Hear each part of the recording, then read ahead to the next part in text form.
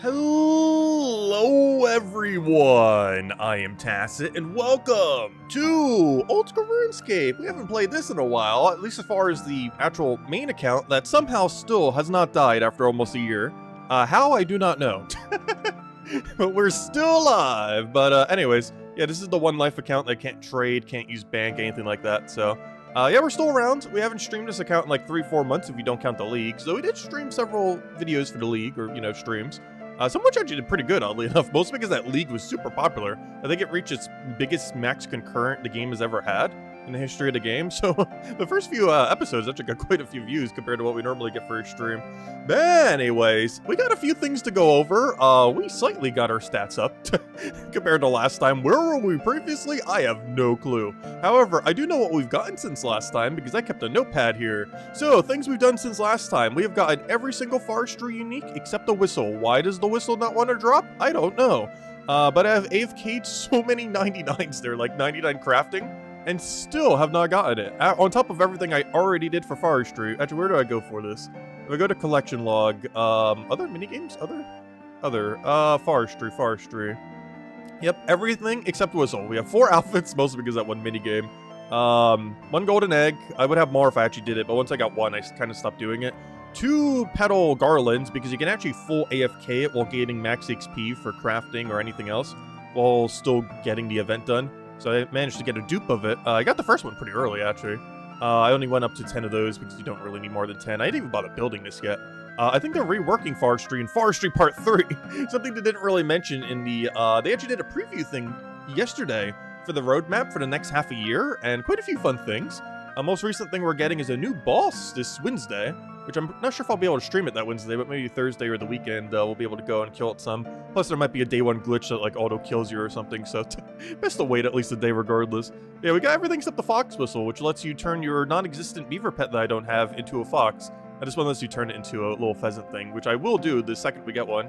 Though I haven't really been doing much wood cutting since we got 99, as we got 99 wood cutting, 99 fire making, 99 crafting, which gives the crafting cape, one of the best bank teleports in the entire game, and the best infinite one. 99 thieving, which I have done a little bit, but not a lot of post 99. There's a lot of really good things to thieve in this game. The 2 most noteworthy ones are Fire Watches for Blood Furies, and the Elves for those crystals. Also, here's another hardcore Iron Man. I'm not sure why he's been here, but he has 200 million fishing. I did this while I got 200, while I got 13 mil. Actually, let me go get it right now. One thing I was going to go do is we're also going to get 99 fishing during this. We're actually so close to like 1 billion 99s. If I go check this real quick. We are at about 99 attack, 99 mining. Oh, these are at 98. They're about to hit 99. This is the only one we'll probably do this stream though. But we're at basically 99 attack, mining, fishing, and I think there's another magic. We're all like 1 single thing away. But yeah, this guy's been standing here ever since he got 200 mil. I almost thought he was like botting or something, but I'm not sure what's going on here. He got 200 mil fishing on a hardcore, and then he just stands here for like the last few days. I know, because I've been fishing AFK here for like the last week or 2, and he's just been maxed like 3 days now, and he just stands here with his fishing banner, his fishing pet, with 200 mil fishing. He's not even still fishing for agility or strength XP, because this does give agility and strength. It's the most AFK way to get agility in the game currently. But yeah, I have no clue what he's doing. And he's actually a hardcore. You can see right here. He's a maxed hardcore that really doesn't want to die yet. You just not that much KC on stuff. In all fairness, we don't either for the most part. This is what our KC's looking like on everything at the moment. If we go to our KCs down here, like, a little bit here and there. Nothing too dangerous. Oh yeah, I finally got the Cowfight Queen grind done. Though I still need to do more for the Dragon Pick, because we didn't get Dragon Pickaxe. But anyways, we can kind of go over that a little bit more once we can start getting into everything. So, let's go down. So we had 2,200 total. We can actually hit the total level worlds, which assumably means there's no bots in these worlds anymore. But with this guy over here, I'm not sure. Is this a botless world? He has weird behavior that makes me seem... I don't know. People act weird here. He has too much time if he's just standing here for no reason. For days on end. It's very strange. But generally speaking, there's no bots in these worlds, so that's one nice reason to come here. Plus, almost everyone here is maxed. We're like the lowest level in these worlds, pretty much, since you can get in at 2,200. That's just a nice kind of chill. It's pretty much all the endgame players. Rune crafting pet we have behind us. I'm not sure how, but I've managed to get the thieving pet and rune crafting pet on every account I have ever made before they hit 99. How? I do not know. I guess, oh no. I guess Artie Knights and Blood Runes are just really good for getting those 2 pets, because I have never not gotten one on the way to 99 for those specifically. Aside from that, of course, we did the entirety of leagues and got to Dragon Rank within, like, what, 2 weeks or so, however long it was. Pretty easy. I was actually expecting leagues to be a lot harder than what it was, but it was very straightforward. And of course, we streamed, I wouldn't say all of it, but at least initially, we streamed a good amount of it, or almost all of it, and then later on, a little bit here and there. And I just kind of gave up by the 3rd week because it felt like we'd done literally everything. Desert Elite Diary, we finally have this thing to get to Narda. This is like one of the best teleports in the entire game. You just teleport here, you heal up, you then teleport back to wherever you need to go, and then boom, you're overhealed by 7. And then you also get everything else restored. Like if our prayer went down, for example, it also restores our prayer, restores our HP to overheal. It's really, really solid. And then you just teleport to wherever you want to go. Like this new teleport that we have to this bank. This is actually from the Western Provinces Elite. This actually allows us to do 2 things. One of them is Zulrah that we're about to go do today. So Zulrah has a few requirements if you want to do it in a way that is very safe. It is meant to be an endgame boss when it was added, I believe in 2015. I wasn't even playing back then. However, and then we took like several years off in between, so I never got to like experience it when it was first the most broken, like its drop table and everything. But it was meant to be an endgame boss at the time, like what was that, 9 years ago? Nowadays, it's basically an easy mid-game boss. Even though when it was first made, it was meant to be an endgame boss, because that actually has some pretty high requirements. I think you need like 73-ish agility, but the 2 more higher requirements is 94 Herblore and 93 Slayer. 94 Herblore is for anti-venom potions, and you can boost for that. But the non-boostable one is you actually need a non-boosted 93 Slayer in order to kill 1 single thermonuclear dust devil, and doing so is the main requirement for the Elite Diary. Oh, also, they got rid of Favor. Corrend Favor. That was something big to happen within that time, because they're planning on that new Volamore expansion, and around that time, they were like, oh, let's go overhaul our other big area that we had into Old School. But yeah, we have finished every Elite Diary in the game except the 2 that required the Wilderness. One being the Wilderness Diary, and the Lumberge one having 1 quest that requires you to stay a very prolonged time in the wilderness, as well as just a couple dangerous quests I've never done, like Desert Treasure 2. But we've killed all the bosses except 1 in League, so we have a good understanding of everything except for Dorvis, I guess. Though the Whisperer seems like it'll be really hard, initially, just because of the learning curve on it, but it should be fine. Just teleport whenever we make any mistake. But anyways, what was I looking for here? Yeah, Western Provinces Diary. So, one of the biggest benefits that we get from this is the Elite Diary reward can revive me in Zulrah's lair today. So the first time I die there, it will count as a safe death. It is the only boss in the game that is a dangerous death that can actually become a safe death by having the diary done, which basically means it's a requirement, because I have never learned how to do Zulrah, and one of the main things we're going to do today is learn how to kill the big money snake. That is the game plan. Anyways, in other news, other things that we have going on over here. What else do we still have? So, I went over that. Oh yeah, we got all the Xenite jewelry. So this includes the Ring of Suffering, which gives a bunch of defense, the ranging one, the magic one, and the melee one. They're pretty good in certain situations. I'm mostly going to be using the Ring of Suffering today, as is by far the most useful for what we're doing, because I'm trying to keep switches to a minimum, so I'm not sure if I'm running the range or magic one, we'll see. But that's pretty much the game plan there. Just the best jewelry in the entire game, so. They sacrifice some defensive capabilities, well, aside from the ring, and give you a ton of offensive capabilities for range, magic, and melee. It's pretty much the premise, and this is the all-round tank ring. It sacrifices offense for defense, so they'll have their like own little special thing. We actually got absurdly lucky on them. I'm not even at the drop rate for 1, and I have every single one. Let's see, let me go to my collection log real quick. If I go to Other and go to Experiments, the drop rate for 1 Xenite is 1 in 300. I have 4! I'm not even at the drop rate for 1. Which is kind of absurd. This is 1 in 750, I've gotten 3. This is 1 in 1,500, I've gotten 1. And this is 1 in 500, I want to say, and I've gotten 1.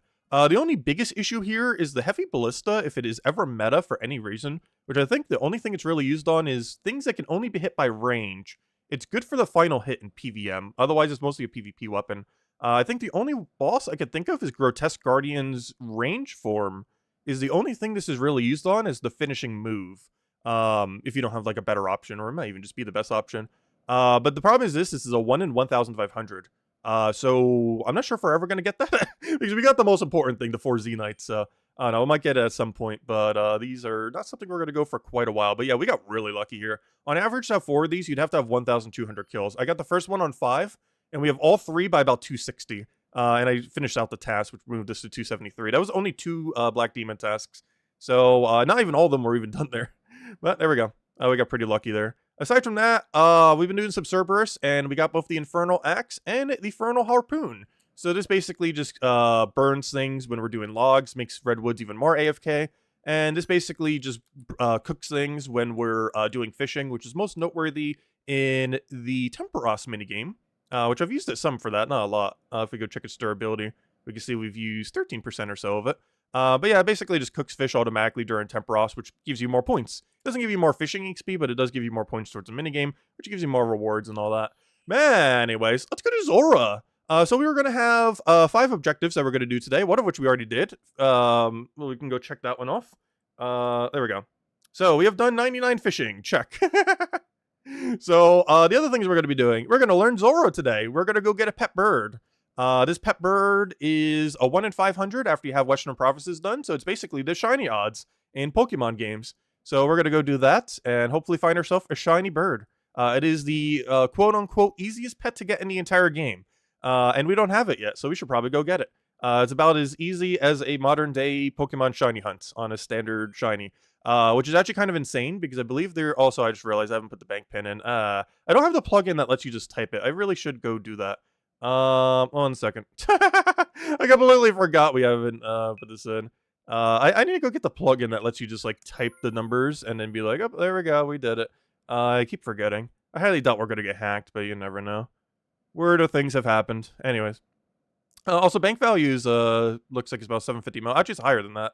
I think it's almost 80 mil. It's just because I don't have this in the bank right now. Or 800 mil, I mean. And then the rest of the gear I'm wearing moves it up. Oh, I actually want that and give me my trident back. Hold up. Give me back my trident. Wait, I need that. Hold up. Give me back that fully charged trident. We're going to be using that. Anyways, but yeah, our main game plan today is learn Zulrah, get the bird pet, do the new quest. They haven't done a new quest. They added a new quest. Actually, I'm not sure. Does Quest Helper help you with it yet? Because that would make things very convenient. Does the Quest Helper help us? Oh yeah, Dragon Slayer 2, that's something we need to do soon. I kind of want to wait till max keep before we do some of the harder ones, like Night at the Theater, the Vorkath fight. Well, it's mostly not even the Vorkath fight. It's mostly the 50 Vorkath you have to do after the fact. We're on Earth is... Oh, also the mini quest that is the bane of our existence. Luckily, we got pretty good rolls with it. The Curse of the Empty Lord. I think we got Bandit Camp and one other one in Pretty Low Wilderness. Which, while they are... the Bandit Camp isn't much of a hotspot, but is multi. And it requires a second account to set it up, which is why I haven't done it yet, because I need to bond up a second account and then go and use it to get all the bandits into a room. Because for whatever reason, they are aggressive there, always. And the problem with that is you have to talk to a person for like 1 minute straight, and you can't get hit a single time. But every unit around you is aggressive, so you have to like hide them all into the buildings around. And you could do that yourself, but that'd be really risky to do on hardcore. So the idea would be to get a different account, go get that account to go hide them all in the bandit camp places, close the door, put it in a good scout location, and then we go log in with this and then talk to the bandit person thingy. Because I think you have to talk to them for almost a minute straight because they drop so much lore. I'm not sure why this is like one of the most lore-heavy quests in the entire game, yet it takes place in the wilderness, where you will easily die. It's like one of the... Honestly, it's like one of the top 5 biggest lore quests. Yeah, is the most commonly mashed through quest, even for people who want to read it. Because generally, regardless of what path you get 2 steps there in the wilderness. Against not only players that can attack you, but also NPCs around you that are aggressive. It's just a very weird thing that I'm surprised they haven't tweaked, especially with the Something to the North quest. Secrets of the North. I'm surprised they never updated this around that time because it was a requirement for that. This is a very clunky quest that is probably, like, has all the lore in the game in it. Maybe not all of it, but a pretty substantial amount. So what am I even looking for? Getting ahead, Forgettable Tale, Devious Minds. Oh, don't I have to sacrifice my pouch for that? That's bad. Oh, Child of the Sun. Does this have a quest helper thingy for it yet? Show on wiki, open wiki quick guide, show on map. Oh no! We're gonna have to do this without a guide. I don't think they made one on RuneLite yet. Oh, that's funny. Wait, actually, there's a way to check. Wait, have they? Children. Nope, they don't have one made yet. Because the quest came out like a week and a half ago. Oh, that's funny. Well, we'll have to do that without a quest helper, I guess. That'll use the wiki. Like old times. But anyways, let me go pick up this pet in case we somehow get a Zulrah pet. You never know. We could get lucky. Anyways, how's everyone doing, by the way? Hello, everyone. Welcome, welcome, welcome. Hope all you guys been doing well. Hello, Isabel. Hello, Sushi Ninja. Hello, yeah. Hello, everyone else. Welcome, welcome, welcome. How's my day's been going? Pretty good. Anyways, let's go kill some Zulrahs now. I set up a preset that I think will work. We'll find out how badly this works in a moment. But this was my starting game plan, and we'll keep adjusting it until we learn how on earth Zulrah works.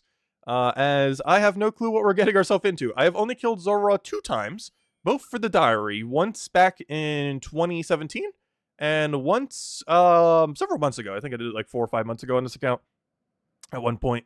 Why? I don't know, but well, obviously for the diary, but I did it with way lower stats than what we had now for no reason really in particular. Other than, hey, we could do it, might as well. But now we have higher stats, so in theory, it should be easier now, yet we'll still somehow fail. Also, I kind of want to switch out my bolts. I think I'm using Ruby right now. I think I might switch to Diamond. I was going to go Ruby because it's like, oh, what if we get, like, guaranteed damage? But then I'm also like, it also guaranteed damages us.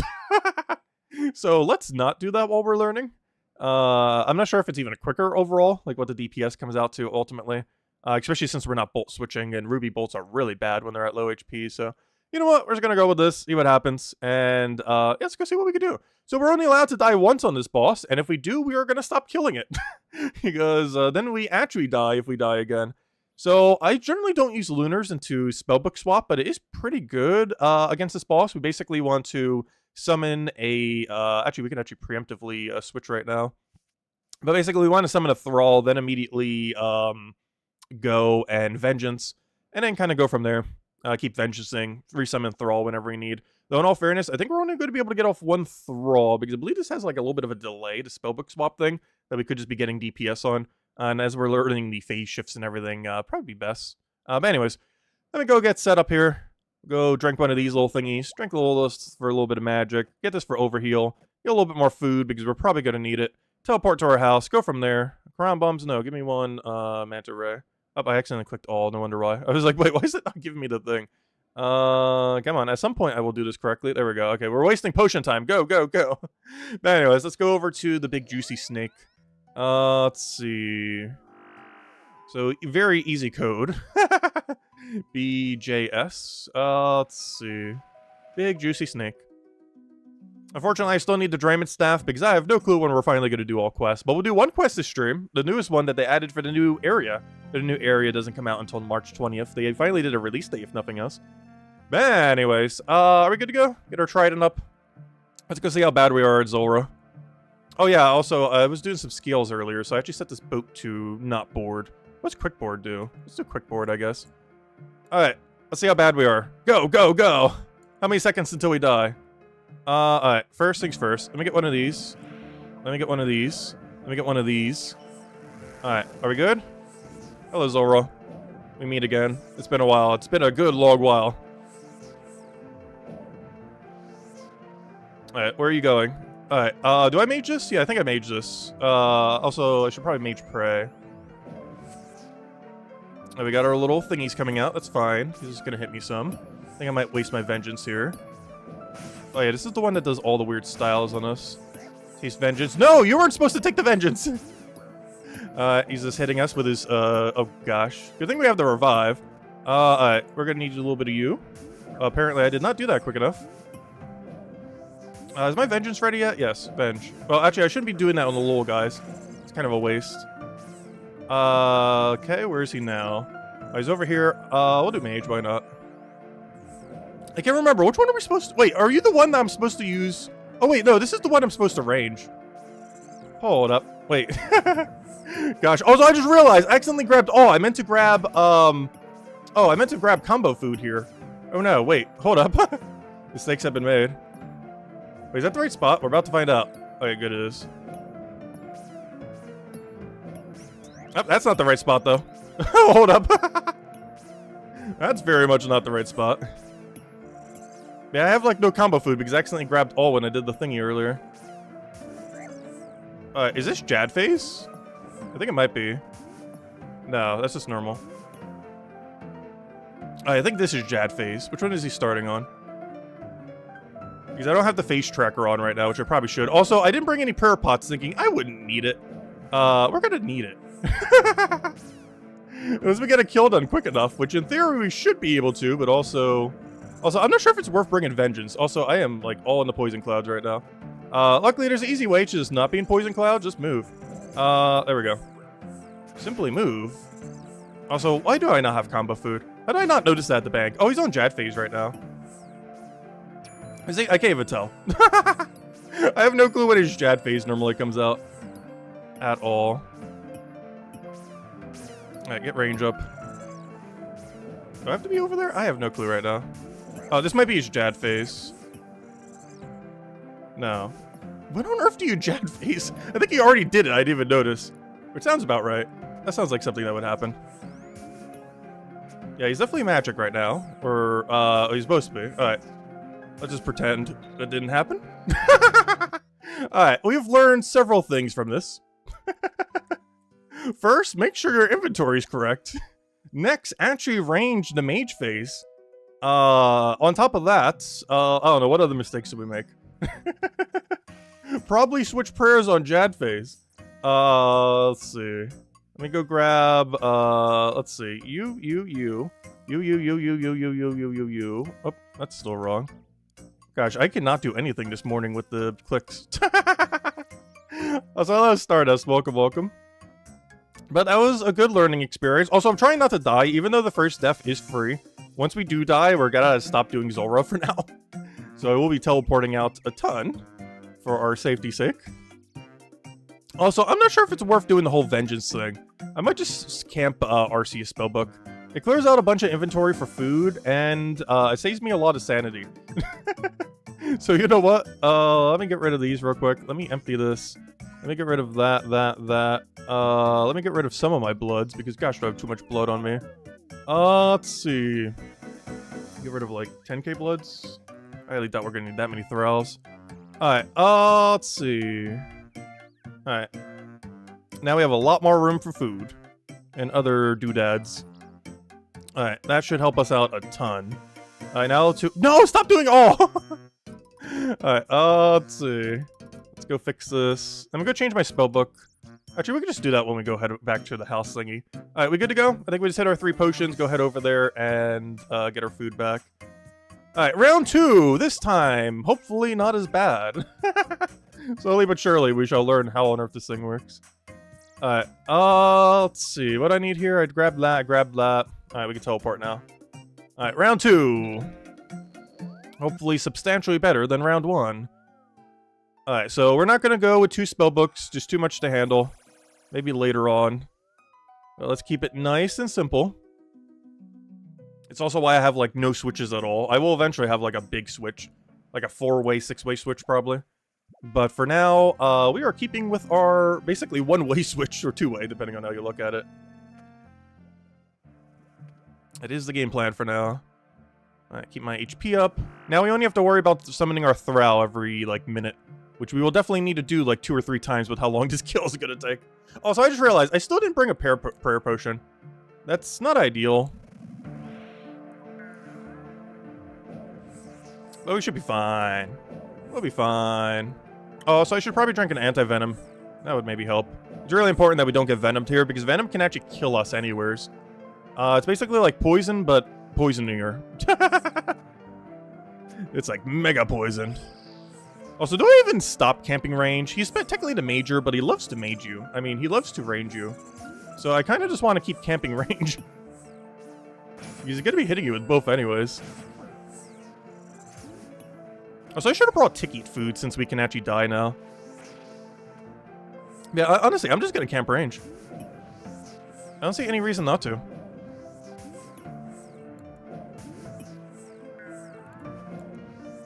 Can I hit him from here? I can. Ooh, that's nice. There's one whole less prayer we have to worry about. I'm just going to camp range the whole time. What's the worst he could possibly do? His mage phase ranges you half the time anyways.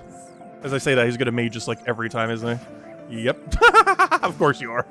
There he goes. He hits with a range right there. Oh yeah, I could turn my prayer off during this phase. Oh, I need a Throw again. Alright, so far it's going pretty good. Could be worse. Oh, I gotta go through poison. That's fine. Alright, it's not Jad phase yet. Oh, so I should eat while I'm moving from side to side. Oh, is this Jad phase? Because he's range again in the middle. Which means he would have done back-to-back range. We could easily tell if he keeps switching between range and magic at any given time when he's yellow.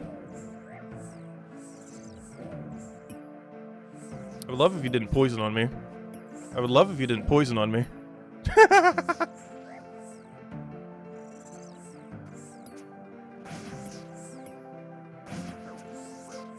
We use every last food we have. Alright, that would have been a chance, but we have one revive. We're fine. We could tank it. We would never do that on our normal balls. But Zulrah's fine. We'll live. Alright, these snakelings are really annoying. Is this Jad? No. Those are just snakelings being annoying. Okay, I think this phase after this is Jad. Yeah, I think this is Jad on us right now. Yes. No, I'm not gonna... Oh, no, it's still just normal. There we go. Well, that was horrible. But Zora's dead and we're not. That's all we need. Also, I love the music that plays for this. And we got a bunch of grapes that are useless these days, and a ton of Zulrah skills. And it took like 3 minutes per kill. Also, how on earth was my personal best 2 minutes? We had like half the stats we have now. Man, we got a lot to learn, that's for sure. But, oh yeah, I just realized, what's my alternative teleport gonna be? Maybe we should bring Crafting Cape or something. Or even the Narda teleport. Maybe I bring my Narda teleport, actually. Like, all the way in the corner over there. Could also be another backup teleport panic button. Closer to where my gear switch is. But, also, I brought these to kind of kill the little snakelings. I didn't bother killing any of the little snakelings. They were doing a lot of damage. I do feel like they're kind of worth killing. But they also slow down the kill, so a lot of times they aren't really killed. So let me go get a Narda telly. We can use that for our heal. And also so I don't have to waste a teleport tab every single time to get back to a bank. Though we could also just use the new Crafting Cape. We have it for a reason, might as well. Use Crafting Cape telly. So if we just click this, we go to Crafting Guild now. And that brings us over here. Alright, let's see. Get rid of that, get rid of that. Alright, so, yeah, that was a pretty scuffed kill, but it's dead and we're not. That's all that matters. Let's see. Let's grab all this. At some point, we'll learn how to do Zulrah. And hopefully that'll be this stream, or we'll at least get slightly better. Alright, let's drink one of these, drink one of those, drink one of these thingies. Yes, drink the food. Alright, there we go. Oh, that's not right. Get one of those. Alright, we good to go? Let's go back. But yeah, basically the way that Zulrah works, it's a really hard boss to learn. But once you learn it, it's pretty straightforward. I've just never bothered learning it, so it is still hard. But basically, it has a bunch of phases that it goes through. Let's try using the phase tracker, I guess, this time. So there's a bunch of phases that it goes through. A whole list of them. So let's say, hypothetically, we were doing this, and it's like, oh, he went to melee phase, and then he went to this range phase, and then that's everything he's going to do, and then he becomes Jad and switches between two, and then becomes something else, then he resets back all the way to normal, and then boom, you do it all again. We'll try using the tracker this time, see if it helps at all. I don't feel like it will, though in all fairness, I did do it for my one kill, and apparently it was like 2 minutes long. So I guess it helps. It mostly helps you know where you need to go, positionally. It's really good at telling you, like, you need to be over here. Also, I still don't have a prayer pod on me. I should probably do that. But right now, you can see he's in middle, and we're supposed to be right where we are right now. So let's go follow this tracker and see if it makes us any less bad. Alright, moved right there. Which means I need to go move to the other side after he goes down right now.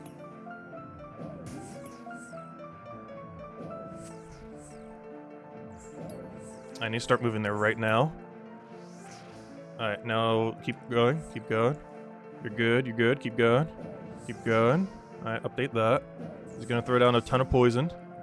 I'm gonna kill these things out of sanity's sake. Come on, HP value. Stop trying to kill us! Gosh, Regal Recoil, do your thing. Alright, now we know he's going to be magic on this side.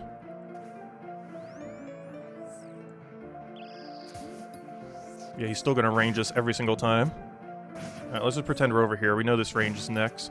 I got to start moving over there. Alright, this does help a lot, I do have to say. This is kind of broken how much this helps. Okay, I need to be standing like right here because he's probably going to do some poison clouds over there. I need to be standing over here and hit the major. I get some extra damage in there. Get another Thrall. Major, please actually mage us and not range. Also, I need to be on the other side. What am I doing? We're gonna have to be on the range side right now. Oh, he's in the middle. Oh, wait, I'm already over here. That's fine. I still have to be over here, though.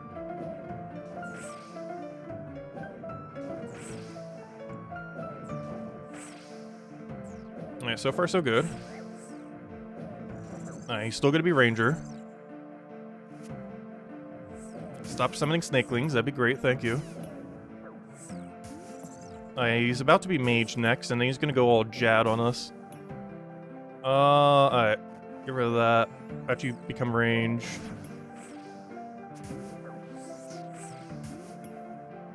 Alright. Now, right after this, I gotta start with mage.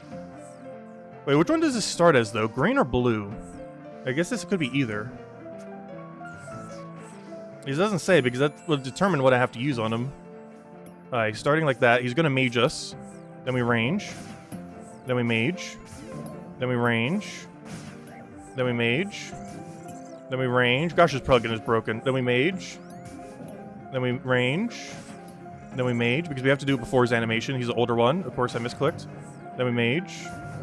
Then we mage. And then it resets. Reset. Alright. And now we go back to range after. Alright, that's pretty straightforward. Cool. Alright, let's go in. Alright, now we go back to mage, and this should be phase 1. Look at how easy that is. We barely ate anything. Wow, is that a difference? Also, apparently we got some kind of achievement thingy. Also, how are you not dead yet? Oh, I think 3 snakes killed themselves all at the same time or something. I'm not sure what that one was for. It couldn't have been. We did something. But there we go. Alright, things we've learned. This plugin is the most broken thing ever. Oh, gosh. Of course, I finally get a seed when I actually not going to go to the farming guild. Oh, wait, I just realized we got an extra Zulrah skill drop on the other one. I was wondering why the stack is so small comparatively. Honestly, we could go do a double kill here if we wanted to, but I'm still going to just do 1 kill trips for now. Keep it very straightforward. Just reset after every kill, even if we have 1,000 food in our inventory. Because I'm not bringing a prayer potion. I probably should at some point, but for now we're going to go prayer potionless. Because I only intend to do 1 kill trips at the moment. That will change later. But while we're learning it, let's keep it very, very straightforward. But yeah, that was a huge improvement if we just do whatever this says. But that's what I'm saying about the whole pattern thing. Zulrah is literally just a pattern simulator. Once you learn the patterns, you learn the boss. That's it. You just do the pattern, and then you win. The problem is I don't know the pattern, so it's really hard if you don't. It's a really weird boss that starts absurdly hard, but then becomes like one of the easier mid-game bosses in the game. It's really strange. Also, I just realized a problem with what I have set up here. It should be a Narda telly. Because I actually, if I want to reset like this with only 1 inventory space, I should probably do it at the Narda bank and do it that way. So you know what? We're actually going to use our Amulet 4 instead of our Crafting Guild one. So what we'll do here is we'll touch this little thingy. Then we'll start running to the bank because we're going to have plenty enough run energy. And then we go and drink that, drink that, drink that. We could also keep a crafting keep on us, but that would require 2 inventory spaces. But then again, I don't know. If we're not using that much food, I might as well do 2 inventory spaces. Why not? There's no reason not to. Just look at how much food we had left. I guess I could bring up a backup prayer potion too. Why not? Let's see. I'm generally not going to drink it, but it's in case of emergency prayer pot. Might as well. I'll even bring in case of emergency anti-venom. There we go. Now we have our in case of emergency everything. And let's go preview the auto layout, I guess. Let's see. There we go. Preview auto layout. Sure. I'll even keep the 1 dose there. Though, it doesn't really matter too much. Alright, that'll be our new setup. That should really be our big one, but it doesn't really matter. Here, I'll do it like that then. But there we go. Alright. So I drink that, drink that, drink that, or eat that.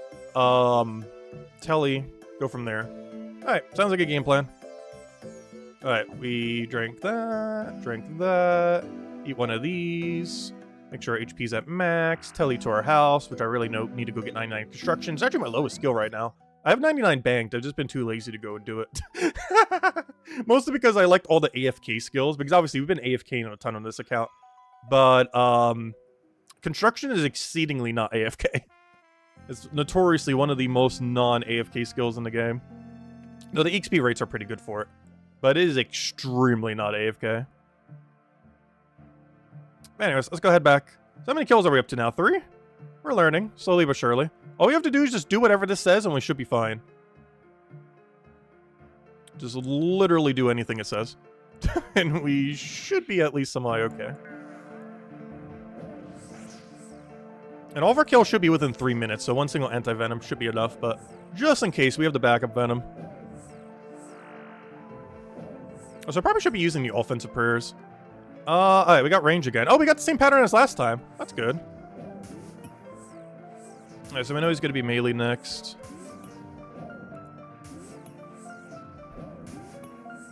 We got to start moving to the other side once this cloud goes down. Alright, the cloud is down. Go, go, go, go, go! Alright, he's going to be in the middle, doing middle things. Throwing down a billion clouds. Alright, so the game wants me to stand right over here.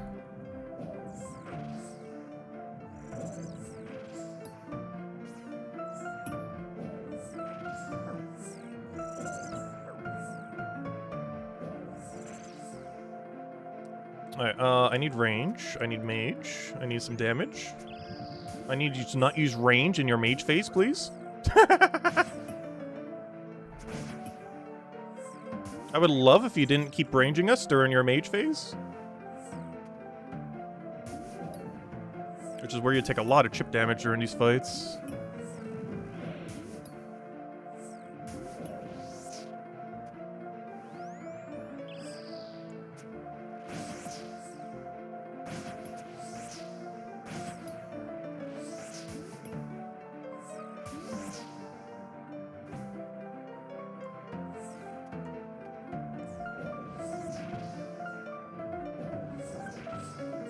He's gonna be double range phase over here? That's fine with me. That definitely makes things easier. Snake, stop hitting so hard. Gonna have to heal soon. I think it maxes at 41. I'm gonna have to go to the other side soon for major.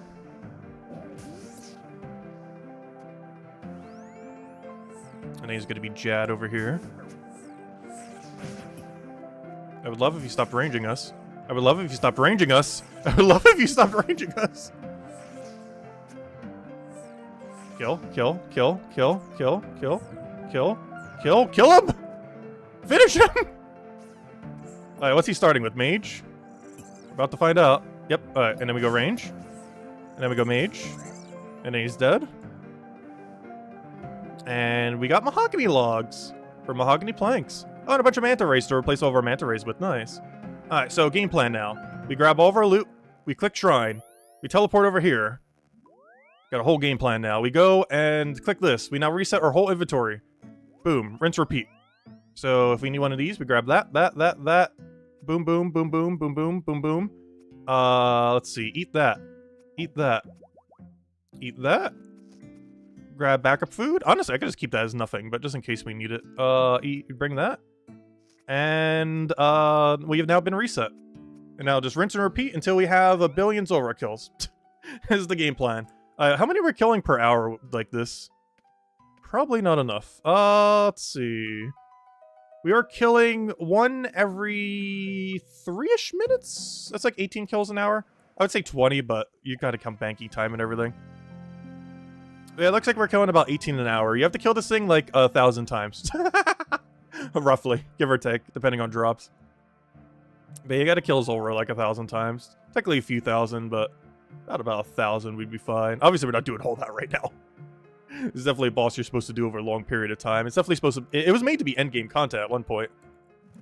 These days, not so much, but difficulty-wise. But it still technically is endgame content. Or still has the structure of such, so... It's not like a super long grind in this game compared to some, but there's one boss you do have to grind a bit. We got a different phase this time. Alright, this is a bit different than what we've gotten in the past.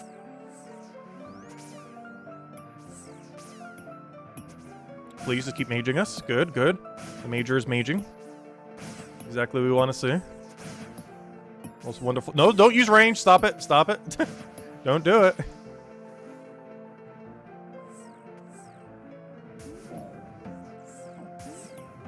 So I would love if you stayed on the right tile. You get dragged by 2 if you move by 1 when you're running. Like that. Oops. Like so. Hey, I'm gonna have to go to the other side soon. Okay, I can still camp right here. Good, keep maging us, keep maging us, good. The second we see a range hit come out, we should probably eat. Good, he's just maging us, how nice. I can turn off prayer. I do need that on, Alright, it wants me to stay over here. Wait, can I just chill right here? I don't think he can hit me here. I'm pretty confident he cannot hit me here. Regardless of what I do. Also, throw would be nice. Up range would also be nice. Alright, so we're about to move to this phase. So I can still keep doing range. That's fine. Why did he stay on that phase so short? I don't think he did that for like 3 attacks. Come on, stay a little longer. Alright, now he's gonna be mage. I gotta move to the other side next, it looks like. Where all the snakelings want to try to kill us during mage phase. And we'll succeed in damaging us substantially. Wait, should I have already been moving?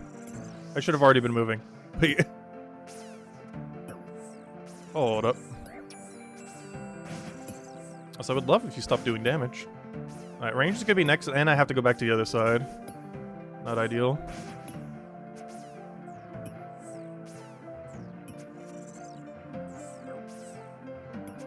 Come on, die already.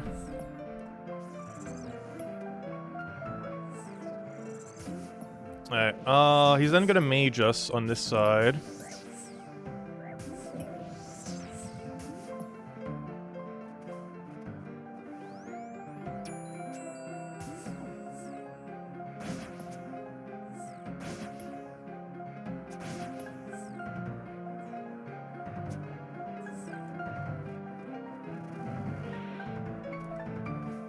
Alright, he's gonna start with mage. And then range. And then mage. And then range. And then mage. And then range. And then mage. And then range. And then dead. Nice. And still haven't got any uniques. Still got nothing. Honestly, one weird drop I actually need from this thing, which I'm not sure if anyone ever bothers killing it for it. I need Swamp Tar. It's actually one of the reasons I wanted to kill Zulrah. Normally people would do it for blowpipe or any of the other useful things that it has.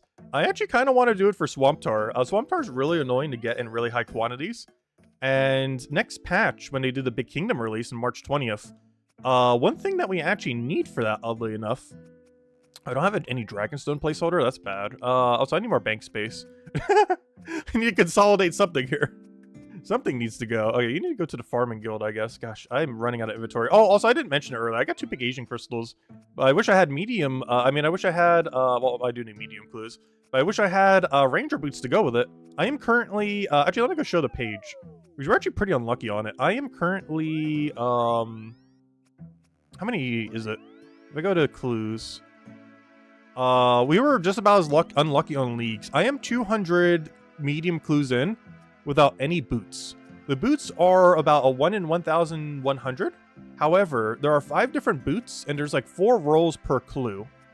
So I believe on average, you're expected to get any 1 individual boots within about 250 clues. And you're gonna get at least 1 pair of boots about every 50 clues. I'm like 4 times over drop rate for any boots. It is insane. Like every single clue, you have effectively like almost a 1 in 200 that you would get any boot that you desired. Or actually, probably close to like 1 in 260 or something to get any one specific boot. But I haven't gotten any in 200. There's only 2 that are useful, though. The Holy Sandals, which is the best prayer boots, and Ranger boots, which I used with the Pegasus Crystal to become the best Ranger boots. Quite literally. The other ones aren't really used much. This is mostly used by Pures. This is pointless, and this is old meta. Back when this was actually best magic boost, but it got replaced by Infinity boots later down the line. But yeah, 200 medium clues, not a single boot drop. Hopefully the first one we get will be the one we actually need. Anyways, I'm gonna go to Farming Guild real quick. I really need to go get more bank space or consolidate something in our bank because we are running out of storage, and we're definitely gonna need it for the new region. I think when they add sailing, they said they were gonna add more bank space to the game. But I need more bank space now. Alright, let's go and do over pots and everything. Where's our tab? Also, we've been doing necks. I've actually just been doing it in mass worlds with, like, no resources. It's been, pretty chill. I never really thought it'd be that easy, but it actually is that easy. You just kind of go to the world, just kind of camp there, and, get a bunch of free next kills. Your chance of getting unique is absurdly low, but there's a chance. And I'll take it. Because I was hoping I would get a piece of Torva so I can use my bandage chestplate that we got a little earlier. But, yeah, I haven't gotten lucky yet. I think we've done like 300-400 kills. It's pretty AFK. Surprisingly. Oh, what am I doing? Let's go to Juicy Snake. But yeah, I think we'll keep doing this until we die. Though, in all fairness, we shouldn't ever really die unless I somehow disconnect. Or really make a mistake somewhere. That's one thing that's actually kind of nice about Zulrah. Even though there's quite a learning curve on it, it is a very, very safe boss, even without this diary thing. I'm just doing it with this diary thing because in case we disconnect or any other weird shenanigan. It's just a good backup precaution. It essentially makes this boss 100% safe. Instead of almost 100% safe. Which is good for learning, because I have no clue what I'm doing still. I'm just doing what this says, and it's good enough. That seems perfectly adequate. Also, I haven't drank an anti-venom yet. I should probably do that. Oh, magma phase. I don't think we've had this yet, have we? Also, I probably shouldn't just stand in poison. I think you're supposed to walk, like, right there or something.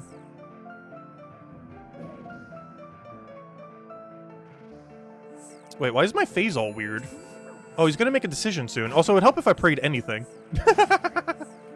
Of course, now when I go with this, he's gonna just keep spamming that. Okay, he's right in the middle. Alright, there we go. Oh, that's a bad phase to get. He has like 2 different shifts that he could do. If we ever see magma, we might want to just bail. That's a really annoying one. If we're trying to use this tracker. Because midway through every single time, he's gonna decide to change on us. Just makes the tracker harder to use. Am I safe here? About to find out when we get hit. Alright, good, we are safe here. Just making sure. Let's please trial and error. Let's stand here and see if we get hit.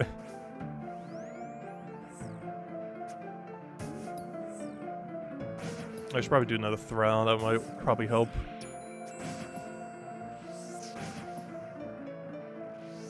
Oh, you're over there already. I am on wrong everything right now. I'm in wrong location. Alright. And then he's gonna mage over there.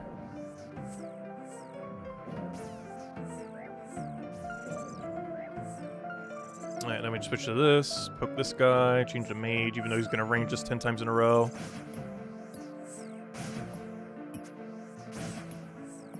I gotta go over to the other side for Jad phase.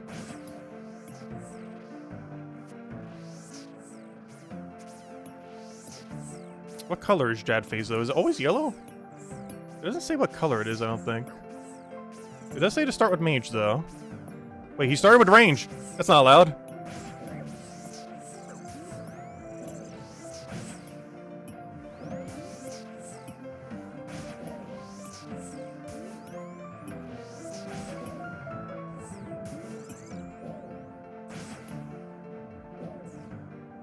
And then he's gonna melee us.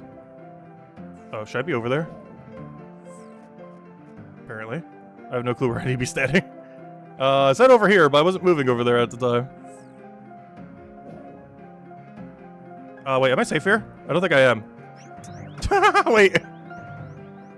Oh yeah, he's gonna go back to normal. Yeah, we should probably skip magenta phase, or whatever he's like that. With like the double shift, it's kind of annoying. Hey, we got our first Zola teleport. Hey, that's a quicker way of getting over here. I guess I'll keep it in my inventory for now. I'm not sure if I'm going to use it at the moment. But that's kind of cool. Alright, let's not accidentally click it right now, though. But yeah, what Zulrah teleport does is it basically brings you right there without needing to go do the whole Drayman staff and everything else. I guess we'll do it for some of our kills later, but I have no bank space for it, so it'll just stay in my inventory right now. Let's see. Which is an easy way to do it. Just put in my little teleport thingy. Where is it? It's called Scroll Box, I think? Yeah, this thing. Into the scroll box you go. With all the other scrolls. And we have everything except the Revenant teleport, which we'll never get, and the Watson teleport, which I think we have to scrap one of these once we get a spare, and then we get a bunch of teleports to them. We have, like, none to Piscurious, but we have a banner that lets us go there infinite time, so it doesn't really matter. It's actually really good that we got unlucky on that one. Which one do we have the most of? Morton's actually really good for doing the Morton minigame. So that can actually be really useful later for Prairie XP. I already have all the uniques from it, though. But it's good for, like, elite clues and a few other things like that. Also, we constantly keep getting Zulrah skills from every kill, which is kind of nice. They kind of just stack up over time. Alright, let's see. We'll grab one of you, one of you, one of you. Grab a little bit of food. Boom, boom, boom, boom, boom, boom, boom. Boom, boom, boom. Alright, there we go. Nice. Let's see. Are we gonna try Pal World? Oh no. Should we? It does seem to be getting really popular, but oh no. I haven't seen enough of... From what I've seen of it, it doesn't seem that appealing to me. Like, it's too, like... Oh no, it has, like, that Minecraft vibe to me. Like, that very customizable kind of game, and I'm not really a big fan of, like, that kind of, premise, necessarily. But I don't know, I might give it a shot. I'm not sure yet if we're gonna be doing Pal World or not. Because obviously, we're a pretty big fan of the Pokemon series. But, I don't know, the angle that they went for, I don't think is for me. I don't know, maybe look into it. I haven't really looked into the game much. I know it's basically Pokemon with guns. Which in premise already doesn't appeal to me that much. But it does seem to be, like, super popular. Like, almost more popular than the normal Pokemon at the moment. But I feel like it's just, like, a craze at the moment. Like, I highly doubt it'll have that big of a player base probably in, like, a few months from now. It's kind of like one of those Among Us kind of things, or kind of, I don't know, the most recent one that kind of blew up.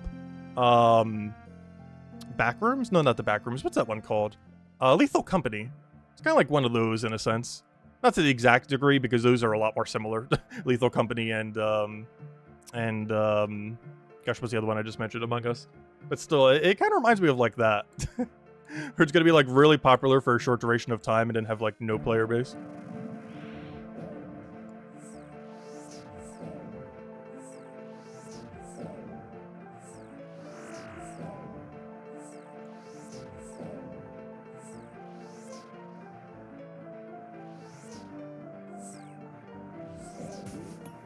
I didn't drink my anti-venom. Should probably do that. Oh no, I might give it a shot, we'll see.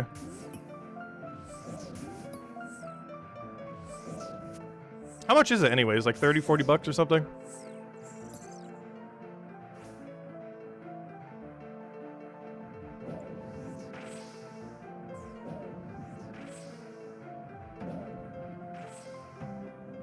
Also, I love the music for Zulrah here.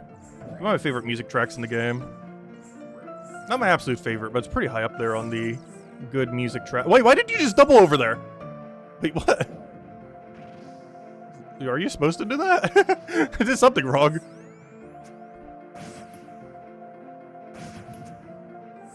I must have moved there like the exact tick when he switched over. Also, would love if you don't range me in your mage phase.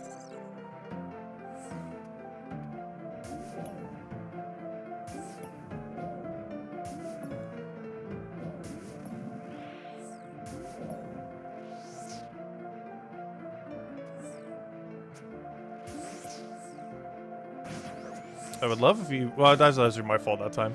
That one wasn't, though.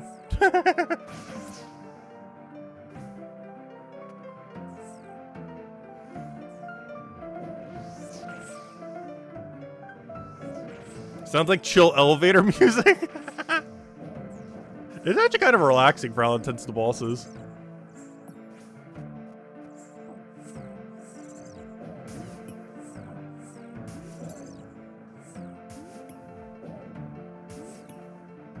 Something from a snow globe. Oh, I really love those music box themes.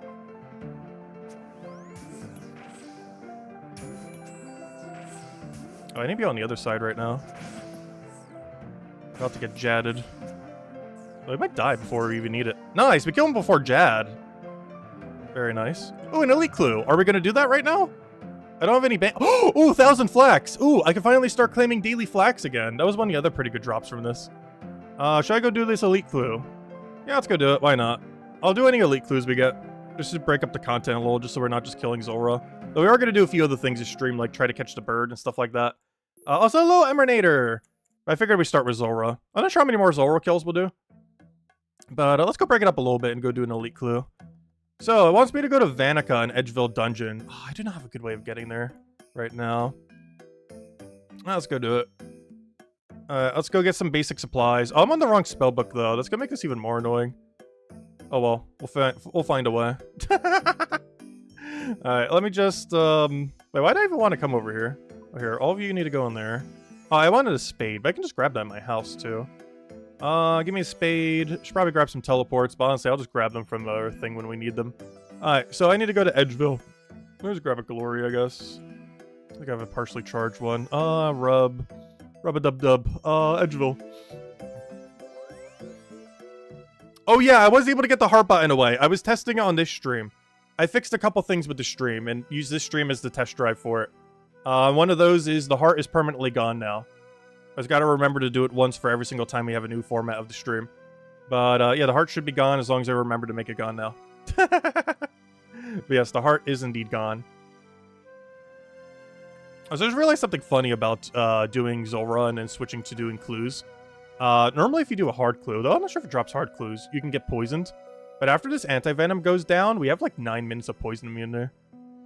But now that I say that, I forgot. Elites don't actually poison you.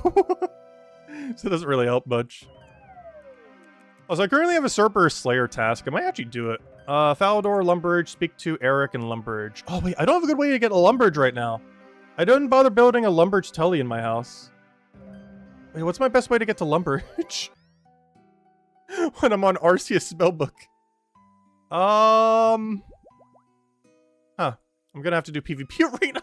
I don't think I've ever bothered using this inefficient of a way to get to Lumbridge. But I haven't bothered building Lumbridge telly in my house. I should go do that. Normally, you'd be able to teleport right there. This isn't that much farther, but it is farther.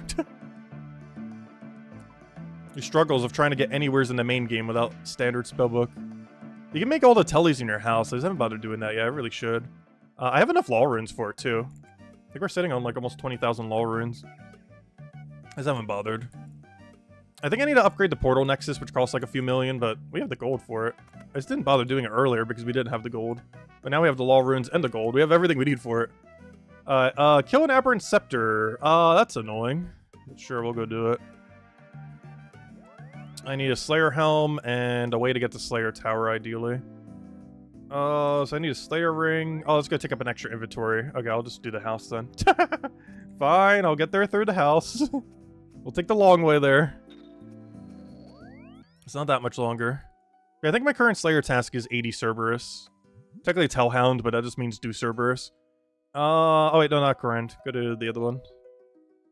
Yeah, my current Slayer task is kill 80 Hellhounds anywhere from Vanica. I mean, not Vanica, what's his name? The guy in Shiloh Village. Why did I forget his name?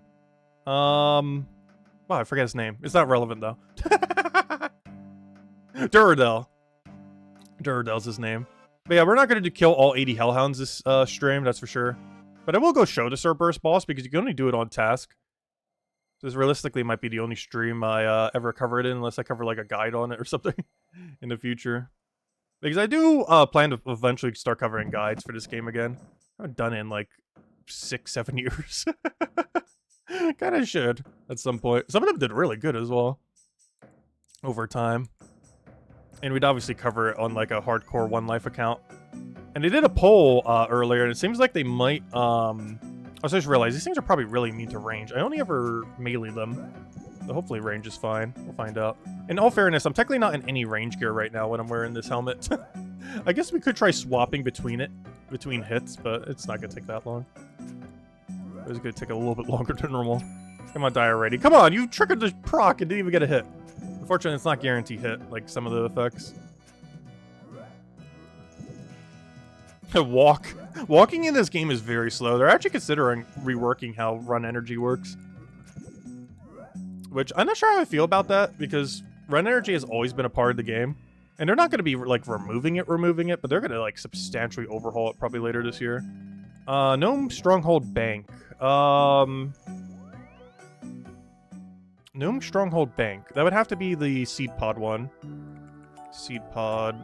Grab that. Head over there.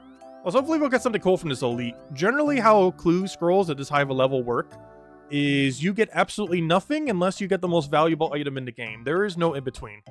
You either get, like, third age or nothing. Those are the only two options. Pretty much. That's how almost all high-level clues are. You either get complete junk or something worth literally a car. No, not that much. But I think, like, third age pickaxe is the most expensive thing in the game. Though they're only from masters, not elites. But I think third age pickaxe is worth 5 bill right now or something. And 5 bill illegally traded is what? Like $1,000? I think it's like about $1,000. Oh, I need to type in his slingy. So if we ever got it on an account like this, obviously we'd keep it on the account. Sherlock. I actually like Sherlock steps. I'm not sure why some people hate this. It's normally just skilling steps. And skilling steps are some of the easiest things to do. So let's go to Sherlock. Let's see. I need, this is actually what we get the Candor in Diary 4 for. Really useful telly straight there. And there we are. And then he gives us a task, and then we do that task. He told us to go use, complete a lap of the Apatol Agility course. I could do that, sure. Let me go to Crafting Guild. Let me go get a Ninja Grigri. Actually, I think we can use Kruk. Let's use the Kruk one. He has cool swords. You get this during Monkey Madness too. Kruk Grigri. It doesn't say use Kruk Grigri, but it counts as Kruk, or it counts as Ninja. And I think I have a telly for this in my house because it's really annoying to get to otherwise because you need bananas, and it's generally annoying to source bananas. But if you just source 1 billion bananas initially, you can just use this, teleport over here, and we're there. And normally the monkeys here will be aggressive against you, but after Monkey Madness 2, they become peaceful. And I don't actually need a Monkey Grigri here, but we're still going to need it, so I'll still use it. Because I need it for the agility course, which is why it tells you you need it. Also, I have done 2,000 laps of this place. It is notorious because you have to do it for a collection log. There's a monkey backpack you get in this game, and you have to do 2,000 laps of this course after Monkey Madness 2 in order to unlock it. And I actually did that around the time when I was seeing my dad for, last time I went in, like, June or whenever it was, July. I was actually just doing it on my phone, just between other stuff, because it's a very mindless clicking on the phone. I was just like, click box, click box, click box, and just keep doing that over and over again. It's also surprisingly good mid-game agility XP. But yeah, I should be at like 2,005 laps or something. Let's see, how many are we at? The laps are pretty quick. As you can see, it's already over. It's not that bad of a grind. A lot of people hate it, though. Yeah, we're at 2002. There we go. Anyways, back to Sherlock. And now we're not Monkey anymore. Goodbye, Monkey. You can only do that on Apatol. You can't do that anywhere, unfortunately. Oh, we got back-to-back same thing. So he'll give me a different objective. Oh, gosh. Craft multiple cosmic runes from a single essence. Oh, never mind. I saw the thing for a second. It's like, wait, do I need to get some kind of weird essence? No, never mind. That's fine. Alright. Easiest way to do this. Easiest way to do this. Go to my house. Go to Xanaris. Grab a cosmic thing. And we should be good to go. Alright, let me just grab some Ren Energy. Go to Xanaris. I'm just gonna use the Xanaris Bank. I guess I technically could have used the Crafting Guild one, but while we're already here. Alright, yeah, it should be pretty straightforward. Also, how many steps are we up to? Check steps. We are currently at, it doesn't say. Wait, oh, it says we're at 5. The plugin doesn't say. Alright, so it says to craft multiple, but all I need is one single essence here. So I'll grab that. I'll grab a catalytic tiara thing. Yeah, one of those, why not? Alright, that should be all I need. And I believe this is guaranteed to be final step, right? 5? Because these could be 4 to 6 steps. No, they could be 5 to, I'm going the wrong way. These could be 5 to 7, so it could still be a dead step in the wilderness that we're not going to do. But let's hope we get lucky. We can either get a chest here or another step. I need that other step to be doable, and more ideally, it's just going to be a casket. But as long as it's not a wilderness step, we should be fine.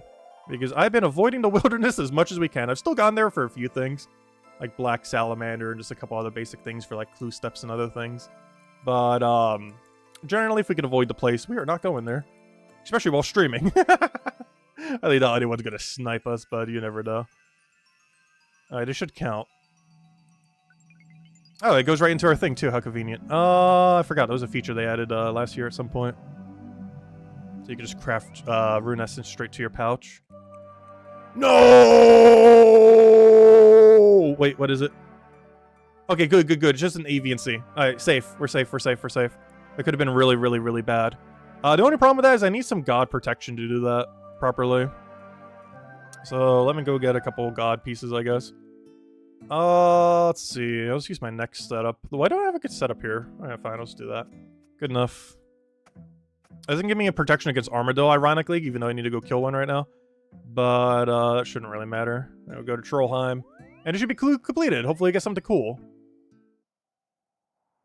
I'll just get a Master Clue. If we get a Master Clue right now, I am not doing it. But, if we get a Mimic, I will. I've never gotten a Mimic before. I think it's a 1 in 35 off an Elite Clue. Gives you a higher chance of getting 3rd Age, which is, like, the rarest armor in the game. It's not the best armor in the game, but it is the rarest. Wait, am I not wearing a Zami item? That's not ideal. It also won't really matter much. Because we're currently being attacked by a level 7 imp that hits a max hit of 0. So I think we're going to be fine. Alright, and that should be our elite casket. I've never seen one just drop outright a casket. Yeah, since our final step, it just drops literally a casket. That's kind of cool. Anyways, we're out of here. See what we get. Alright, anyways, let's go say hi to Zulrah again. Before we do, let's go put away some of our inventory. Now that we've cluttered it with a billion clue items. And, see what we get here. Anything good? Come on, something cool. At least a cosmetic. Oh, nice, a cosmetic! Oh, we got Musketeer pants! I actually have the Musketeer top already. Oh, cool. Nice. Ah, we got some pants. Is it worth anything? Probably not. It is worth nothing! It's one of those completely pointless drops, but hey, it's a collection log, I'll take it.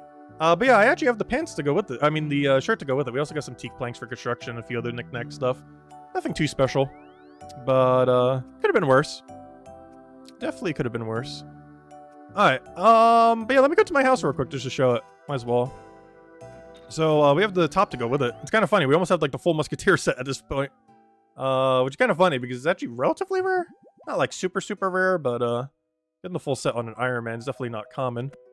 But yeah, if I go to Elite over here, I should have the Musketeer top. Are they the same ones? Yeah, they are. Look, I'm just missing the hat. I'm only missing the hat to go with it. Yeah, there we go. There's the Musketeer top and bottom. Is it useful for anything? No. But a little bit of fashion going on there. Yeah, it's actually kind of rare to have the whole thing on an Iron Man account. But we got 2 out of 3. For some reason, it's like the only Elite uniques I have.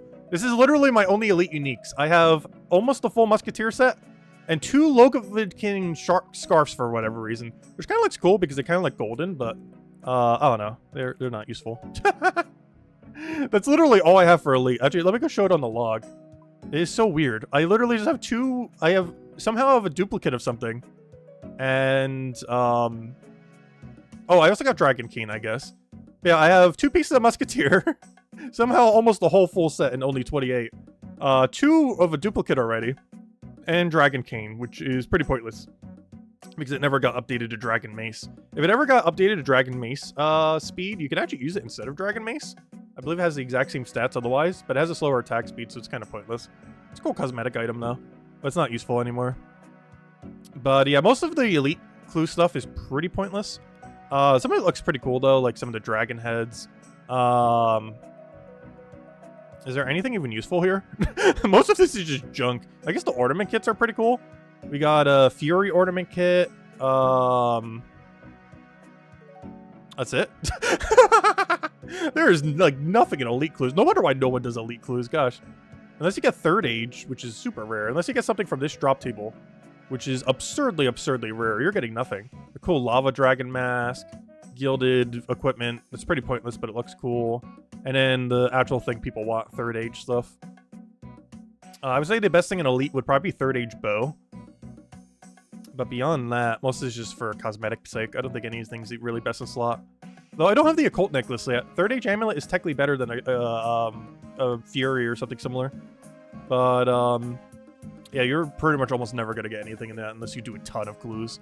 They're really rare, like unfathomably rare. Not like lottery rate rare, but pretty high up there. Anyways, let's go back to Zulrah, I guess. Oh yeah, we're still on a Deathless Iron Man run. We've been completely self-efficient and have never died a single time. How? I do not know. Because we've been learning every piece of PVM content as we get to it. And we still have not died. I really don't understand how. Because I have been playing this game for like 20 plus years on and off. However, I've never really participated in like PVM or anything like that. This account's been the first time, because on an Iron Man account you have to do stuff like that. You can't just buy it on the Grand Exchange like I normally would. So you kind of have to do everything from scratch. And it makes everything feel so much more rewarding, I do have to say. Also, that's not where I wanted to go. I'm trying to go to my house. Eventually I will click the right thing. Alright, let's go back to the snake. We'll probably do a few more snake kills, get to like 10 kill count or something. Then I'll probably go head over to some of the other objectives we have, like trying to get the bird. Get ourselves a shiny bird! No, it's the same drop rate as a normal shiny Pokemon, but it's not actually shiny itself. But it's as easy as a Pokemon shiny hunt, so we're gonna go get it. I think it's the easiest shiny in the entire game, actually. I mean, the easiest pet, in the entire game. Because they went for, like, they have less overall amount of things compared to Pokemon, but each one is substantially harder to get. Like, I don't think there's 70 pets in this game. But most of those 70 pets take, like, dozens or hundreds of hours. Like, this Zulrah thing, I think we've killed it not even 10 times so far to stream. You have to kill it, like, 3,000 times to get its pet. It is a very big number. Oh, yeah, I should probably put the tracker on that tells me how to not die. As I'm getting hit by, the thing. I would love to not get stun locked. I would love to not get stun locked. This is not supposed to be the hard part. Let's see. Or should I be standing? Okay, it wants me to move to the other side regardless of what it does here. Oh, so I should be range praying. Gotta get back into the Zulrah groove.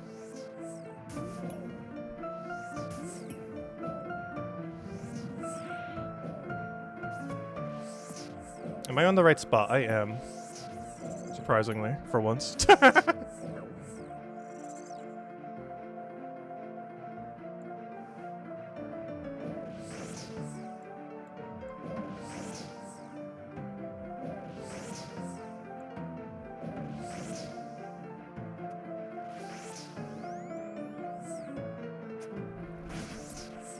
I need to be on the other side.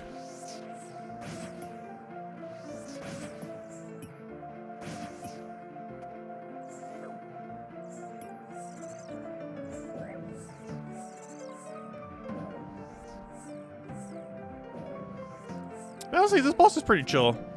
Especially when you know you can revive that the second you die. I should always make sure we actually have that up. I should actually check it every so often in case it like glitches out. Or we make some kind of dumb mistake and I didn't realize we did. Oh, like that. Like so! Decent point. You should be face shifting any second now, right? Hello? Would you like to become Jad? Thank you. Wait, why do you start with the wrong one? Alright, let me reset. You know what? Let me just tank his mage hit.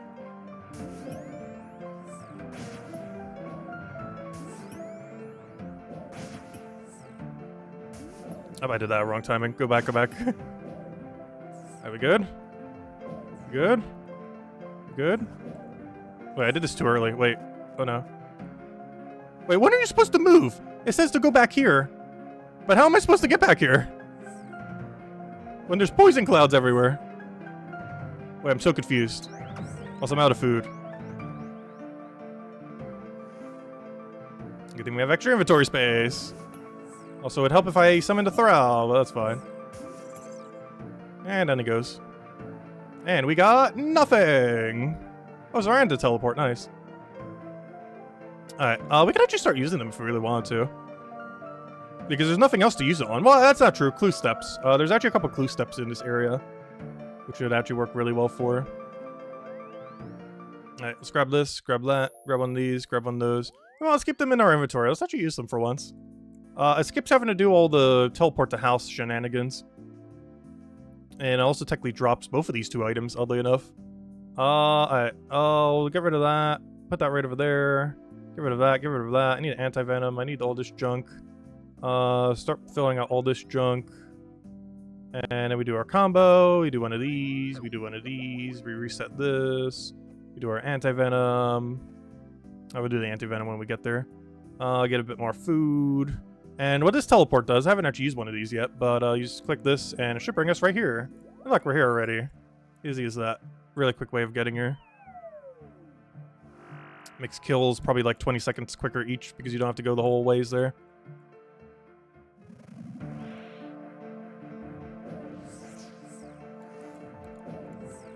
Alright, so one thing I've learned so far is if it ever goes red phase, this tracker is really bad. So let's hope it never goes red. Wonderful. Wait, where are you supposed to stand? Wait, am I supposed to go the other way? Wait, I think I'm doing it the wrong direction. I see. Now, which way is he going? Okay, he's blue in middle. Oh, wait, that's fine. For now. Okay, I need to be on other side regardless. Also, I should probably mage protect. Oh, of course! The second I do it, he changes! No! Literally the second I change. He's like, nope, you're dead. I'm venomed. I should probably drink anti-venom. They have them for a reason. Is to not die. Or to accidentally die when we teleport somewhere. Being like, oh, we're safe.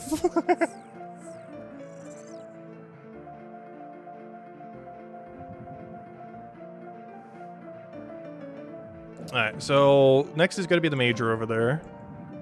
Oh, where did my spirit go? I need one. Need that damage wherever we can. I'll take every last bit of it. Also, I should probably protect from something. Doesn't matter what, but I should be protecting something. I'll tick eat that, just in case. I don't want to die yet.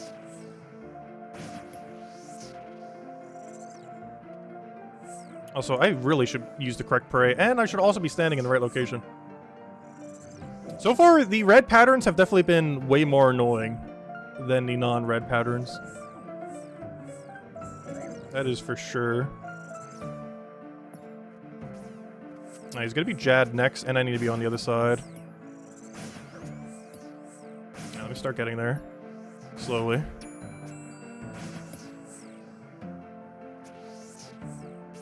He's gonna start with the range, it looks like. Based on that icon. Alright, so he's gonna start range, correct? Yes. And then I go mage. Then I go range. Then I go mage. Then range. And back. And back again. Because you have to do it, some bosses are weirder with how they've been coded. Generally, a lot of older bosses in the game. Oh, I just double-clicked it. Wonderful. But a lot of older bosses in the game. Oh gosh, no, wait. Oh, wait. Why? Trying to explain something. Yeah, a lot of older bosses in the game, they check their prayer when they do their attack, not when they hit you. It's the easiest way to tell if a boss is old. Because a lot of newer bosses, they check your prayer when they hit you, not when they cast it, which makes a lot more sense. But a lot of older bosses do it when they cast, not when they hit you. And Zulrah is one of them where you have to preemptively pray against it, not when it hits you. So I'm basically praying almost the opposite of what's hitting me, technically. Because it's actually calculating it at the time of cast rather than when it hits. But anyways, we got some anti-rays again. Some U-logs. Make some U-longs out of them. Let's see, go for that. Yeah, let's go use these teleports. We got them, might as well use them. Saves us like a 20-minute or 20-second trip. Let's see, get rid of that. Also, we haven't gotten any unique yet. I kind of wanted to show one of them, but there's highly doubt it we'll get it in that small of a KC. So far, we've done 9. How long have we gone for? It's taken us like an hour to kill 10. Which is absurdly slow. Though, in all fairness, I did do an elite clue within that time. So I kind of have to factor that into some degree. I'm not sure how long it normally takes us to do an elite clue, though. Especially when you're not set up to an efficient inventory. Which, when you're switching between content, you're generally not. Also, why do I even have these iron darts? I had it so I could deal with the little snakeling thingies.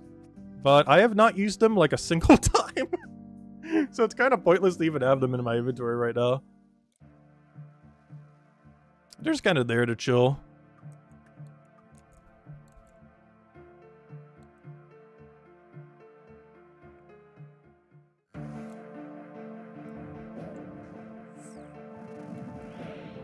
Like, come on, give us an easier pattern. I want to see yellow or blue. Ideally yellow. I feel like yellow's the easiest one. Yellow into yellow. From everything we've seen so far, it seems the easiest. Oh, no, we got the annoying one. Wonderful.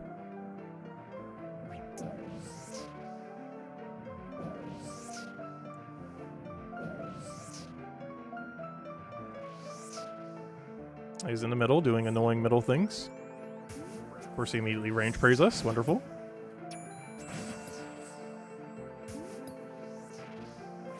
Oh, we got side one this time, so I'm not praying correctly. Oh, luckily, he's not actually attacking me, so it doesn't matter.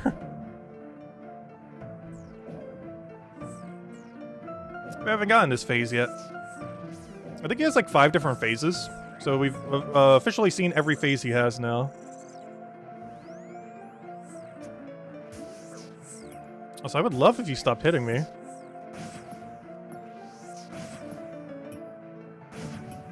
Do I not have bolts or something? Why are you not attacking? There's not that big of a delay on that.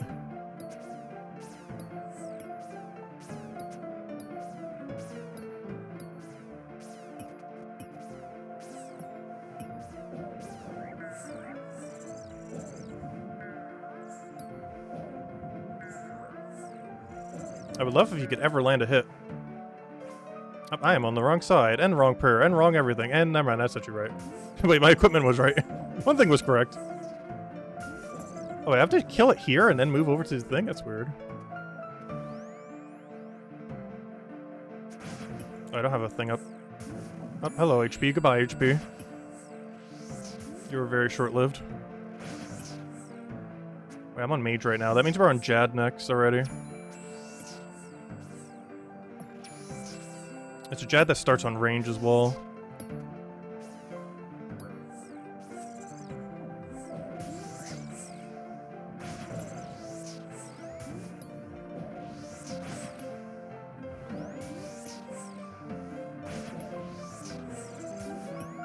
Alright, there we go. Anything? Nothing. I still never got the one drop I wanted either. Oh no, never mind, it's right there, Swamp Tar! Yay! Wait, I just got it, wait. I was just talking about it. I was like, I gotta be careful. 41 actually is its max hit. Also, one thing I should always do while we're doing this boss is just in case I somehow have a brain lapse. The Elite Diary reward can revive me today. Check. That needs to always say that. Otherwise, this becomes 1,000 times more dangerous. Alright. Let's go set everything up. But yeah, we finally got Swamp Tar, so I can't actually do what I want to do with this. This feature doesn't come out until March 20th. But basically, in the future, we'll be able to go take our Irits and then go plop them on this tar. Currently it says nothing interesting happens, but in the future, that will be the best in slot salamander food, which we will use for the salamander to cheese a couple things. Do I have a placeholder for it? Yay, I do. Good. I think that's my entire stack, though, isn't it? No, I have some. I have 198. So that's quite an improvement to how many we had. But yeah, we'll be using that when the next major update of the year happens. But anyways, what do I even need here? Grab one of you, grab one of you, grab one of you. Grab one of that. Oh yeah, I think we're good to go. Let's go do over things. Eat one of you. Eat one of you. Eat one of you. I did that in extremely wrong order, but I guess it still worked out. The problem with the order I just did is we have 6 SHP, but I think we'll be fine. 6 HP is not a lot. But yeah, I think we'll do one more kill with our last teleport thingy. Or, 2 more kills, this one and next one. And then we'll go switch it up since we've been doing this for almost an hour now. There's a few other things I still want to do. I still want to do at least some Cerberus. Probably not a whole trip, because a whole trip can take over an hour. But, do some Cerberus. And the next one we'll probably go for is the bird hunt, though. See if we can get our shiny bird. It's a 1 in 500 chance. Basically shiny odds. Gosh, can you stop doing the magenta one? I would love if you stopped doing this one.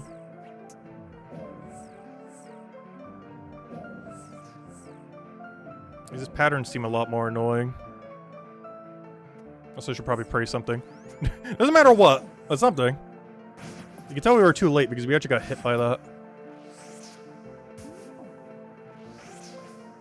Alright, we got middle one again. Also should probably be ranging. Also should probably use an anti-venom. Alright, now it becomes very simple for a little while.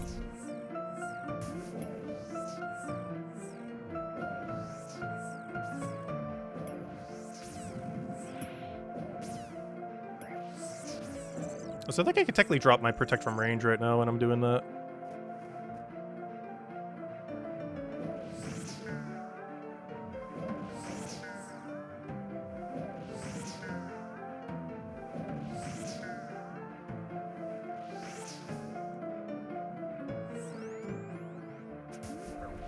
What's the point of protecting mage here? You're just gonna range me 1,000 times in a row.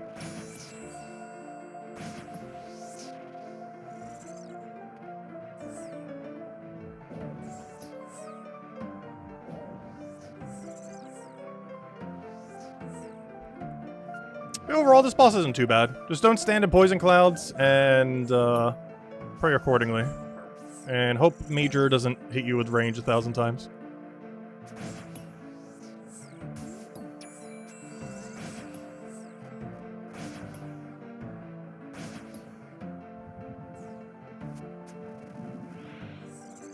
Oh, we killed it already. Oh, we didn't even have to do Jad.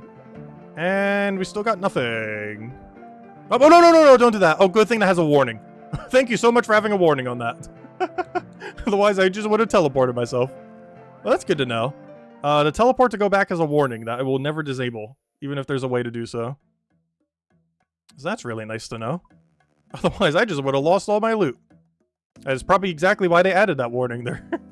Because I am definitely not the first person who accidentally did that. Alright, let's see. We'll grab one of you, one of you, one of you.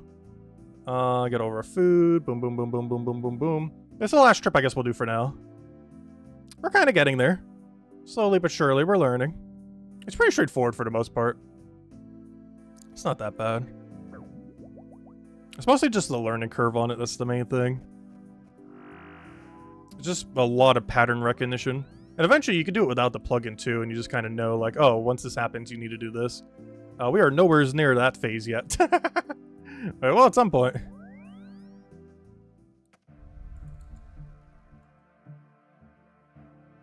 Also, it feels weird not seeing 1,000 bots running to Zulrah. I forgot, we're in a total level world, so there's no bots. It feels weird, because normally this dock is filled with the entire bot population. Because almost no one kills Zulrah anymore unless they're an Iron Man account. There's better bosses to kill for value these days. But of course, on an account like this, you have to do it for the drops. Oh good, I forgot. We haven't gotten this pattern for a while. This one's pretty straightforward. Oh, I gotta be on the other side, though. Oh wait, but I need to not move there yet. Whoops. I moved too early.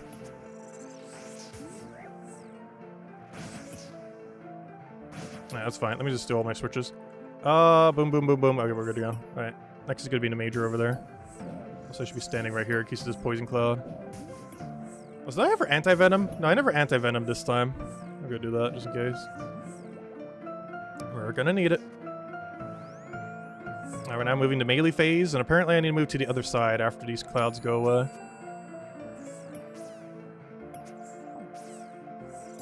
I will eventually click the right tab.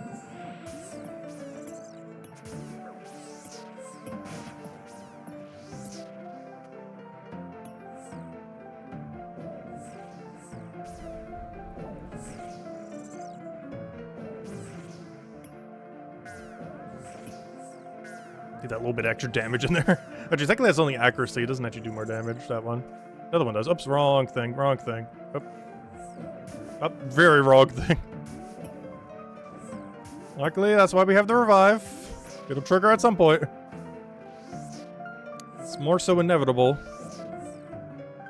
Hello, Tyrion! Welcome, welcome! Hey, you're just in time for us to go get the shiny. We're about to go bird hunting after this. It's mainline Pokemon shiny hunting odds. Also, I just realized I need to already have been where I need to be. Wait, whoops. Wait, don't die, don't die, don't die. Not yet. I still want to do this a little bit later. Don't die yet today. Oh, anytime it ever was to happen, we definitely have to stop doing it for today, that is for sure.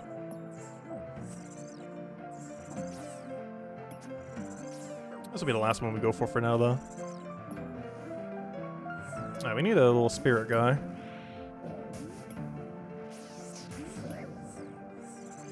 You guys need to stop hitting. Apparently I could just keep camping right here. Also, I would love if you didn't hit every time. Alright, we're on Jad phase next. So it should be pretty free at this point. Just click on him and he should be dead. Oh, first you have to actually click on him. The hardest part, click on him once. There we go. Oh, antidotes. I forgot to mention this drop. There's actually a lot of interesting drops with this. But one thing that antidotes actually allow you to do is immediately make them into antivenoms. So we can go do real quick. Well, first let's go heal. So you notice we've been using some antivenoms during this. However, we technically aren't actually consuming any. We're actually gaining antivenoms even though we're consuming antivenoms. The reason being is this antidote drop right now. Why it drops so many, I do not know. But what you do with this is first let's go unnote them. So first we unnote these things. You then use the skills you literally just got from the boss to make them into antivenoms. And then after you make them into antivenoms, I need more skills. Luckily we have more skills. But first you make them into these. And then you just make them into antivenoms plus, and then boom. They'll be that exact same potion. So this thing doesn't actually consume antivenoms, even though you're constantly using antivenoms every kill. But then all you need to do is just get some Torstals, and you're good to go. Torstal. Boom, boom, boom. And yeah, you break even. Or not even break even, you actually profit antivenoms from this.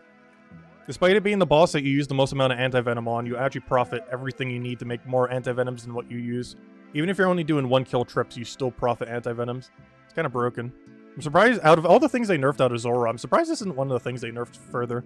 Yeah, look at that. We used, what, 3 antivenoms this stream, maybe? 2? Probably 3. And we just got 10. So, plus we still have a billion skills and everything else. But anyways, let's go do the shiny hunt, I guess. Let's go get the bird. It's bird hunting time. Alright, so I think we're done with Zulrah for now. But we'll go revisit it. We're gonna have to kill it over 1,000 times, and we're up to 12. So we got a ways to go on that thing. But anyways, let me go put the seed away, and let me go get the outfit we need for Chompy bird hunting. And let's go get ourselves a pet bird. Do we have any pet birds yet? I don't think we do. Yeah, we currently do not have a single pet bird. It's time to go get our first pet bird in this game. With all the bird pets, I'm surprised that this is gonna be our first one.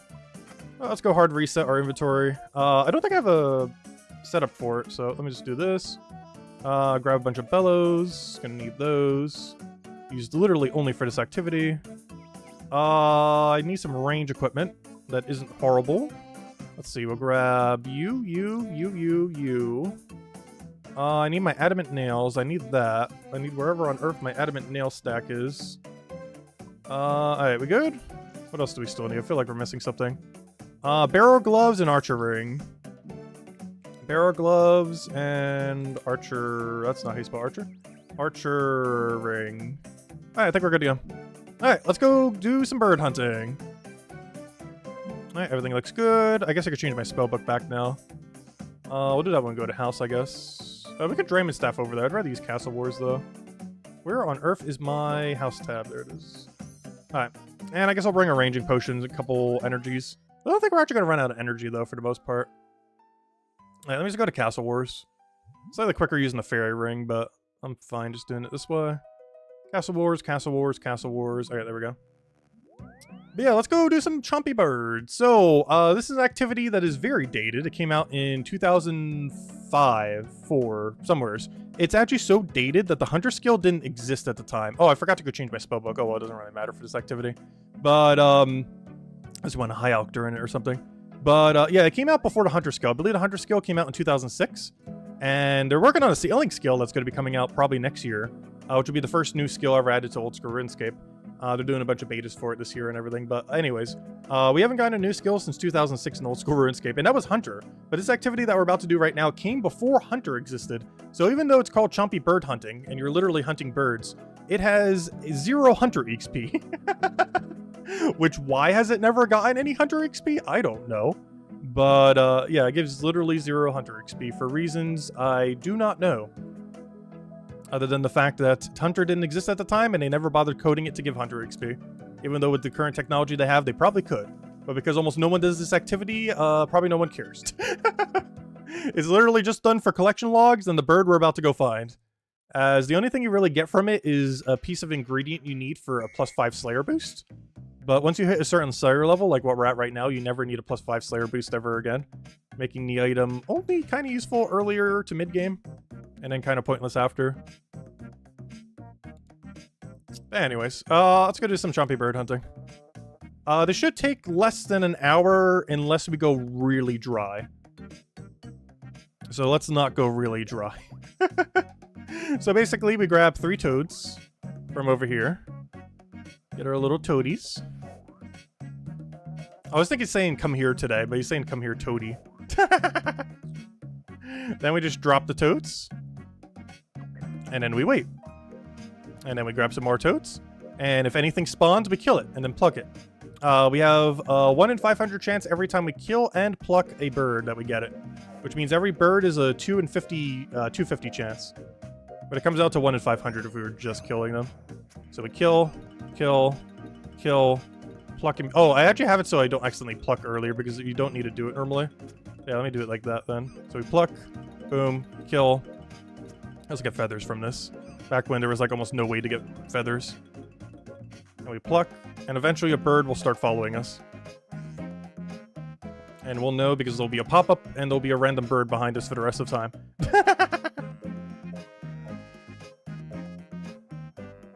You actually have to kill like 4,000 of these at some point too. Am I ever going to do that? Probably not. We already have to kill like 1,000 of them for the diary. We're going to have to kill about another 250 right now. Assuming we go for that many. I kind of want to get the bird to stream though. Like there's a chance we don't get it. But I kind of want to go get it. Anyways, maybe we'll get lucky. Because the odds are just so low. You can just randomly find a shiny. Like when we did the other Pokemon stream, just finding 2 shinies randomly at the end. If we could just do that right now, but at the beginning, that would be great.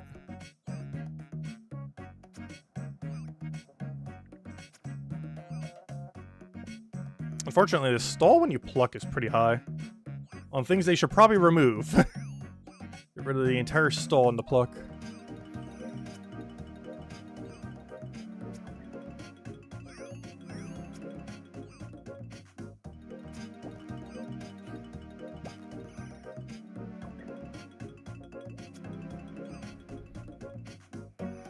I'm not going to go for the very far ones, but the ones that are just right here, I might as well.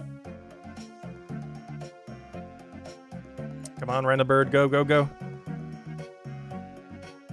But yeah, this can either take 5 minutes or 5 hours. No, just kidding.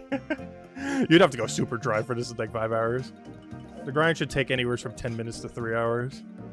Though, if this takes more than, like, an hour, we're definitely not going to finish. Honestly, I'm going to probably do this for, like, half an hour. And if we don't have it by the end of this hour, we're probably giving up. For now, obviously, we'll get it off stream. It's a very easy grind. But if we don't get it in the next half an hour, we are giving up for now. And moving on to something else. Because normally when I stream, I like to try to do a variety of things that we have been doing. Or at least the less AFK stuff. Unless you want to see us fishing for 50 hours straight. Because that's basically what 99 fishing was when we did it at the beginning of the stream. Might have only done it for like a minute at the beginning of the stream, but that was many, many, many hours of clicking a thing every 3 minutes. And then you get EXP. There's a lot of grinds in this game that just take forever to have. It's kind of like one of the charms of the game, though. They have made some EXPs more bearable in the game, though. Actually, I think they're reworking agility to be less insufferable this year as well. Probably by the time I hit 99 is the exact time they'll go and fix agility, I would assume. Like, literally the second I'll hit 99 agility, they'll be like, oh yeah, here's the patch today that fixes agility. A little late. Or at least it fixes it for all future accounts and everything. Because this is a game that's pretty fun to make new accounts in. It's one of the reasons it's even had so much longevity. I have to say, the most fun part of this game, there's 2 parts that get really fun. The super end game, which we're getting really close to once we get max cape and can start actually going for, have like most of the standard gear and everything. And the super early game, when you're like just starting out fresh and just kind of going through everything. It's not that the middle isn't fun. It's just, there's a lot of middle that goes on forever. There's a lot of mid-game content in this game. And not all of it is good. Some of it is. Some of it isn't. Some of it you could easily tell is over 20 years old.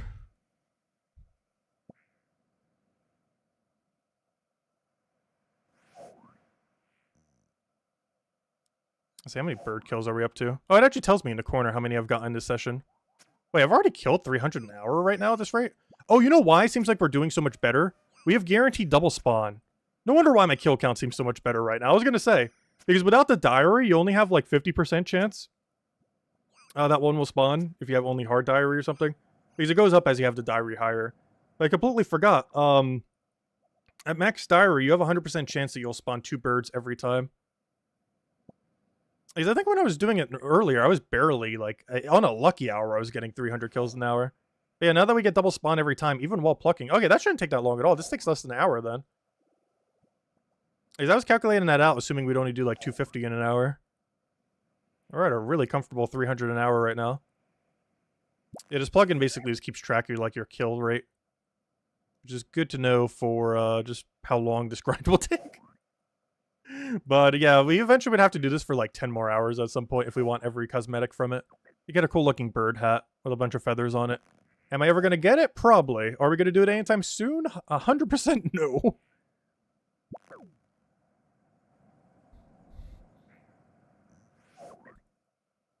Though by the time we get this pet, we already will be 1/3 the way there, so I guess it's not that bad. Also, where did my kill count go? Please spawn some. My kill count is plummeting right now because none are spawning. Come on, spawn some birds so I can get a bird. So basically what will happen when we get the pet is one of these will start following us. And wherever we want, we can have a little bird following us. Does it do anything? No. This is a cool little cosmetic to get. And generally one of the end game activities in this game is actually pet hunting every single pet. I'm pretty sure we will die before we ever have that on this account, but it's a fun little thing to go for. And just collection logs in general. Things you never really need that are still just kind of fun to have.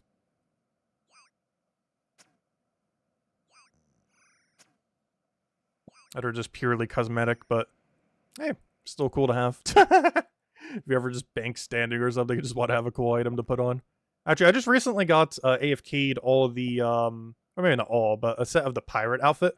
Because sailing's around the corner in about another year. So I got a bunch of black sailing equipment. Unfortunately, a cool pirate hat is locked behind clues. So I'd have to do a lot of elite and master clues, I believe, in order to get a cool pirate hat. But beyond that, you can get a bunch of pirate outfit stuff just from doing a minigame in the game. And you can literally AFK it for over 15 minutes straight. It's kind of insane. It's a very dated minigame that has not been adjusted, I think, ever. Because the code base for it is probably impossible to recode. Because it is so ancient in this game.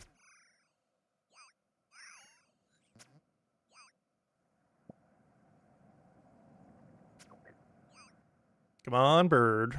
Bird? Bird? Please drop a bird. Also, we've been here so long, the music stopped. Give me back my music. For whatever reason, on Runelite, music doesn't seem to loop properly. You want to have the setting on for it. I already disabled the setting. Is Voldemort the sailing update? No, not quite. I'm pretty sure they're gonna incorporate it into the sailing update. But the Voldemort basically, it adds a ton of things. It adds a bunch of new hunting activities. It adds, because currently Hunter, there's barely anything that's really done for Hunter at the moment. So they're kind of expanding that to give a bunch more options. They're adding a whole new area. They're adding a cool Coliseum. It's kind of like the fight caves we did, except a lot more interesting. It's a lot more like the Inferno run that we did during Leagues than the fight caves that we did, that we literally just AFK during Leagues. But it's more like the Inferno than the other thing. They're also adding something like Barrows. I streamed that a long while back. I've been doing a couple Barrow runs here and there. We could do a couple on this stream, but they're basically adding a thing where there's like 3 bosses, and it's more so like a positional awareness kind of boss. And it gives some pretty cool equipment. The most noteworthy one that would actually help us a lot on this account is the legs for the melee guy gives 2 strength bonus, which since I don't have Bando's chest plate but not Bando's legs, would actually be our best in slot strength melee legs for a while, which I'm probably the main thing I'll try hunting there. I was also supposed to give a cool offhand weapon, but they actually scrapped it because it was going to be too broken. Like many things in the games, they just scrap it because it's probably not going to be balanced. There's been a lot of content scrapped over the last, like, year. I think the main one I'm actually disappointed they scrapped is teas from woodcutting. Because we're going to be able to make a bunch of cool teas that gave, like, various boosts. There's already a billion things that boost. It's basically just herbal or extended. But, I don't know, I didn't end up doing it. But yeah, Volumore is mostly just adding new hunting, a new Colosseum-like activity. Think like Roman Empire kind of Colosseums. It's kind of like that, how it's themed and everything. Which is pretty cool for a wave-based game mode. 3 kind of like Barrows, like mini-game boss, and a bunch of hunter stuff. I think are the main things. I'm really looking forward to getting a new hunter bird. When that update comes out, literally the first thing I'm doing is hunting the hunter bird. It'll be like what we're doing now, except probably more interesting. Because there'll be a lot more variety. Because when we're doing the birds right now, like this bird, all it is chompy birds. Like we're not switching from content to content. But when we go do the actual bird hunt, I believe you have to do it by doing rumors. And rumors basically makes you go all around the game, catching every hunter creature in existence. So we're going to be utilizing every single feature that exists for hunter. It's not just going to be us camping one single bird to get the bird, like we are right now. The only problem with it, though, is it will take substantially longer. This hunt will take an hour max, unless we go super dry. Whereas the other hunt will probably take weeks. I'm not sure. Some pets in this game are scaled very weirdly. Mostly because they have so few of them, so they tend to make it a little bit longer, so you keep playing. Keep you around a bit longer. But yeah, it's going to be quite a grind, but I do want to go for it. They said it'll have customization too, so we could probably change its color and stuff. It'll also be the first skilling pet, I believe, to have proper pathing. So a lot of the older pets path very weirdly, but they actually updated it with the Desert Treasure pets as well as any future pets. And currently there's been no skilling pets that have come out since this change. And basically they'll actually path behind you correctly. They can't change this for the old pets because they have such old code. But all newer pets will have proper pathing, so they actually follow you and keep up with you and everything. But they can only do that to newer pets. And the first new pet that isn't a boss that's coming through that method is going to be the bird that we're going to be getting from the Volumore update. So I'm looking forward to the bird. It also looks like it's going to be one of the cooler looking pets. And it'll probably be the one we use for the rest of time. Still like collecting them though, but out of like primary things that will be following us, that was definitely high on the list of things. And it'll also get us 99 Hunter along the way, which is one of the reasons I haven't bothered trying to get 99 Hunter yet. It wouldn't actually take that long. It's pretty AFK through Herbivore, which I still need the pet from. But I'm just going to do it through rumors, through the new Volumore update. We'll get the bird along the way. We'll get 99 Hunter along the way. We'll also be able to hunt for a new thing I need for best in slot food. They're actually adding a new best food in the game. I think it heals for 23. 18 initially and then like 5 over time or something. I forget how much overtime is. Actually, overtime effect might be higher. Might actually be 25 heal or something. Or it's like 18 initially and then 7 after the fact. I forget how it works. But regardless, is a lot more than what we were currently using. Earlier, we were using Manta Rays, which are 22 heal. The new food that's coming out is less initial heal, only 18. But it heals you for 7 a little bit after the fact. I think like 3 seconds later, it heals you for 7 or something. Which not only can you probably tick eat with that heal. So basically how healing works in this game is if you heal the same time you take instance of damage, you don't actually die from that range or mage hit.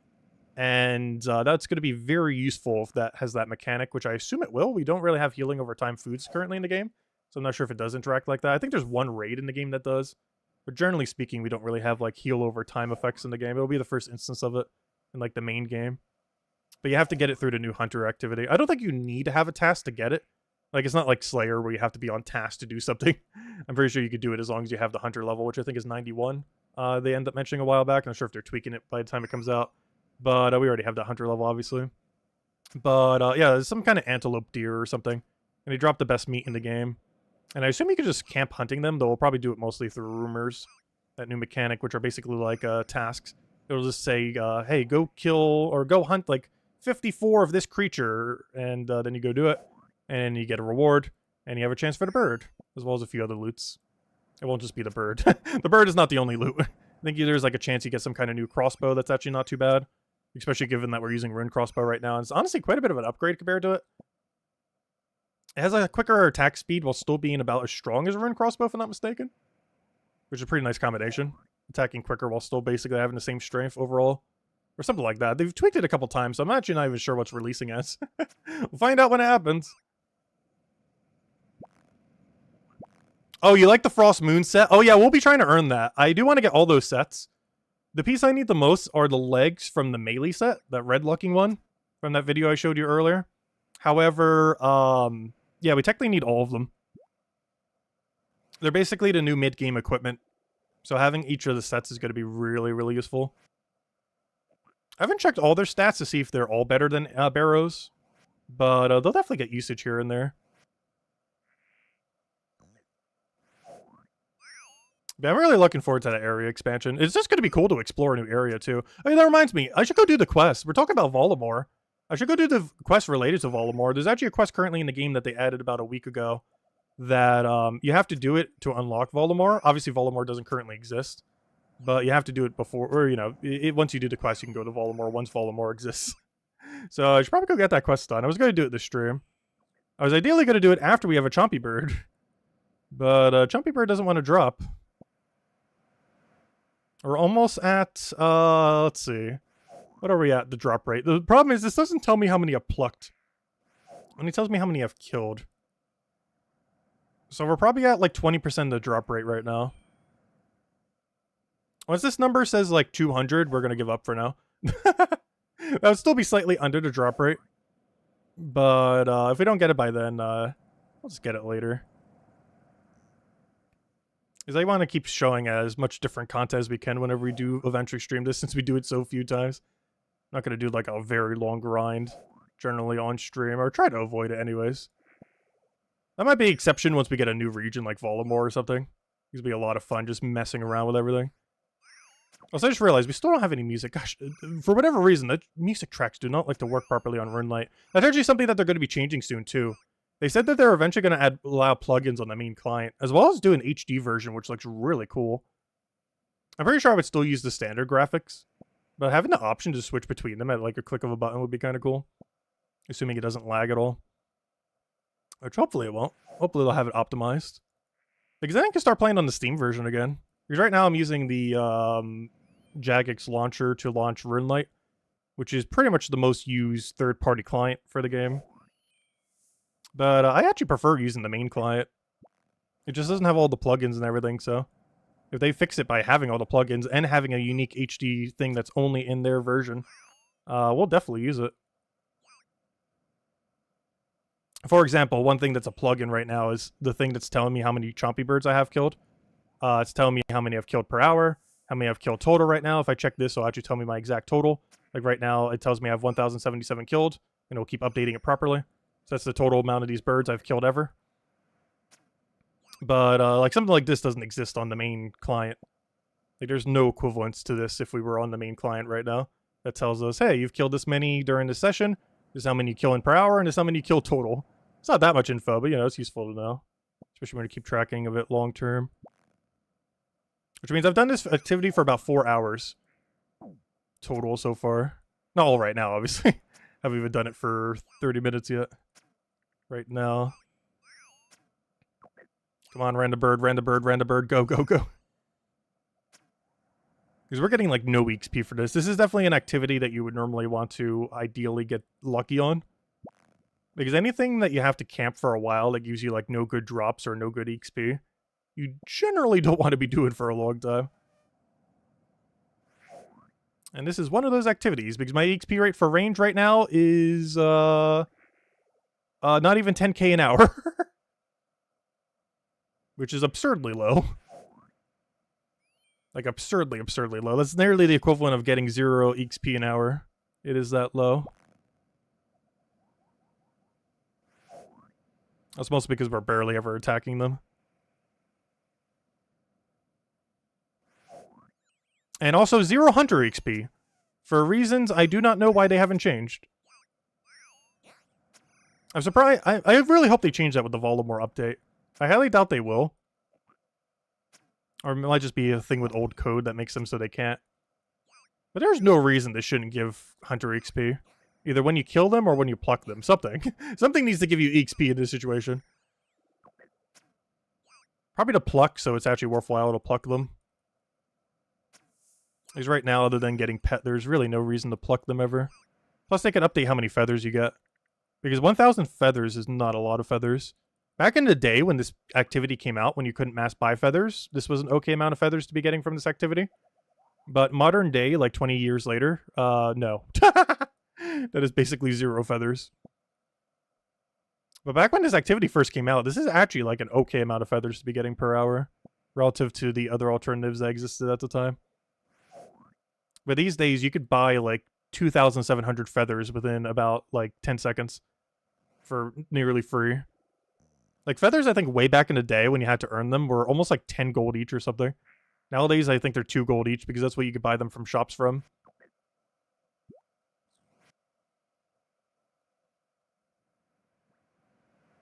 It's one of those things that, you know, they update one thing but don't update another. Gems of War has a big issue with that.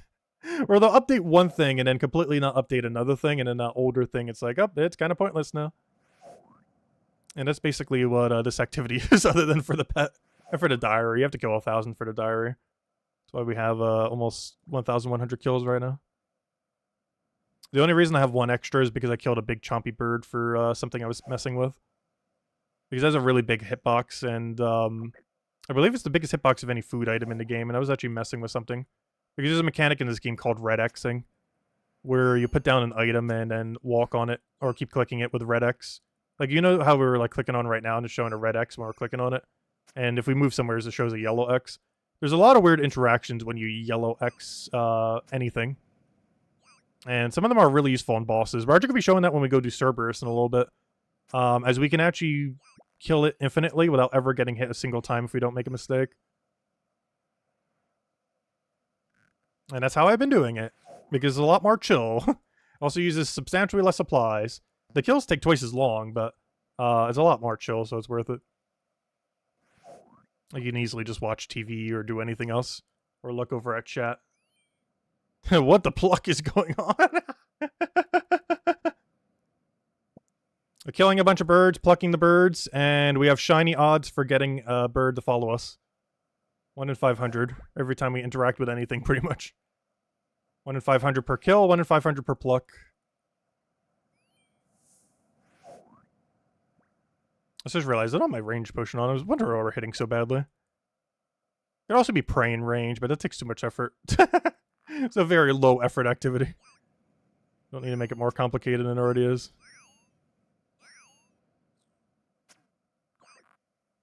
This activity that should definitely just be straightforward. Just put down toad, click bird. Something else that this plugin does too, which is really useful. It tells you how much time is left on each bird. They despawn after a minute. So you have to kill them within that minute. And it highlights them in like yellow when their time's about to go out. Like, you notice how he just became yellow and that guy just became yellow. I think he even becomes red if it goes low enough, though I haven't gotten any of them low enough to find out. I assume it also goes red eventually. At some point we'll get the bird. Yeah, I mentioned if we don't get it by the end of the hour, so we'll do it for like 7 more minutes. If we don't get it, we don't get it. It's a grind we can easily do at a later point. And if we get lucky, we'll get a bird. This is the most common pet in the game. It's basically negative value to have one behind you. But we don't have a bird pet yet, so I want one.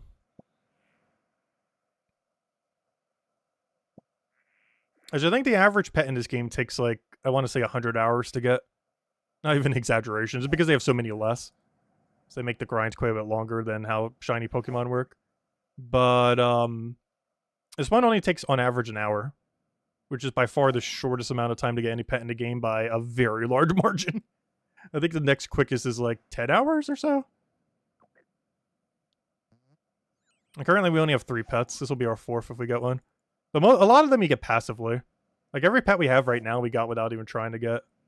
We got Scotizo, which has a 1 in 65, which is really common, but you got to get a bunch of Slayer done to do it. But actually killing the boss, it's very quick to actually get the pet. I think if you had all the totems for it, it takes like a few hours. The problem is getting the totems takes way longer than a few hours. But we got it in like 5 KC or something. The other ones that are pretty quick, I guess the thieving pet, once you have 99 or even 200 mil is pretty quick. I think at 99, it is a 20-hour grind. And at 200 mil thieving XP, which sounds like a lot, but it's a really quick skill. I think it takes, well, it'd be 5 times the odds. So it'd be 4 hours. So technically the thieving pet takes 4 hours if you get 200 mil thieving, I believe. At least in the current state of the game. They're going to be reworking how stalls work, I believe, around when the Voldemort update happens or something. I don't know. But they were saying they're going to tweak how thieving stalls work, which might change the odds of how they work. Or they might just keep it since it's always been I wouldn't say iconic, but it's always kind of been the meta if you didn't get the pet by 99 to go to do fishing stalls for like 10, 20 hours until you get it. Luckily we already got it, so we don't have to waste our time doing that. That's one of the easier skilling pets to get because the way that stalls are calculated in this game is very clunky.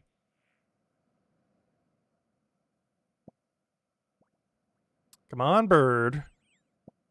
We're getting closer to drop rate. We're almost halfway at the drop rate. I was hoping we get lucky on it, though. Oh, worst comes to worst, at least we get some free feathers. It's not a lot of free feathers, but they add up. I need more. Use them for fletching and use them for fishing. Though in all fairness, we technically don't need them for fishing anymore since we just got 99 fishing at the start of the stream. But, we're so close to getting so many 99s. Mining's almost at 99. Magic's about to be at 99. Tax somehow still not at 99. About to be, though. Come on. He's saying come here, Toady. I need come here, Birdie. Give us the bird pet. Drop a bird. I will go about 5 more minutes. And if no bird, we'll get it later. You'll see us at the beginning of next stream with a random bird behind us. And I actually will be doing another stream for this kind of soon. Maybe like Thursday or something. Because you're adding a new mid-game boss. Or technically early-game boss. I'm not sure how hard it's going to be. Obviously, generally towards the easier side. But it does have a pet coming for it, so I might actually go do it a decent amount. Give some kind of new rat pet. Because I don't have any of the pets yet that do the new pathing system. And it'll be the easiest one to get that's currently in the game. Because the only other ones to get are the Desert Treasure 2 bosses. And eventually the bird that's coming out with Voldemort.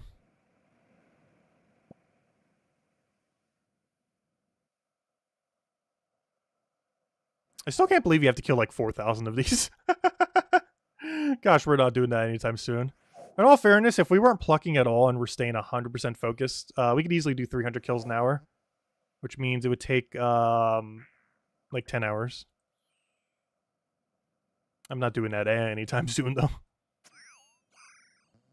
It's like one of those grinds you eventually need to do, but you will put off forever because it's not worth doing.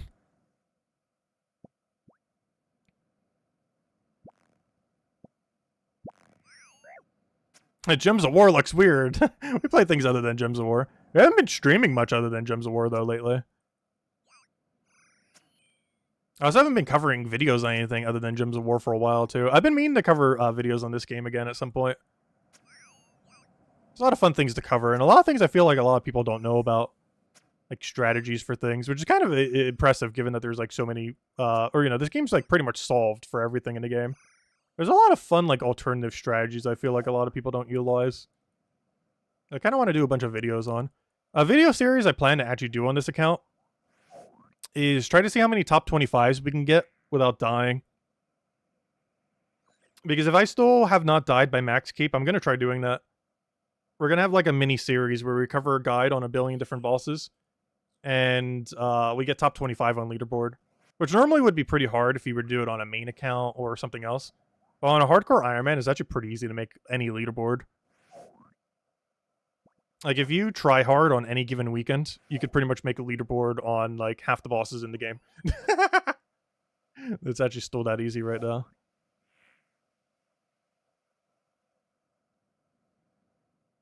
This is something I was considering doing. Because I haven't covered, like, any videos on this game since I've, came back to it. Like, almost a year ago. This account's, like, 11 months old now. I think we made it, like, late February. It was still free to play at the time, so technically I count it, like, early March is when we technically started. Because we did, like, a couple weeks of free to play when we first started. We weren't sure if we were going to, like, actually start playing again. I have been in the background. Slowly but surely. Oops, I accidentally grabbed the meat. I actually don't need this meat. It does sell for a lot, though. The main reason why it has any value is it's the hardest to obtain ingredient from the +5 Slayer boost in the game. And people use that to boost Slayer, either to kill something or for trying to get a drop if they're doing, like, collection log early or something. But it's mostly to kill things earlier that you normally wouldn't be able to. I'll say Abyssal Demons and Cerberus, I think, are the two main ones that people use it for. So what's this bird doing over there? So what's your buddy doing right over there, dead on the ground? Now let's pluck a couple of these. It's 250 each try, might as well. I mean, sorry, it's 1 in 500 each try, but 250 if you both kill it and pluck. I don't feel like this is the one. Go, go, go. It's the one. It's the one. It's 100% the one. Did we get it? No.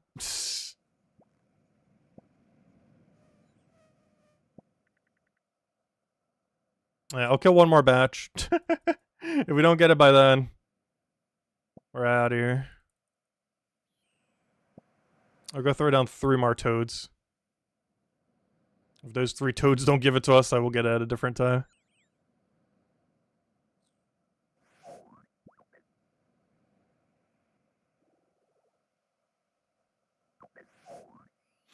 But yeah, by the start of next stream, we'll have random bird behind us, because this won't take long at all. We're not even at drop rate yet, so it's not too bad. I just don't want to do any one thing for too long.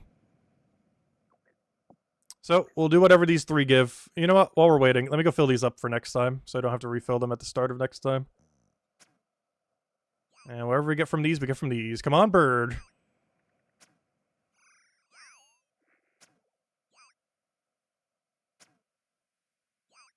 Come on, drop it. Drop it.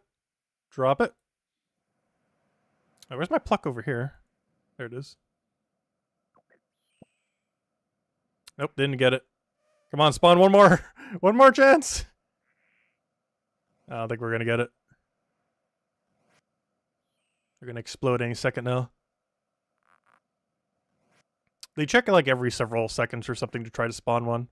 I forget exactly how they work. They have a special formula. And the very dated code in this game. No, we're not going to get one.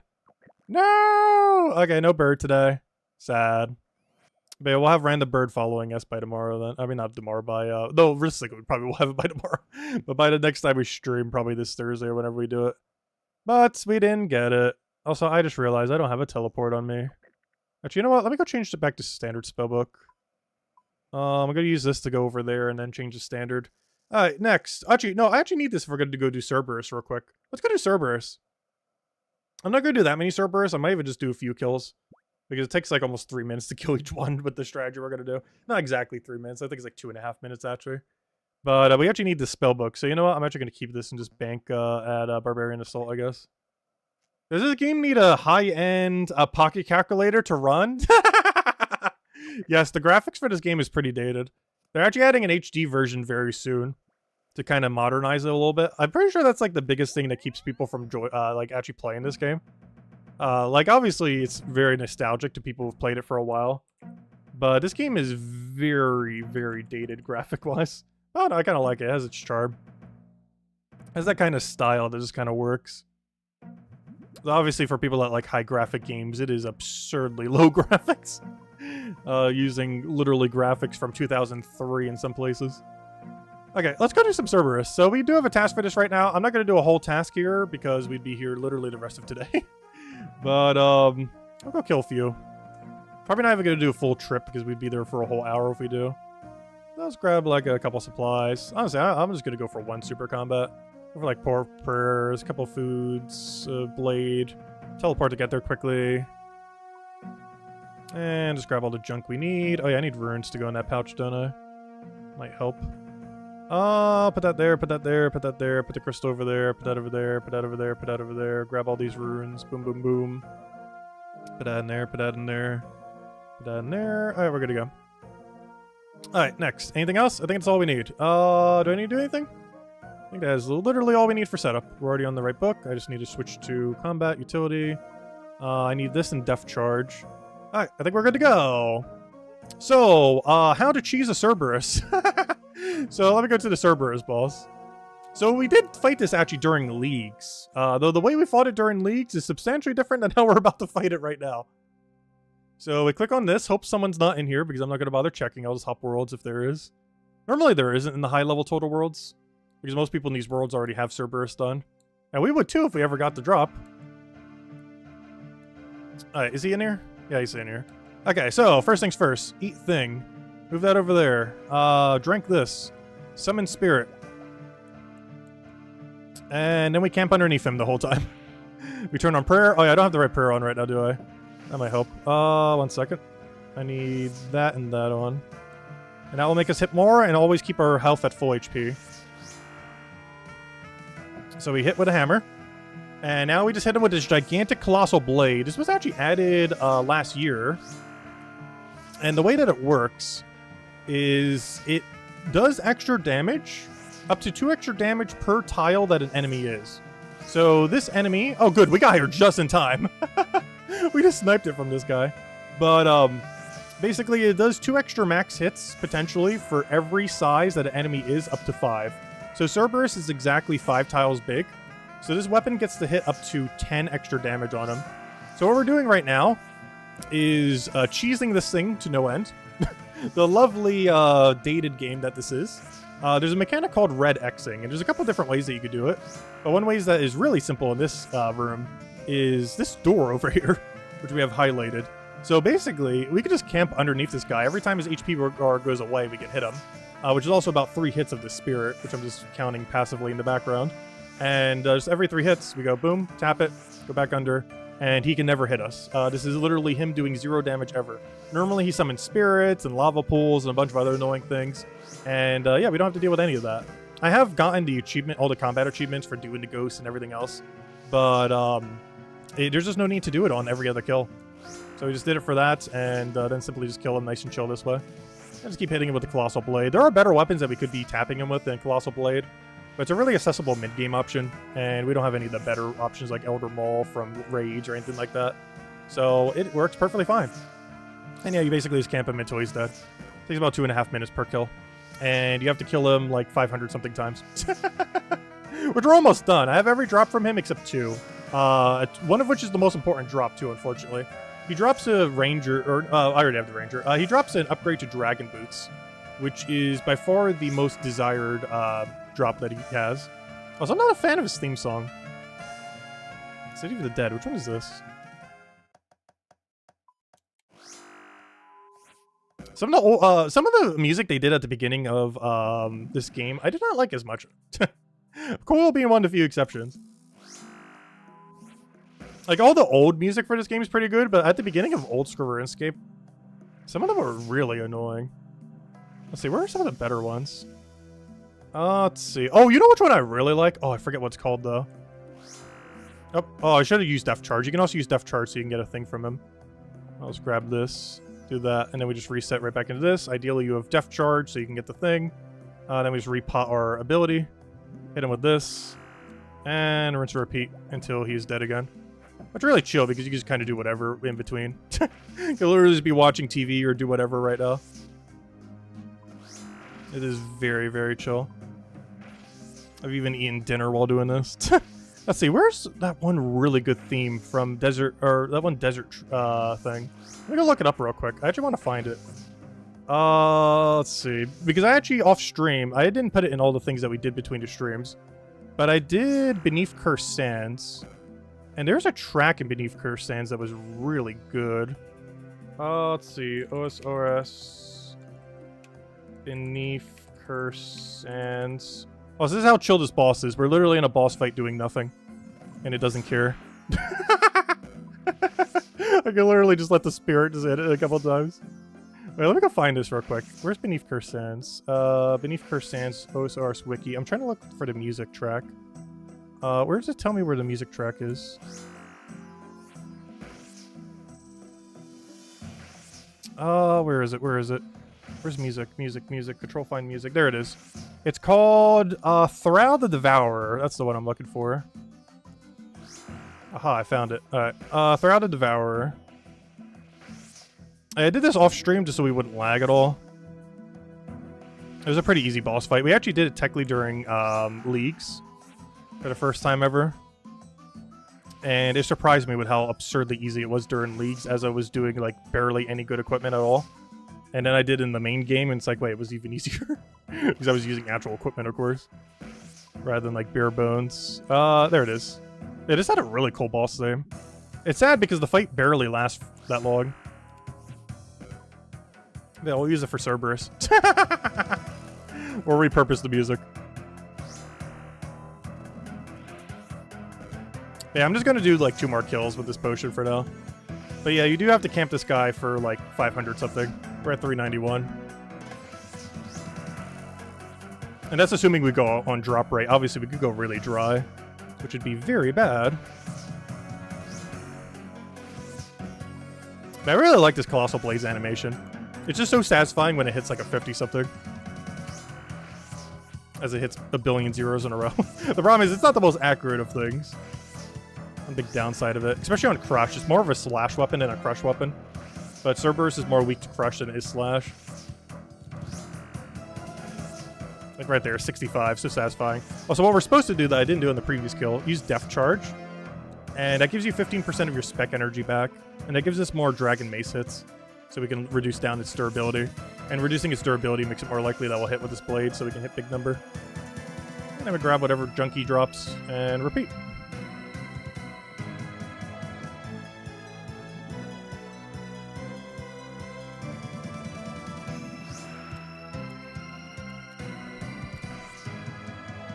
Oh yeah, I don't have that spec, do I?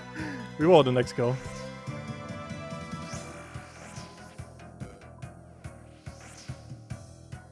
Yeah, I don't even think you get to hear this entire one, the Throw of the Devourer. The fight is actually so short that the song lasts longer than the fight. I think this track goes for like 5 or 6 minutes. Yet the fight takes like 3 minutes. Or at least with max stats anyways. I guess we came a little over-prepared. But relative to what our stats was, you don't even get to hear the whole song during the actual fight that's from.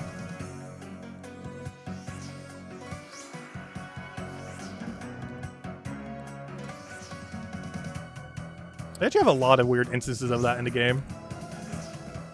Where the fights take substantially longer than the soundtrack. Even if you do it in like bare minimum gear.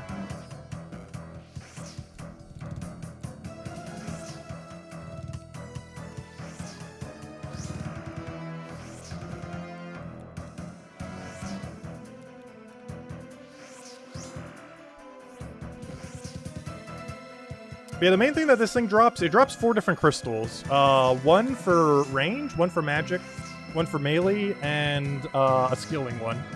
We have 2 of the skilling ones and 2 of the ranging ones, but I have no ranger boots to go with it, so I can't use the ranging one. The skilling ones I showed at the beginning of stream, though we didn't actually utilize them.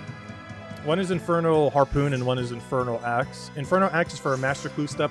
The Infernal Harpoon is actually used for a Temperos minigame, so it's actually useful. It was a good morning, Mario! Welcome, welcome. We'll use 1 more pot after this, and then we'll go ahead to a different thing. Not sure what that different thing is going to be at this point. How many things do we still have to cycle through? We could go back to Bird Grind at some point. Let's see, what do I have on the list of things we were going to do today?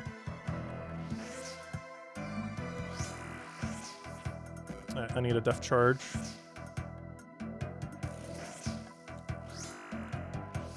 There we go. And now we should be able to 2-spec. Hey, grab me Torstools. Remember when we used a bunch of Torstools for those anti-venoms earlier? Oh, there they are. We now broke even on that.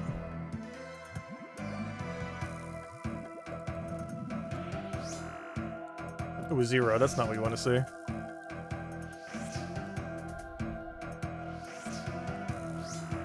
That is, though. 73. That's not even our max hit with that. Kind of insane how hard that hits. The main reason we're not using it as our main weapon is, even though its spec is really strong, its natural hit is a bit weaker than Colossal Blade. I did the calculations on it. And Colossal Blade actually is better DPS. By about 30 seconds per kill. Assuming we get a spec off. But even without the spec, I think it's still quicker. But with the spec, it is substantially quicker. Because this thing doesn't have as good of an accuracy as this, but this hits way harder than that. At least when it's not speccing. Because the spec has like a 25% extra damage or something on it. I forget the exact number. Whereas this gets extra damage on every hit. It has up to 10 extra damage. Without needing the spec or anything. But yeah, this boss is super safe. If I disconnect, I have a 2-second teleport. That will get me away. And we're camping 120, 1 HP the whole time. Only reason it says 120 is I guess I was down at HP. Or healed exactly when I was clicking it. But normally you'd be camping 121 HP the whole time and never get hit unless you misclick or disconnect. And if you disconnect, you get teleported away after 2 seconds. It is so absurdly safe. And a lot of hardcores have actually died to this boss. Mostly doing the quicker method. Doing the quicker method wastes a lot more resources, and it's about twice as quick. But you consume a ton of resources that you have to spend time getting those resources. And it is also a lot more dangerous. Which on an account like this, why bother? And this is super chill. You can just do whatever. You can go browse the internet. You can go do whatever at all. You can literally go eat dinner. And yeah, it'll still just be there. Now, he actually does, I think you'd only leave him idle for like 30 seconds. But normally you're like actively killing like we are right now. But anyways, that's all we'll kill for now. We're definitely not going to do the whole 80 task right now. We'll be here literally the rest of today. It'll take like 4 hours, not even. Actually, it will take a little less than 4 hours, but we're definitely not doing that right now. But we'll at some point. Anyways, I need to get rid of that. I also need 2 of those. Release that. Next, have we done all the things we wanted to mess around with? Maybe we'll go do some barrows now. The problem is I need to go do more Slayer so I can get an amulet. There's an amulet called the Occult Necklace that gives you like 20% extra, oh, what do you call it? Or 10% extra magic damage. And I kind of wanted that before I like camp barrows. What am I looking for here? I am looking for something. My notepad. That was everything we said we were going to do. Slay some Cerberus. Check. Dude, oh, I need to go do the new quest. Let's go do the new quest. Wait, there's one thing that on my list that I didn't do. Did we learn Zulrah? Kind of. Kind of. Did I get bird pet? No, technically. But we will. Okay, let's go do new quests. I haven't done a new quest. Aren't you gonna have to read the dialogue because there's no quest helper for it. So we have to do it normally and actually, read. So, let's go read and do this quest, I guess. So this is the quest to introduce you to, I guess the intro to Voldemort. Because Voldemort's not out yet. It's not out for another 2 months. But they have an intermediate quest, or not even intermediate, it's a really basic quest. I don't even think I really need anything for it. I'll bring Graceful just because, why not? Actually, since I'm grabbing this, I might as well grab a rabbit foot, go do a birdhouse run. I haven't done that all stream. Get that passive XP, plus I need the bird eggs for the bird outfit. Actually, let me go roll a bunch of the bird eggs, which we'll do it after we go do this run. Actually, I'll need a farming teleport. Let me go get 4. I'll use the other way to get there. They're both about the same distance, actually. So we'll use that. What am I looking for? I'm looking for you. You. And you. Okay, let me go do a birdhouse run real quick. Oh yeah, I need to be on standard spellbook. Grab on you. Boom. Is that bird pet you need to get to Voldemort? No. The pet that you actually use to travel to Voldemort, you get from a whistle. It's not actually the pet. There's going to be like 2 ways, essentially, to use the pet. Basically, the way to describe the whistle is, you know how the old Pokemon games worked, where you had the fly TM and you used it to go to a location? It's basically that with that bird. That's not actually the pet, but you get like a whistle once you go there, I think, for the first time or something.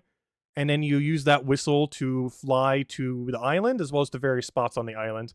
So it works how old school Pokemon used to work, where you would have fly TM, use fly to go to location, get picked up by bird, or get dropped off by bird. It's basically that. And since it's called Oldschool Runescape, they basically just grabbed that from Pokemon and put it in their game. For the extra double nostalgia. Yeah, they are literally just taking the old fly mechanic from Pokemon.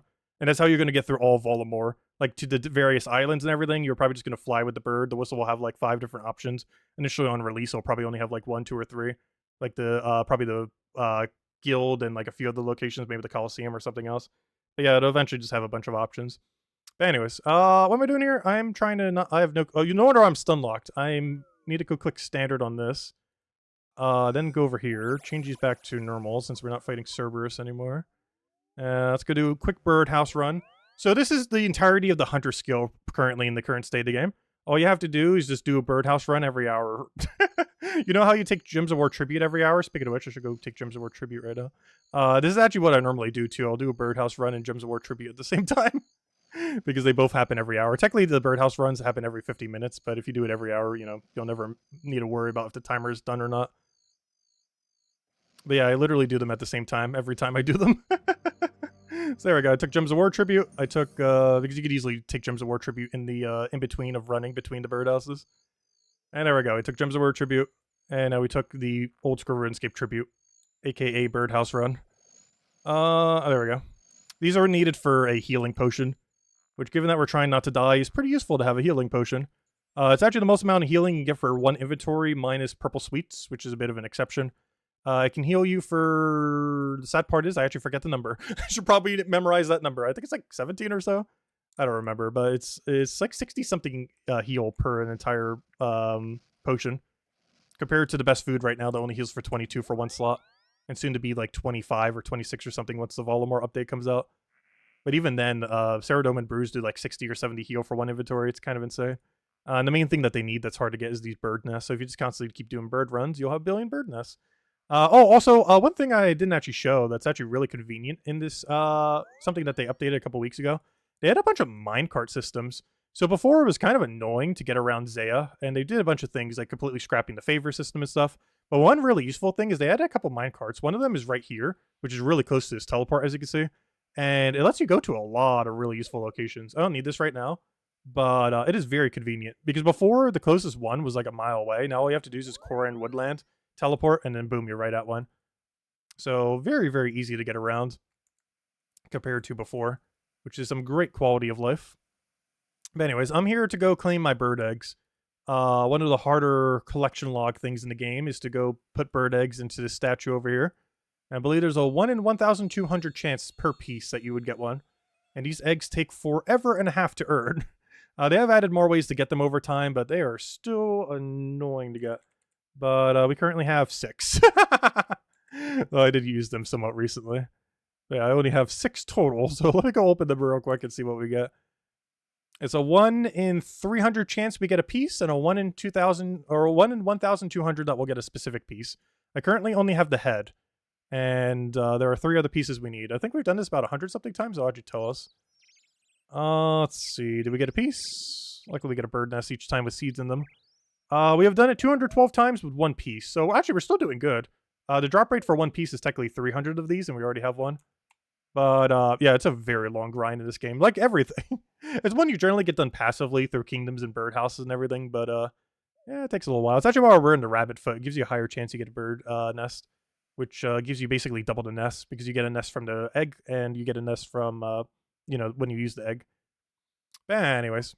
Alright, so, what we're doing? We're about to go do a quest. Okay, let's go do a quest. I think I'll need some teleports to Varrock, and beyond that, I don't think we need anything. I'll bring my teleport crystal just in case. Actually, I'm wearing it, aren't I?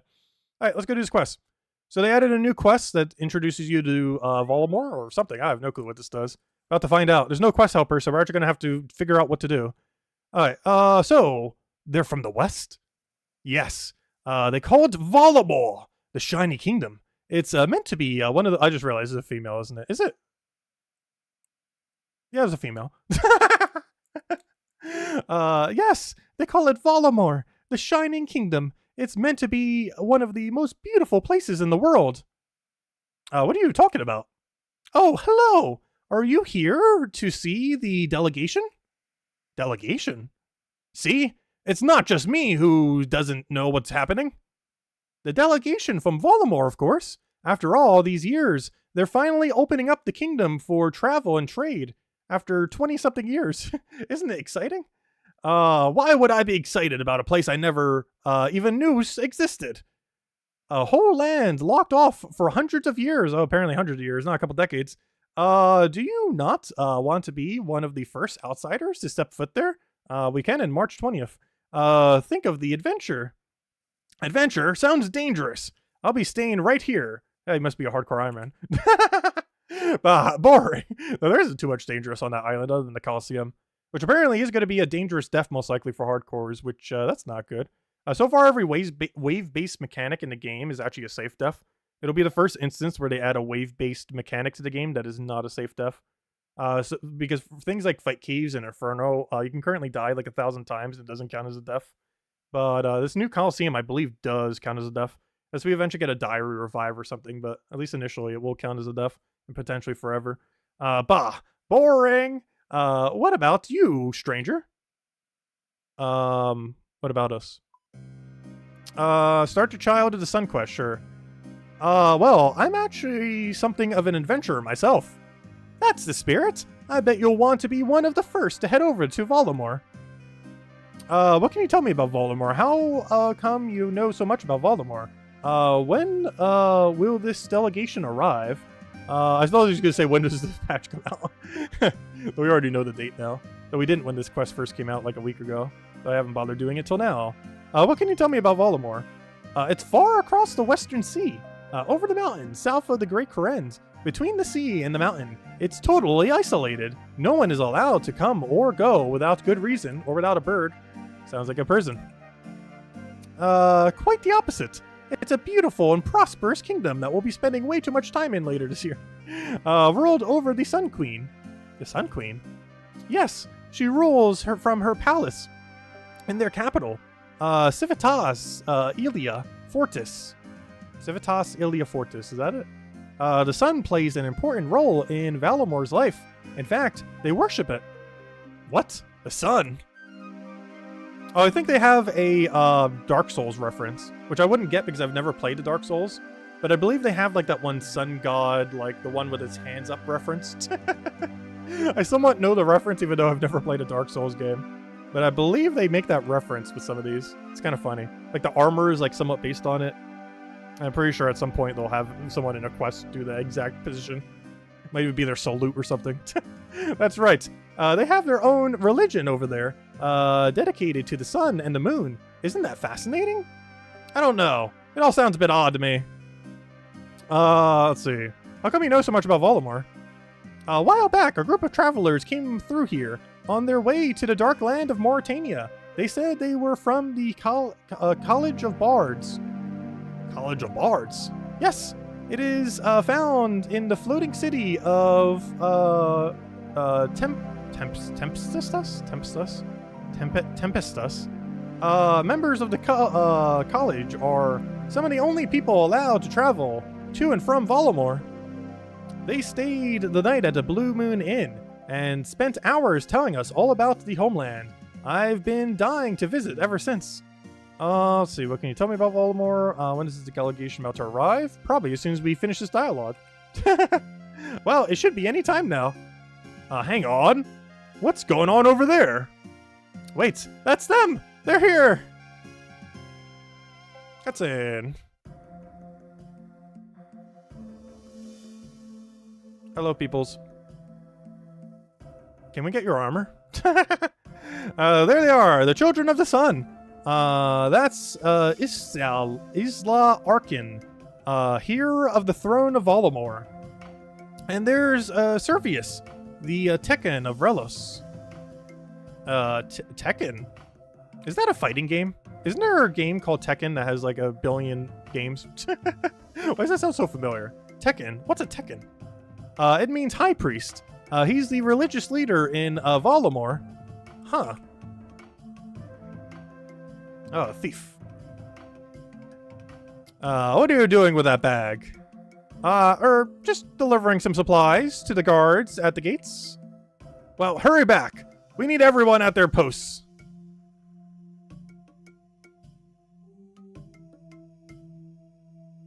That's an unusually big bag he's carrying. Now, where might you be going with that? Oh, do we have to chase after him? Oh, this is like the sequence. I never actually streamed that. But this is very similar to the sequence in Sins of the Father. We streamed the very last fight of Sins of the Father. But I didn't stream like the rest of the quests. And one thing that was during that quest is a mission like this. Where you have to follow very close behind, but not too close. So since they already coded that, they use the same mechanic for this quest. Oh, am I too far? Hopefully we're fine here. No! We're not fine there. Okay. We do actually have to have cover. It's not just a distance thing. Alright, let's try this again. Did we lose hardcore status for that? No. What could you imagine? You've been spotted. You are now dead. I'm pretty sure I have to go behind like that house or something. See, if we had Quest Helper, it would tell us the exact place to stand. But no, we'll be fine. Gonna walk to whatever the next thingy is every single time. So right there, we'll probably have to go there. And probably in the house.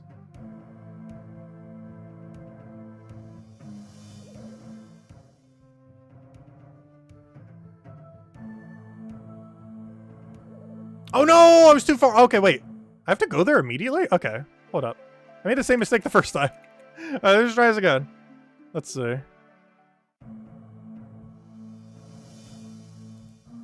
I think what I should do is, as he's moving over there, he seems to only check for you, unless you go like right in front of his pathing, he probably only checks when he starts turning around. So I could just go straight here. Right? Hopefully. Pretty sure I could just click there. We'll be fine. Perfect. Now we just hide right here. Now we probably have to go in that house or near the house. Start with right here. I have to go in the house though. Hello, stray dog. You're gonna give up our cover. Alright, where to next? Now we'll go over here. Is that the spot we need? Oh, I might need to go further. And next will probably be like right over there somewhere.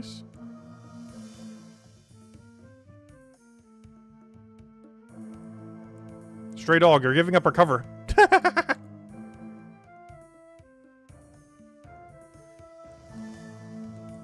That looks like they're meeting over there.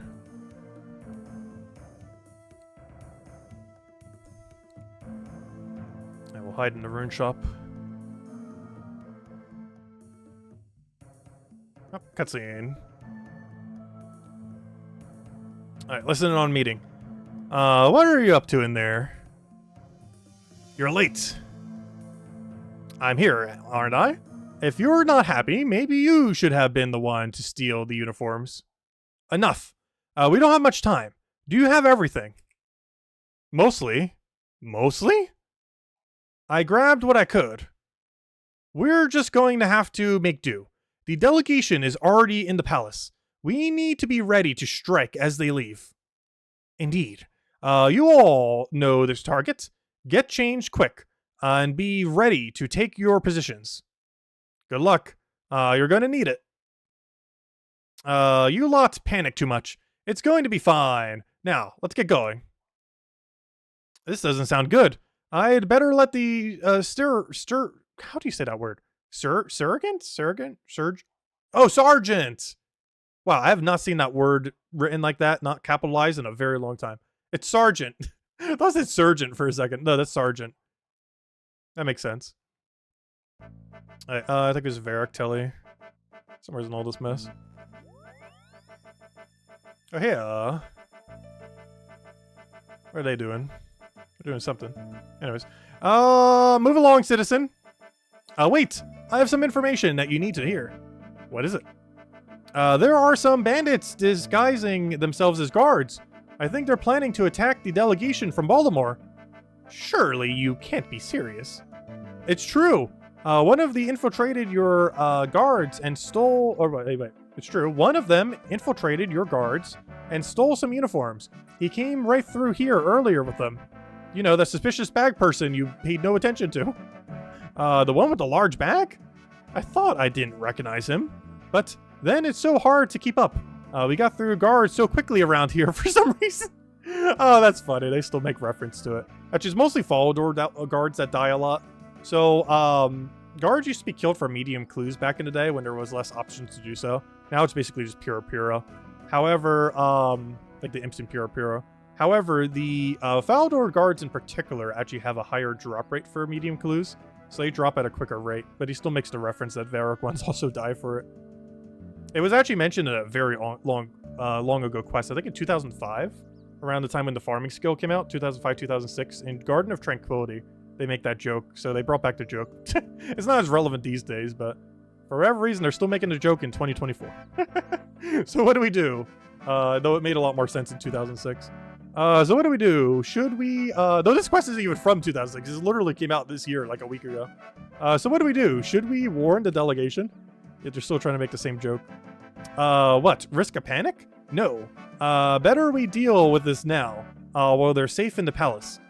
Do we know how many bandits there are? 4. 4 in total. Right. We can work with that. You get out there and point them out. With them being disguised, you'll need to keep a close eye out for any guard who looks or acts differently to the others. Don't go too far. If the bandits intend to attack the delegation, they'll either be here in the square or on the eastern road between the square and the bank. Return to me once you've found all 4, and we'll take them all at the same time. All right, I'll get to it. All right, you look normal.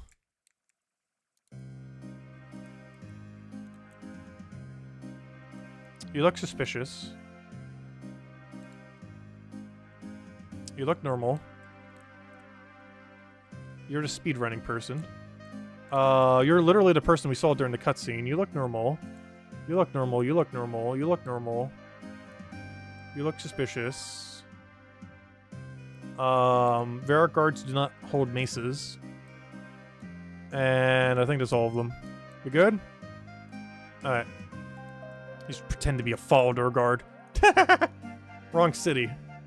Alright, is that all of them? I think it's all of them. You good? Alright, I've pointed out the bandits.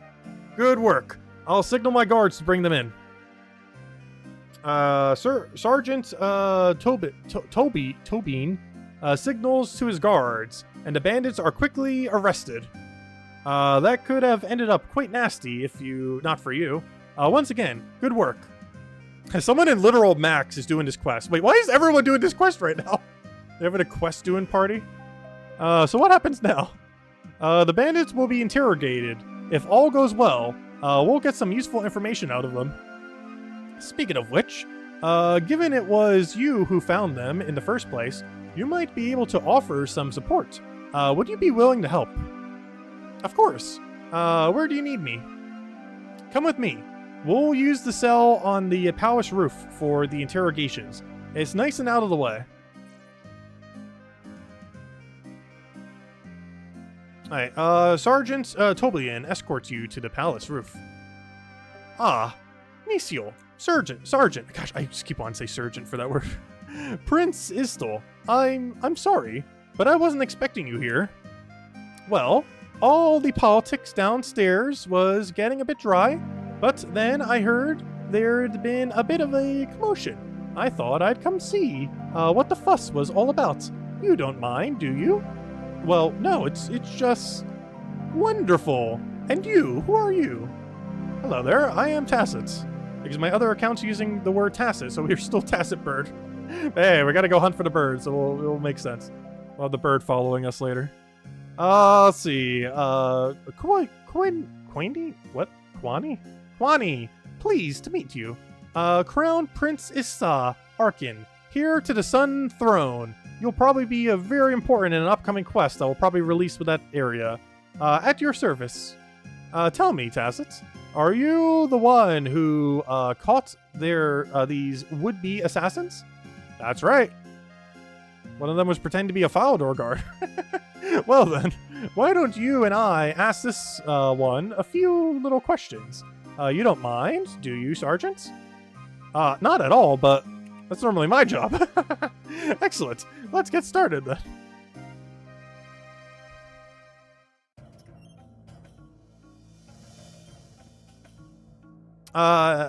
Nilsol, to you. Ikami, I hear you managed to get yourself into a spot of bother.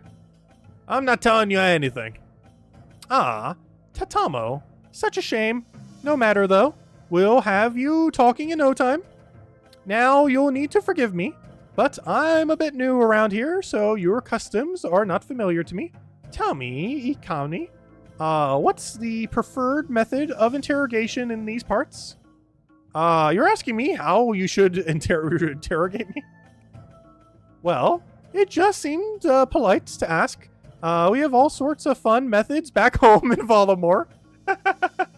We could give one or two of them a go if you want. The first thing I think of when she says that is those like iron things that they set on fire so it gets like really hot inside and you burn your flesh. Like one of those like hollow out metal elephant things or whatever they're called. They have a special name, or bulls, whatever they were. Because they kind of have like the whole Roman thing going, which we can't really see because we can't get to the area until March 20th. But they kind of have like a whole Roman Empire kind of thing. So that's like one of the first things I think of. If I want. Absolutely. Now, what are your thoughts on chicken? Chicken? Oh, tacit. Bird. That's kind of funny in this situation. Do you not have chicken here? Sorry again. All this is quite new to me. Yes, we have chickens. The farms around here have loads. Well then, why the confusion? Have you never seen one before? Oh, you poor shelter thing. Did your parents never show you the wonders of the countryside? I know what a chicken is. Well, why didn't you say so? I don't know what game you're playing, but it won't work on me. No game at all, Ikinami. Wait, is that actually... What's his name so weird? Or is it just call people that? The reason I ask is because because it's not capitalized, one of our preferred methods in Volumore involves just a small amount of fire. And you'd never believe it, but the smell of human flesh once it gets going. So yeah, actually, that's the exact thing I was thinking of. She literally mentioned the exact torture method I was thinking of. Because I believe that was used in Roman times, right? Or am I thinking of a different thing? Because she literally mentioned it there. That's kind of funny. Except apparently they have a big chicken for it instead of a bull or something else. You're going to cook me? Cook? No, not at all. That would imply I'm going to eat you. And I'm not a barbarian. Though, it would be interesting to know if it tastes like chicken as well. All right, enough. I'll tell you what you want. Quinini. So, who are you working for? I don't know their name. They just paid us to attack the delegation. They didn't look to be from around here. I reckon it was one of your lot. Why did they want you to attack the delegation? They didn't say. But that priest, he has the target, or he was the target. So, a Valmorian paid you to assassinate the Tekken. You're not giving me much to go on. Also, I'm not sure why. I can't think of not that one fighting game whenever I see Tekken. Isn't there a fighting game called Tekken? I've never played it, but I've heard it a bunch. But I never realized that means like high priest or something. As long as it's a word they made up. That's all I know. Apparently it is a natural thing. Well, I think we're done here. Come. Is that the quest? I think we got what we needed there. Because apparently someone's killing all the guards here. What are you doing? Someone's slaughtering the guards after they finish the quest. You're sure he told you everything? Or that was the wrong person. You're sure he told you everything? Oh, yes. The fear of being cooked will do that to a person. All total rubbish, of course. Imagine burning someone alive. We're much more civilized over in Volumore. Okay, so that's not a... So what time period is that from? Because that's not a Roman thing. Like that bull that they would set on fire. When was that? I guess that was medieval times? Because their whole empire is based on Roman stuff, not medieval. Even though this game, generally speaking, is based on medieval times. We're much more civilized over in Volumore. We just cut all out their heart while they're still beating instead. I can't tell if you're joking or not. Anyway, sounds like there'll be some more work to do when we get back home. An assassination attempt on the Tekken of Relis. Concerning stuff. First up, though, I'd better get back to the politics. Tacit. Once you've got these papers signed, you lot will be free to travel to Volumore in 2 months' time when it comes out on March 20th. For the first time. No more needing explicit permission. You can come and go as you please. Now, it's entirely up to you, of course, but given we have you to thank for stopping this plot, I'd be very keen if you join me in Volumore to continue the investigation. No need to decide now. It will take a bit longer for us to be ready for visitors anyway in about 2 months from now, but when the time comes, I'll have my people send you word to you. Now, they'll be missing... Wait. Now they'll be missing me downstairs. Timoiva, and may the sun light your way. All right, she departs. Anything else? Is that it? Well, that was interesting. Not every day that the hero of a far-off land comes and interrogates one of your prisoners.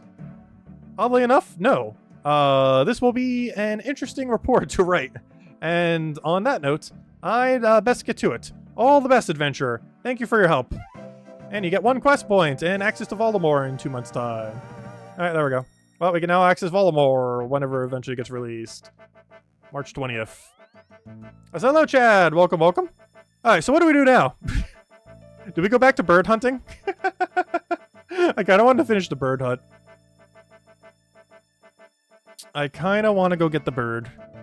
The problem is we can go really dry on it. But I think we go bird hunting. Alright, let me go get everything. I need the bow, I need my darts or arrows. For whatever reason, you use nails for it. They have a really weird means of killing things. It's actually kind of funny because, oh, it's not even called arrow. It's called like blunt something. It's not even called blunt something. It's called, actually it is. No, it's not. Okay, I'm just gonna type in the word adamant. What are these things called?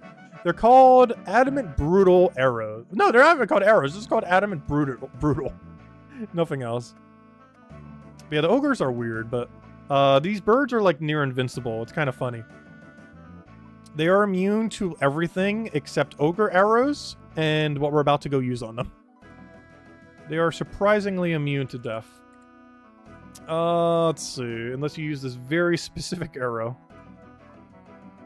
I'm looking for an anguish. Where is it? Anguish, anguish. Alright, are we geared up? Is that everything? What are we missing? I am missing boots, and I'm missing, how am I missing boots? And I'm missing the accumulator, which is pretty important. Otherwise, we're going to burn through these arrows like crazy. Also, we really need to go do Dragon Slayer 2 already. I want to get max keep first, because I don't want to die during it. Or if we do die, I want to already be maxed. But max keep actually does help slightly with the fight. Not much, though. But the other reason I want it is I'm not even sure if I'm going to bother building an assembler. I'm just going to use the first Vorkath head on the max keep itself. Because it gives it the higher accumulation rate. What am I looking for? I'm looking for boots. Where's my boots? Why is there no boots here? Give me boots. Alright. We good to go? Let's go kill some birds. Let's go hunting. I'm gonna go get the bellows. Let's go finish the hunt. Earlier we killed about 100 something. There are a 1 in 250 chance if we both pluck and kill them. And hopefully we get it. 1, 2, 3, 4. Grab a stamina. Head over to Castle Wars. And be good to go. Also, just in case, I'm gonna bring a teleport crystal, I guess. I don't really need it, but where the things have happened, I'll find a way to die. No, don't set it to 111 seconds. I'm trying to set it to 11. Alright, there we go. Alright, we're good to go? We're good to go. Alright, let's go back to hunting birds. It's the only thing on our list that we technically haven't done now. Of our goals for today. Because our goals were, what? The following. Let's go check. They were learn Zulrah. Technically, yes. Get bird pet. Technically not done. Let's unmark that. Do the quest. That we did do. 99 fishing. We did that at the beginning of your stream within like 1 minute. Slay some Cerberus. We did that. Alright, now there's only one thing we haven't done, and is make a bird start to follow us. Let's go do that. Let's go to Castle Wars. Actually, it's already my last teleport.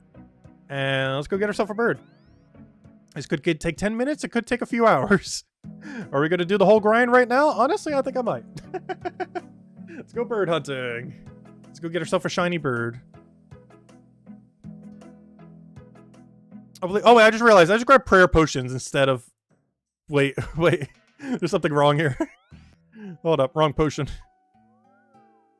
Big mistakes have been made. Whoops. That's not the right potion. That's the right potion. How did I make that mistake? Those are two very, very absurdly different potions. One restores your prayer, one gets your range level higher. Not even remotely similar. I guess they look kind of bluish both, but this one's more of like a actual blue. The other one's more like a tealish blue. Also, please, Slayer tasks. I need a Slayer task for the Smoky Cave. It refuses to give me a Smoke Devil task. I need one so I can get the Magic Amulet, the best in slot Magic Amulet that's getting nerfed into the ground later this year. But I need to get it while it's still not nerfed into the ground. It'll still be good after the fact, but it's really broken right now. It's getting nerfed sometime this year. They already announced that they're going to, they just haven't done it yet.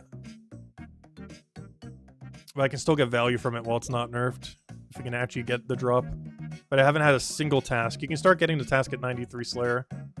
And I've skipped like 20 tasks and still haven't gotten it. And even when we get it, it's not guaranteed we'll get the drop. I think we'll get like 150 or so to kill. It's a 1 in 350 drop. So even with a task, it's not guaranteed that we'll get it. Similar to this Chompy bird. I hope everything's been going well, Genki. Genki, are you going to be trying a new Pokemon game? Everyone keeps suggesting I go try it. Does it have multiplayer in it? Because I assume it does to some degree. Because I don't think I would try it just on my own if we are going to go try it. Want to have more incentive. I'm not even sure if it has multiplayer. I assume it does. Like local or online co-op or something. I have no clue. I haven't really looked into the game at all.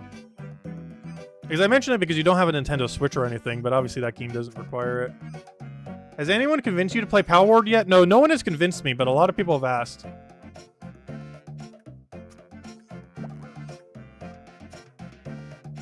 So I'm not sure if I will or not. So far I haven't been convinced of it, but people keep asking. We have done a lot of Pokemon stuff. Particularly the other year. This is like the biggest Pokemon thing to happen in a while. It's not even Pokemon. I don't know, I've been considering it.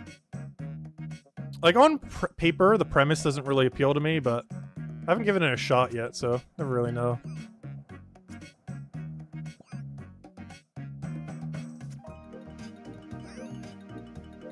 Are there over 1 million people playing it right now? That's kind of absurd.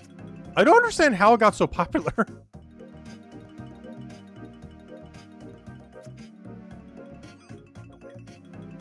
That's actually kind of insane.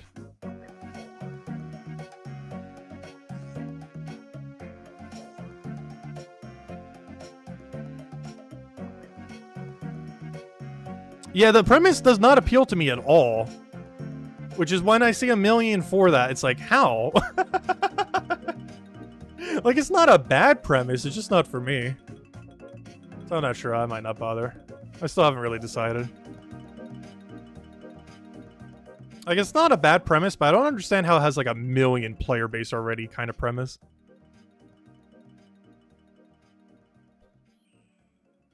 Oh, in all fairness, that's quite a bit more compared to RuneScape. If we check player count right now, actually, what is the player count right now? I'm actually kind of curious because we're almost at peak hours right now. Curious. Like, Oldschool Runescape is like nothing numbers compared to that. We are currently at 115,631 total concurrent. And I believe that does include all platforms and like Gems of War. That doesn't count mobile. I believe that number does count every actual concurrent. It doesn't count RuneScape 3, so there are people playing RuneScape 3. It only counts Oldschool Runescape, I'm pretty sure. But people playing exactly what we're doing right now is 115,631, which is not a small number by any means. Though it's not 1 million. But no, I generally don't play whatever like the most popular thing is at a given time, generally.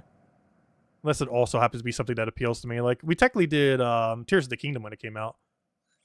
But that's because Tears of the Kingdom actually seemed interesting. And because we just got done doing Breath of the Wild after having not played it for like 7 years or however long it was. You're actually considering buying it? Even though you don't like survival games? Oh no, I might. Haven't really decided. Does it have multiplayer to any degree? So that we could do it together? Because that'd be kind of fun premise. Because don't you kind of get to like build a base or something? I forget exactly how it works. It has almost like that Minecraft kind of premise to it. I think you can kind of go on hunts and other things with other people, I think. Not sure how it works. I think it almost has like that Monster Hunter kind of mechanic in that regard. Never actually played the Monster Hunter games, but I believe it does kind of use that mechanic. I think it's most compared to like Ark Online or whatever that one game is called. That one dinosaur game. Never actually played it. It can have multiplayer, yes. There are in-game raids on single player, but you can turn those on if you... Oh, okay, that's interesting. Oh, no, I might give it a shot. I still haven't decided.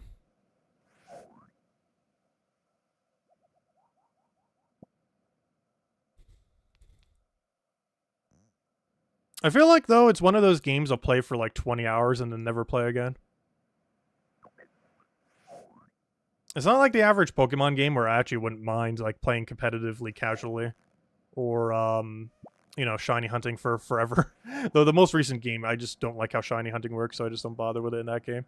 But, you know, like the next Legends Arceus game, we'll probably play it for over 1,000 hours. Something absurd. I'll catch you later, Genki. Have a good day.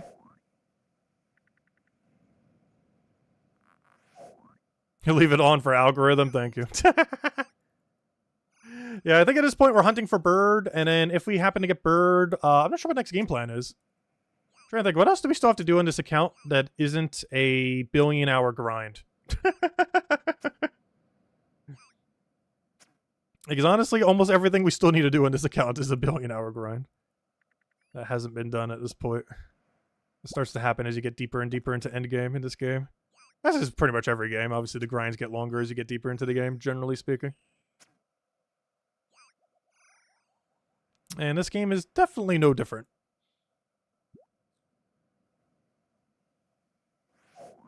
As far as skills, we're actually really close to 99 magic. The problem with that is, if we were to do it in ways that don't burn through like every single one of our runes, the best rate we're going to get is about 100k an hour. If we're not like bursting or doing Slayer or something, which I'd want to save those runes for. So 100k an hour, that would take 3.5 hours. We're not doing that right now. It's one of the reasons I've actually been at like 98 magic for probably like 3 weeks now. It's because I haven't bothered training. I've just been letting it get up passively through just teleporting and other random things like High Elk. I said, hello, Mark. Welcome, welcome. Hope all's been well. Hope all's been well. Hey, the music stopped. Let's go get the Devourer guy going again. Let's get boss music for these chompies.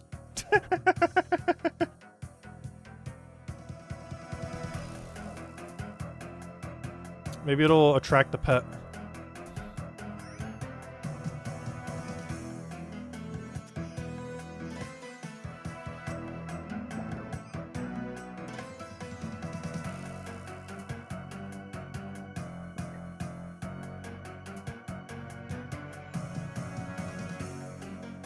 Come on, Chompy Bird Pet. Come out wherever you're hiding. 1 in 500 chance. Better than Pokemon Shiny odds. Except you can't see them in the overworld, so you actually have to check each one individually. Like old school Pokemon.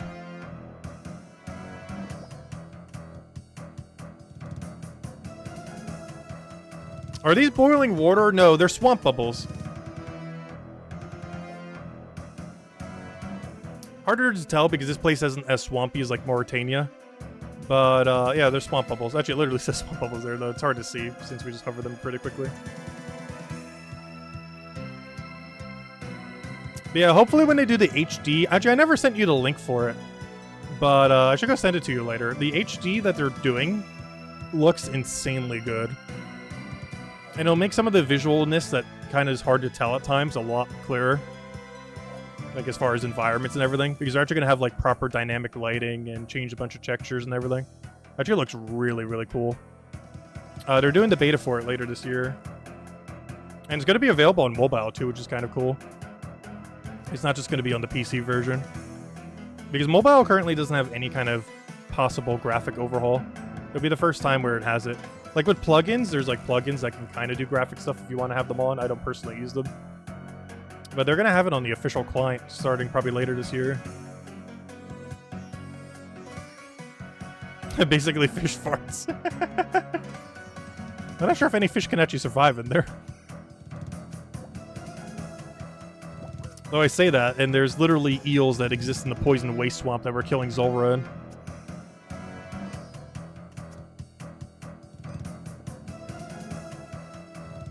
Which is even worse water than that stuff.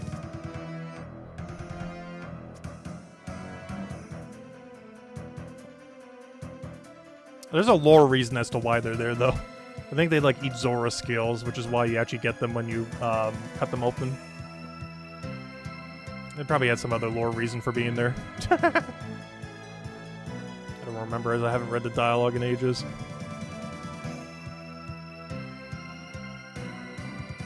Come on, pet, please just start chasing us. So we never have to kill another Chompy again until we want to do the 4,000 grind. We'd really have to be out of grinds to want to go do that, though. To actively go out of our way to try to kill 3,000 more of these. We'd really have to be cutting it short for collection log slots. There's still a lot of really easy collection log slots we haven't gotten. We're currently sitting at 550.92. We're not even at half. Half would be 1,000. Would be 750. We're not even at 600 yet. But oddly enough, I think 750 would put us into top 25 hardcore Iron Man in the game. So you actually don't need that many on a hardcore to get top cut.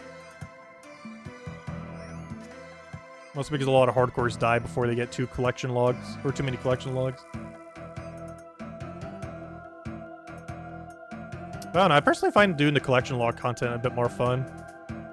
It lets you do a lot of content you would never do otherwise, for the purpose of a small reward.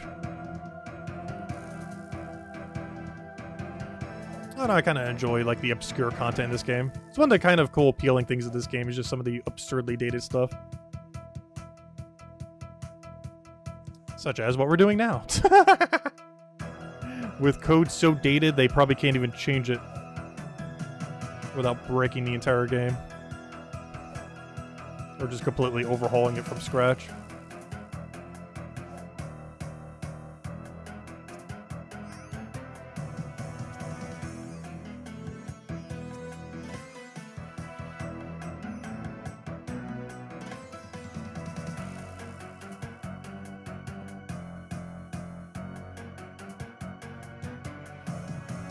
But yeah, if we don't go dry, we should have this in under an hour. The problem is, what if we go dry?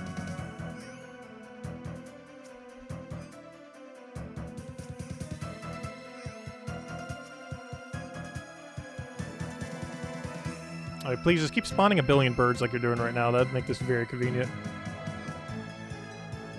I want to have too many birds that I can't even kill them all. Rather than taking forever to spawn.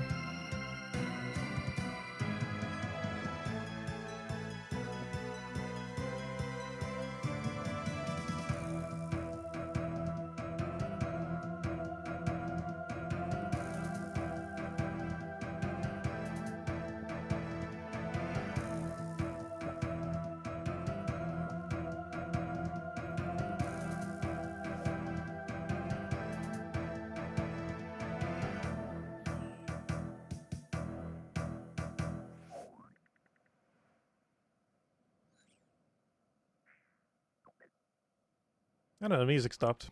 Come back! Let's see, which one's another good one? Oh, isn't this the classic one from the starter area? Yeah, that's really old school. Let's see.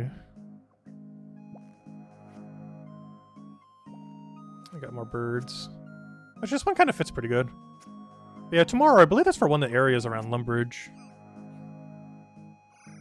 It's one of those really nostalgic ones that came out in like 2001. Like the old school of this game, back when it was still classic. Also, I wonder if there's a plugin for this game to override all the music with the RuneScape 3 versions. Because they actually remastered all the music back in like, I want to say 2013? Around then? And while some of the originals are still better, they did do a like orchestrated remaster of like every song in the game. But they're only in RuneScape 3, not in Oldschool Runescape. Oldschool Runescape obviously has the classic versions of them. But they did an orchestra remake of like literally every song in the game. There's probably a plugin somewhere for that. Actually, let me go check. Is there a plugin for RS3 music? Music. Music replacer. Replaces the tracks with presets. Oh! Okay, so you can kind of make it like a playlist. Yeah, there it is. RS3 music. Play the RS3 variant of the track if it's that's currently playing. Install. This plugin uses third-party website, not controlled or verified by RuneLite developers. Are you sure you want to install? Why? Wait. I don't want a scraping IP address, though. We're not using a VPN or anything. Why on earth does that plugin require that? But yeah, there is a plugin for it, oddly enough.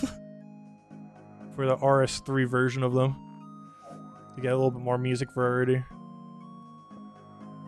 I would never keep it on, though. Some of the classics are really cool. But some of the orchestrated versions are really, really good.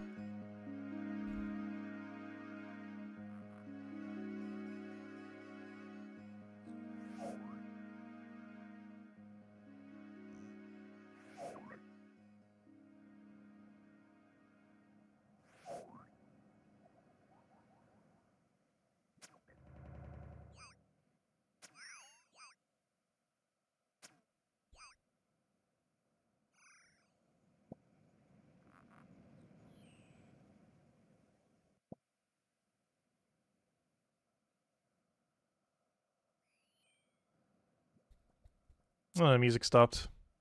The Trade Parade? I think this is the Grand Exchange. I haven't actually heard this song in a while. Because on an Iron Man account, you never go to the Grand Exchange.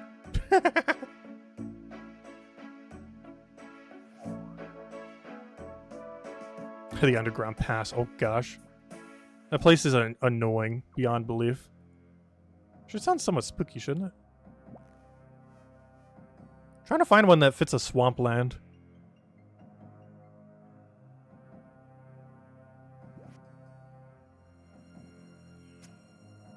Which might have been called something called Swamp something. Oh, do we not have a swamp song? Oh, something in Mauritania. Still Night. Oh, that's one of the really classics. Oh gosh. That's like the spot between Varrock and Lumbridge, I believe. I think. Is that around where the Dark Wizards are? I think it is. Those are the mega classics right there. Let's see. What's this one? Storeroom Shuffle.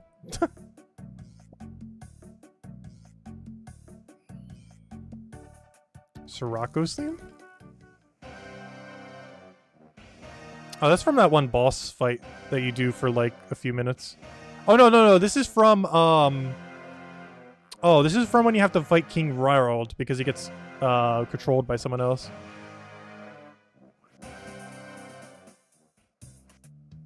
That's from Shadow of the Storm quest. Oh, theme. This is super classic. Literally just called theme. I can't remember what this was used for in RuneScape Classic. But I think this was one of the first few songs in the game, even before, like, the, like, main menu theme that's really iconic. Because it's literally just called theme. And it plays pretty close to Lumbridge, which is where you start.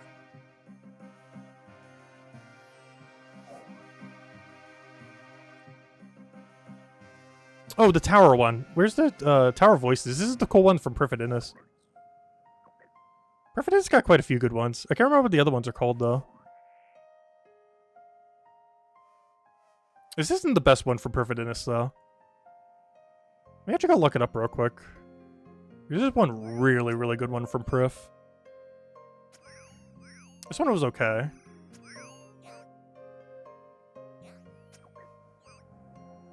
Although the other pretty good one from there is really easy to tell. It's Song of the Elves. This one isn't the one from Perfect Innis, though, but I do remember its name. Because it's literally what the quest is called. Song of the Elves. This is the one that you do during that library. Actually, we streamed this as well. It's definitely my personal favorite from it. Well, the one for Perfect Innis is pretty nice. The only problem is it only plays like 1/3 the time because the place has so many themes.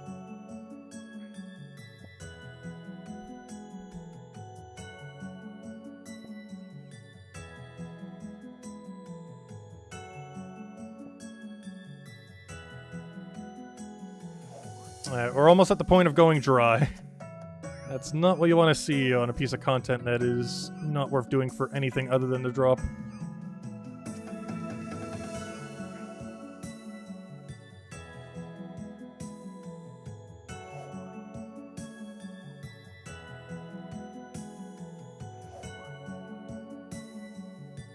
I just realized the per hour tracker is very off.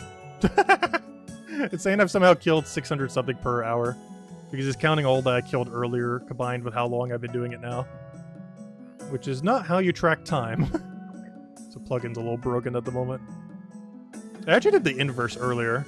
Where I hunted for like 100, then I hunted for like 100 more like 10 hours later. And then it said my rate was like only 10 an hour. Because I did it so long later. Now it's doing the inverse. It's counting both my time as just the time now. Even the plugin's probably dated. Which makes sense, this is pretty dated content. Honestly, if it wasn't for the hats and the bird, no one would ever be killing these for any reason. Like, chompy birds, these things on the ground that are worth 2,000, would be worth like 10,000 each. If, this activity didn't give a pet or any cosmetics.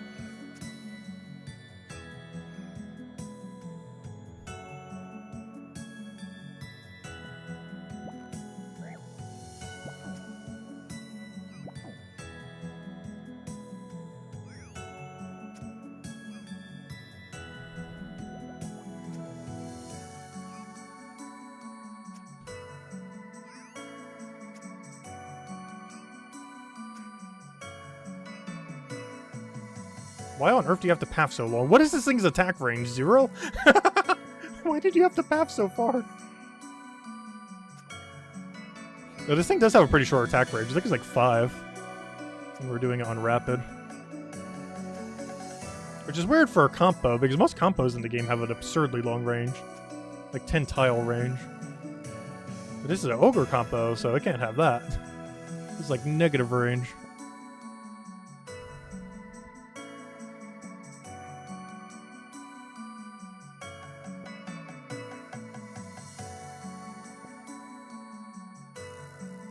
Yeah, once we're at 300 kills, I would say we're officially over drop rate. Based on how many we've plucked. As it's 1 in 500 per kill and per pluck. So if we do both, it's 250 per bird. Though we haven't plucked all of them, obviously, but we have plucked most of them.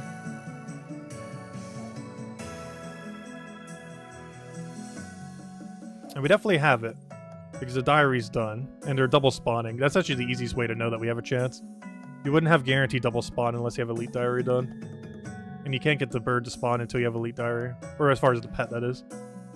It's locked behind the Elite Diary.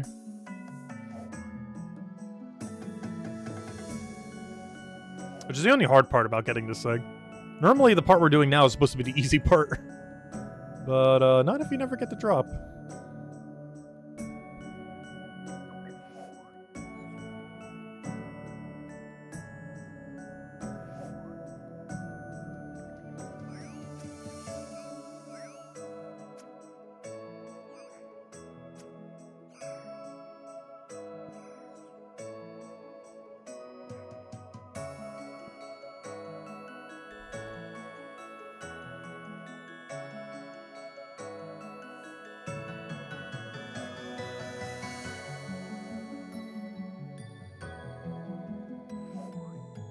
Wow, why is that so far away? Also, why is everything wanting to spawn at once so far away? Come back!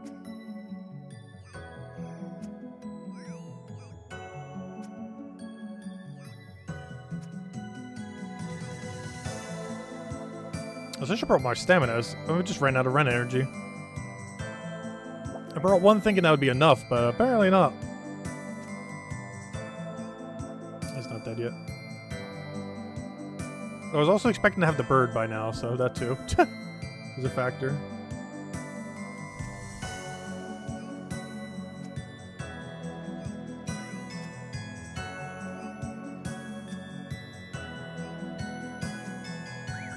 No, I do not want this random.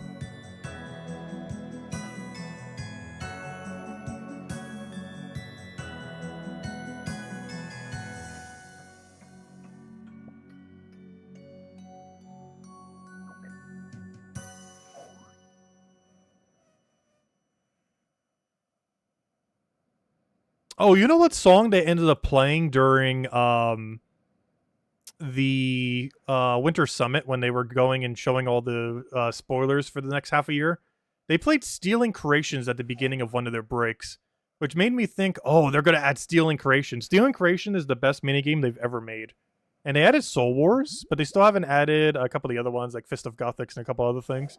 But, yeah, they really need to add Stealing Creations to the game. And the second that the theme started playing, it was like, oh, that's Stealing Creations. Actually, I could go play it real quick. Wait. If I go to RuneScape Wiki, not old school RuneScape, but normal RuneScape Wiki. Let's see. RuneScape Wiki. Watch it bring up old school first. Okay, good. It does bring up the normal one. If I go to Stealing Creations, wait, let me go play the Stealing Creation track. You should be able to hear it. As long as I don't have this muted. We'll find out in a second if I have it muted. Where's the song? Stealing Creation. Is that it? Winning a game. No, not winning the game. Where's the actual song of Stealing Creation? There it is. Stealing Creation music track. Can you guys hear that? Yes, you can. It's very loud. Let me lower that. Where's the volume setting?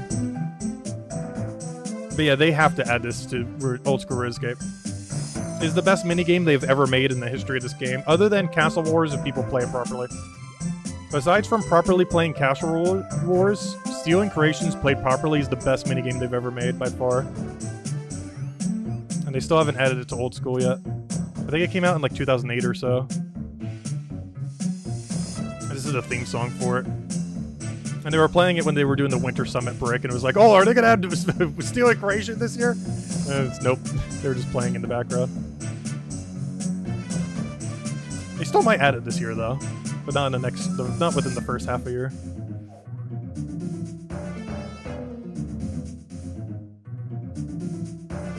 Oh, someone's taking my things. This is my spot. Oh, he's doing a clue step. I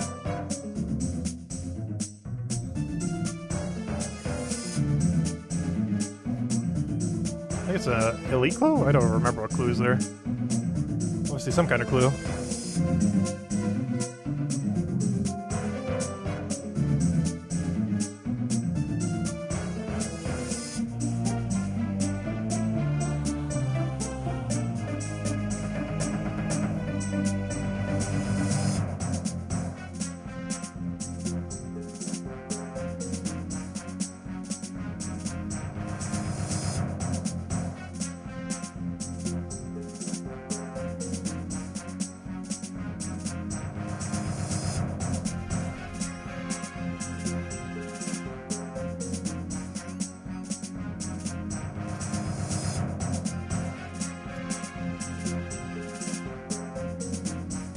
Is that still too loud? This seems really high. There we go.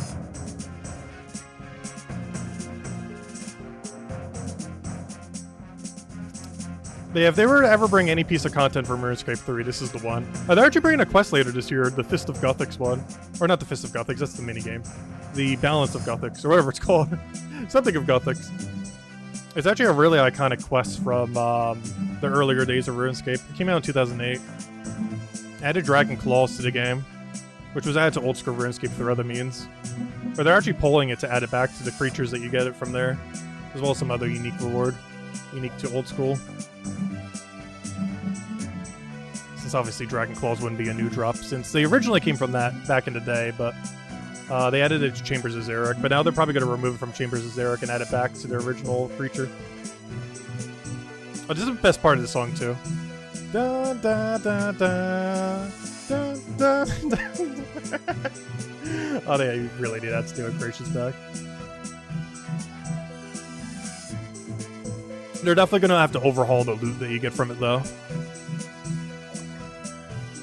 Because the loot was really broken from that place.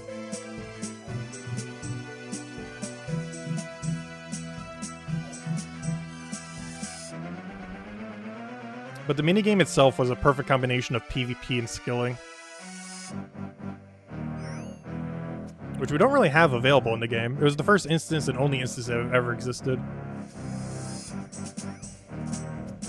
Basically, the whole premise is you have to gather resources. Like, you start with pretty much nothing, and you have to gain a bunch of resources and basically steal a bunch of stuff from the enemy in order to win, which is why it's Stealing Creations. But basically, you have to create a bunch of stuff from scratch, fighting a whole team of people creating stuff from scratch.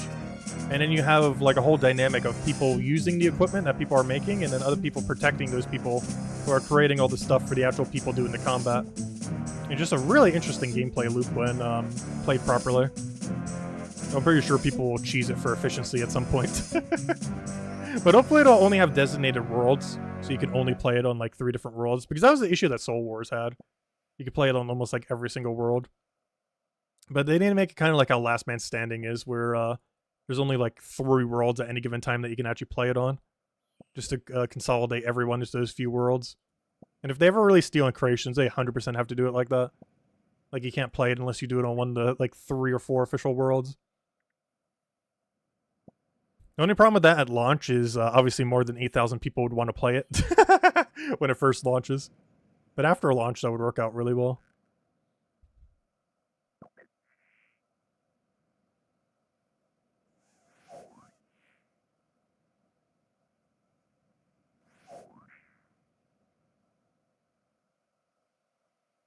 So where's my bird? We're almost over drop rate. If we're at 300, I would officially say we were like truly over drop rate. Based on how much we've plucked and killed. Though out of everything to go dry on, this is definitely not the worst. Given that it is a shorter grind. This is ideally one that you want to get done like near instantly. But if you're going for the 4,000 eventually, it actually is perfectly fine to go ultra dry on this. As in the super long term, you have to kill 4,000 of these anyways. 3,000 of which will have a 1 in 500 chance of giving you pet even if you don't pluck any.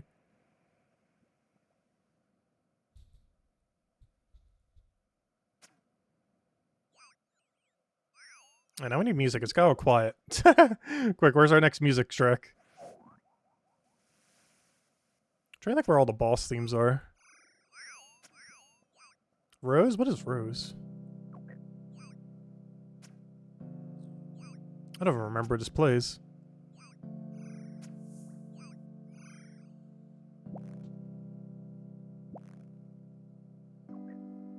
Oh. That chord sounds familiar. That one singular chord. Where does this play? This has to be a newer area. Unlock hint. A Kingdom Divided! I knew it! It sounded familiar, but not too familiar. It's Kingdom Divided. That's a more recent thing. It plays during that one cutscene where that one princess thing is dead or whatever is going on in that quest. I believe this plays either at the grave scene or at the when you see the body resting there still alive but basically dead. One of the two. I don't think I've actually ever heard this full song. Because the cutscene, like many tracks in the game, the cutscene is actually shorter than the track itself. So unless you just hold the dialogue for like minutes on end, you never actually get to hear this whole song. Because I'm pretty sure this plays at the grave scene of Rose dying.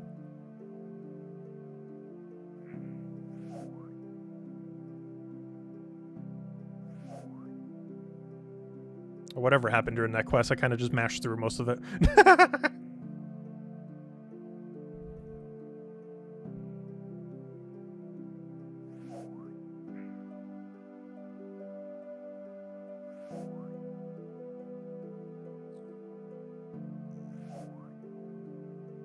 So far, I've probably only fully read through like 30% of the quests in this game. The most recent one was obviously the one we did this stream. Oddly enough, the one we did prior was Song of the Elves, which we also did during that one stream. We read every last dialogue from Song of the Elves, and honestly, it wasn't that bad.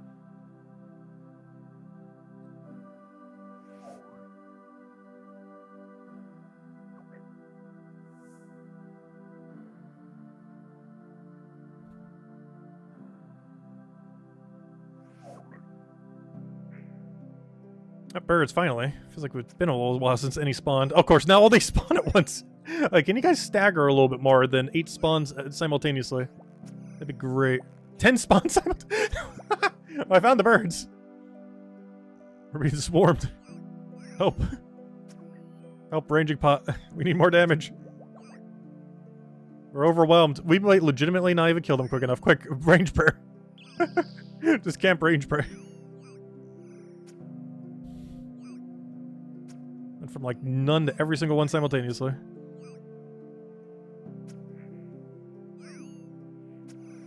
Alright, there we go. Let's go pluck them all. Plucking time. Come on, we got like 10 chances. Go, go, go. Come on, random pet, follow us. Follow. Follow. Worst comes to worst, we're getting like 10,000 feathers during this grind. Already got like 3,000 something earlier.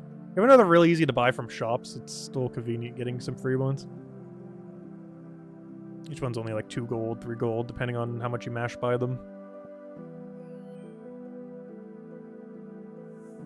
That adds up.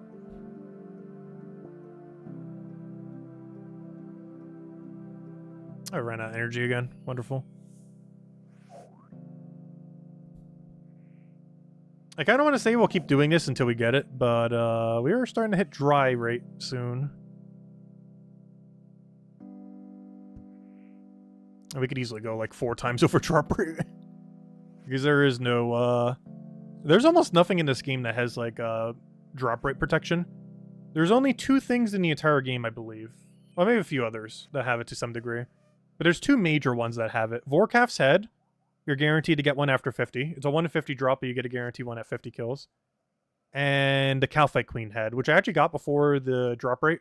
But you get a guarantee Calphite Queen head at 256 kills. I got mine at 129. Our kill count says 130 because I still had 1 more to go do. Because I was already there on the trip and I was like, yeah, might as well. I do eventually need to kill that thing on average about 400 times to get Dragon Pickaxe, though. Hopefully we don't go dry on it. Because it's actually the safest way to get Dragon Pickaxe on a 1 life account.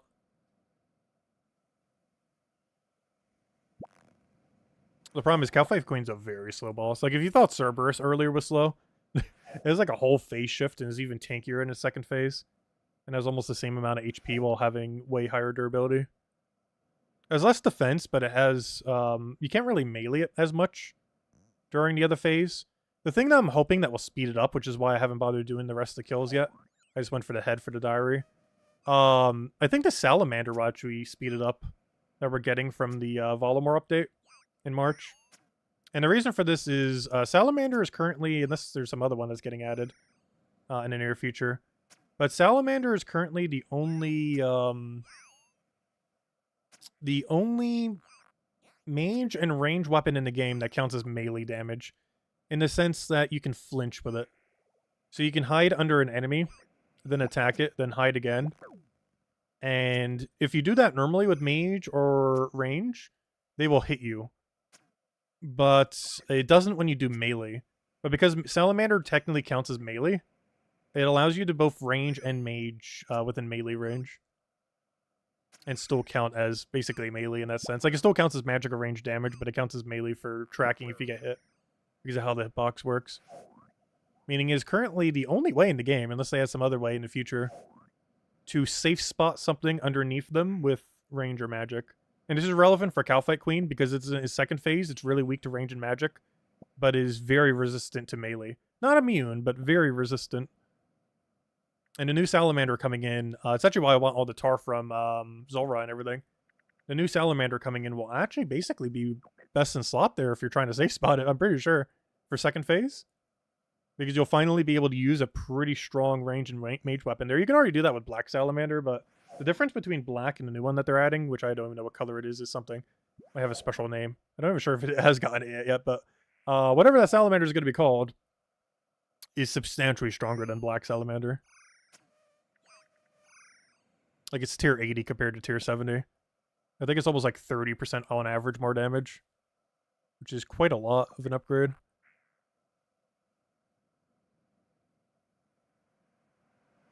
Also, where is our pet? We're pretty much at drop right now. Of course, you can go dry.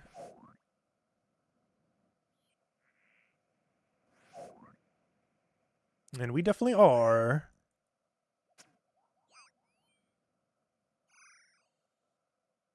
Might have to start that 4,000 grind early.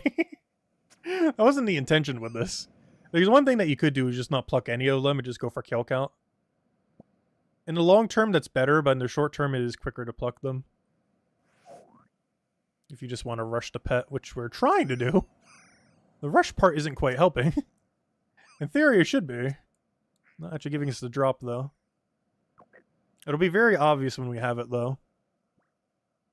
It'll be a random bird following us, and a big pop-up will be like, you got a bird. You got the Chompy bird.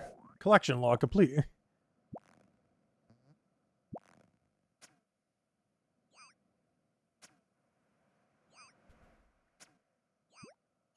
Also, there's even sound effects that you can override them for, too. I'm not sure what sound effect normally plays.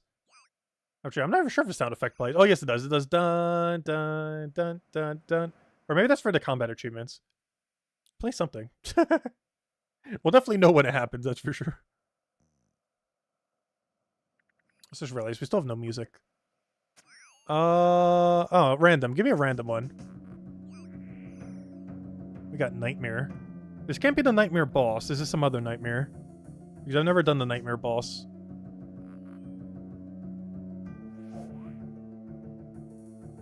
And I'm not sure if I ever will. It's actually normally very rarely ever done by hardcore Iron Man. Just because it's a very lethal boss if you mess up. You mess one prayer and you die. Because not only does it hit you really hard, but it also hits you really even harder if you're praying wrong. And it's very notorious for two-shotting and one-shotting.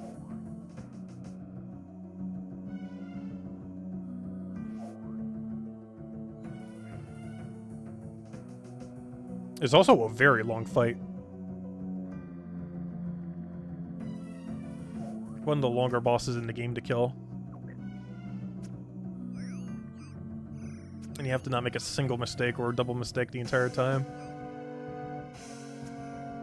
Otherwise you gotta restart the whole fight over pretty much.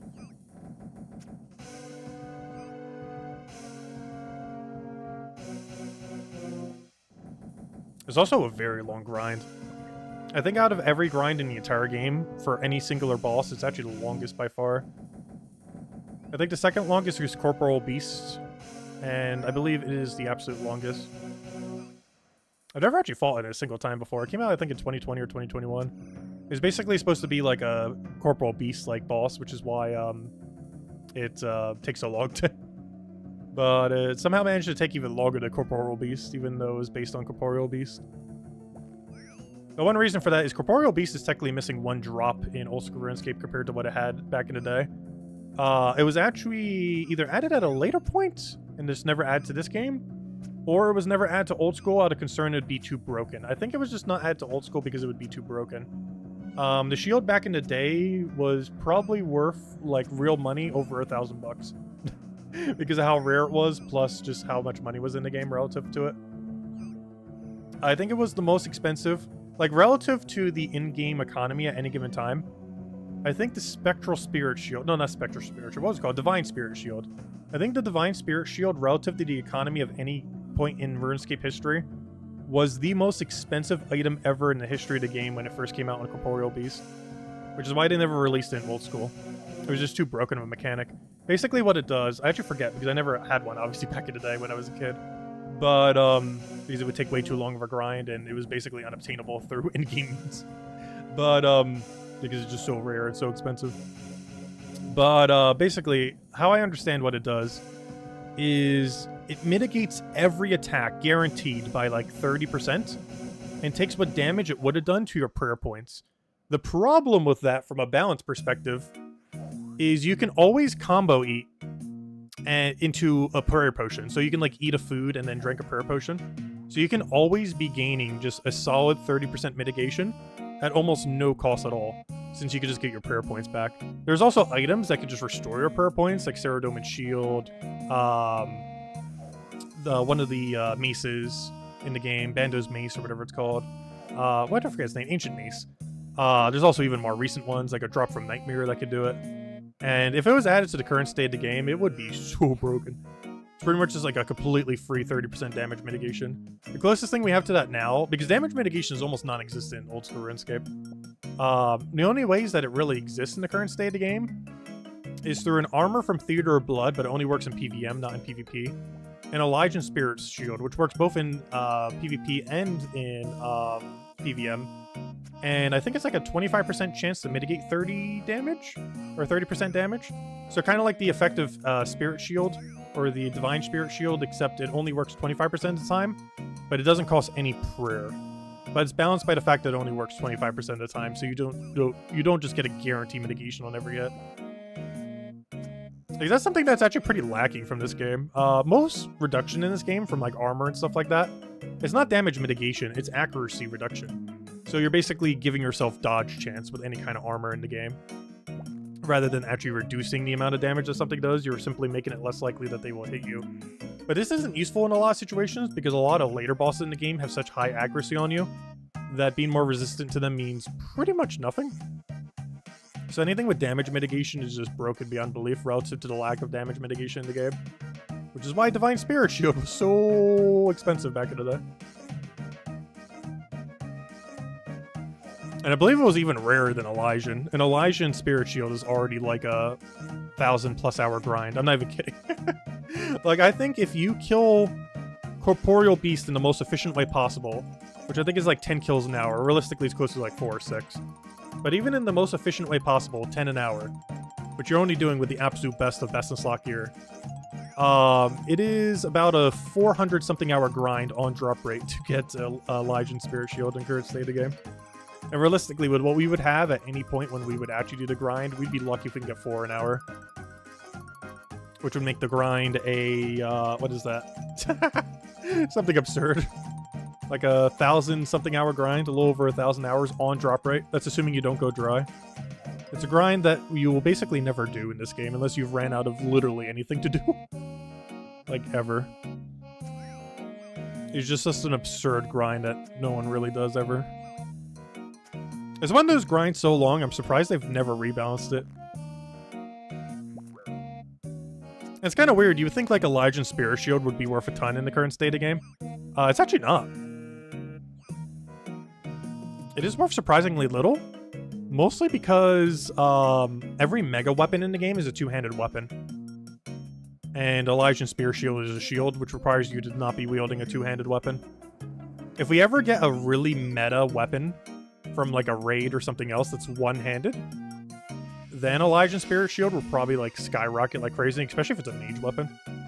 But such a thing currently does not exist. I'm pretty sure some people are like hoarding Elysian Spirit Shields for that day. Like the day we get a raid that announces like best in slot one-handed mage weapon. And then after that, yeah, it'll skyrocket like crazy. There's some people holding out for that day. Probably have like 100 Elysian Spirit Shields in the bank or something. I think right now it's worth like, I want to say 700 mil, which is still absurdly high, but compared to some things in the game, it's not that high. It is currently, yeah, 777 million. I think it went as low as like 300 million at one point, which is kind of absurd for how long that grind is. To put into perspective how much that shield is worth, my entire bank value right now on this account is worth that Elysian Spirit Shield. If we were on a main account that could use the Grand Exchange and sold literally every last item in our bank, it would yield us only one Elysian Spirit Shield. And that's it. Nothing else. Just one single Elysian Spirit Shield. We'd have to consolidate our whole bank to even get one. That's still a pretty expensive item.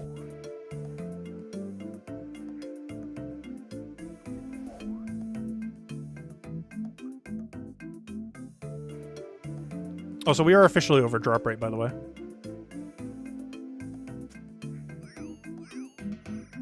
Which luckily, this isn't a mega grind. If we were over drop rate on something that's like a 100+ hour grind, and it's like, oh, we're 3 times over drop rate, that would be horrible. But out of everything to go over drop rate on, this one's not that big a deal. I still wish this gave Hunter XP, though. There's really no reason it shouldn't, other than the fact that the code base probably can't even support it. Because it's so dated. Because if they are actually capable of coding it, there's no reason why this shouldn't give Hunter XP. It doesn't have to be meta, just give like 50k an hour doing this. It's like nothing, but still something.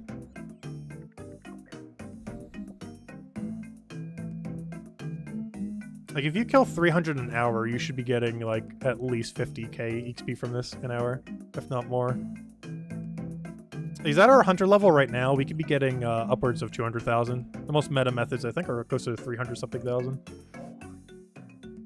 But if we were doing like Herbivore or something, I think it's like 240 or 250,000 an hour. While getting a lot of useful herbs. As well as a pet chance. It does have a pet associated to it. I haven't bothered getting it yet. I think I've done like 1,000 something. You need to do like 4,500 to go on drop rate. It takes a little while. You can only do like 50, 60 an hour. It's really AFK though. In the sense that you could just mindlessly do it on phone and just kind of just spam click. Well, not really spam click, but it kind of just tells you exactly where you need to go, so just follow the path.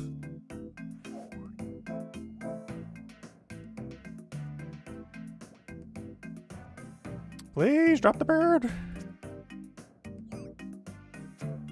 I said we'd go until the end of this hour, so it's like 20 more minutes. If we don't get it by 20 more minutes, we're giving up on this hunt for now.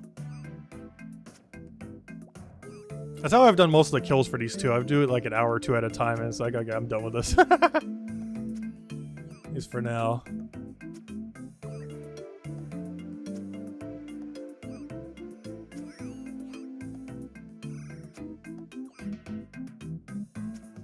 I am curious to see what kind of reworks they do with Hunter, though, overall, when they do release the Hunter Guild. Because it does seem like they're going to be doing stuff like that. To what degree, we won't really know till it comes out, but there's a lot of pretty cool things. One thing I'm really hoping for is all of... they're actually going to have new butterflies. And those new butterflies, they're going to be able to be turned into mixes. And I'm really hoping that you can use roe for it and not caviar. Because there's currently not really any need for roe, despite you getting it while trying to get caviar. But there's like 1,000+ ways that you can use caviar in the game. Not literally, I think there's like 50-something ways. Whereas there's only like 6 ways to use roe, all of which are useless. But I believe the Hunter update actually is adding a way to do that, which is a lot of free Herblore XP. As well as potions that might actually be useful. They're like mini restore potions, I think little mini prayer potions or something.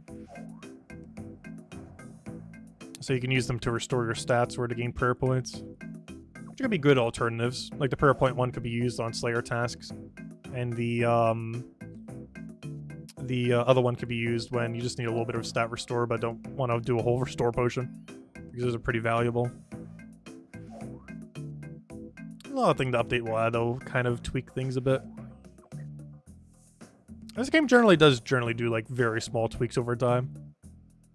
Like the new Volumore area is big, mostly because they very rarely do like sweeping changes to the game. It's very rare that they'll do like a huge, gigantic thing. Normally it's like small things over time. Like the other week they tweaked like 2 weapons. 2 singular weapons. One that was too weak and one that was too strong.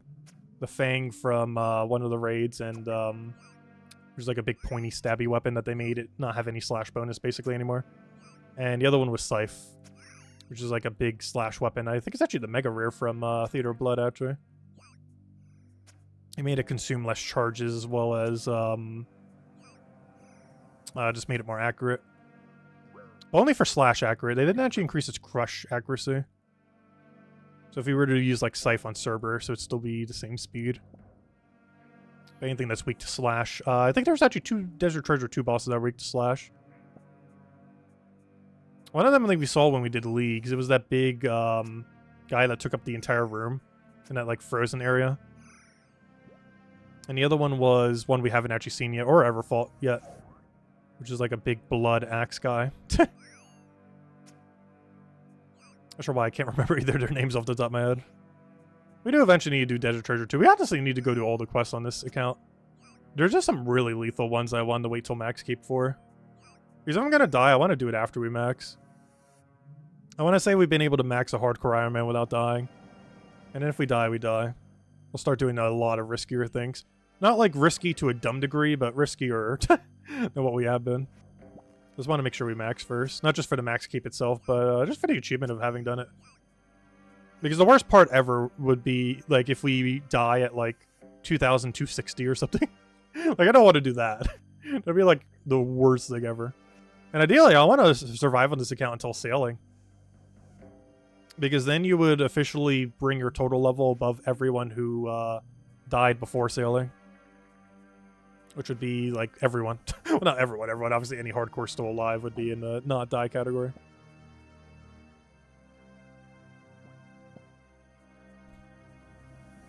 Only problem is sailing's not coming till, like, another year. So that's, like, a whole year of, like, dangerous PVM we'll have to do.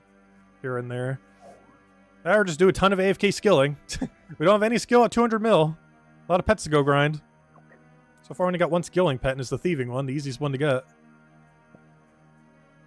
If we were to AFK 1, the next one would be probably woodcutting. You can AFK woodcut for like 5 minutes at a time with 1 click. I even have Infernal Axe, which makes it even more AFK. Though even without it, you could just use the newer two-handed axe, which also makes it more AFK, but not as AFK as Infernal Axe.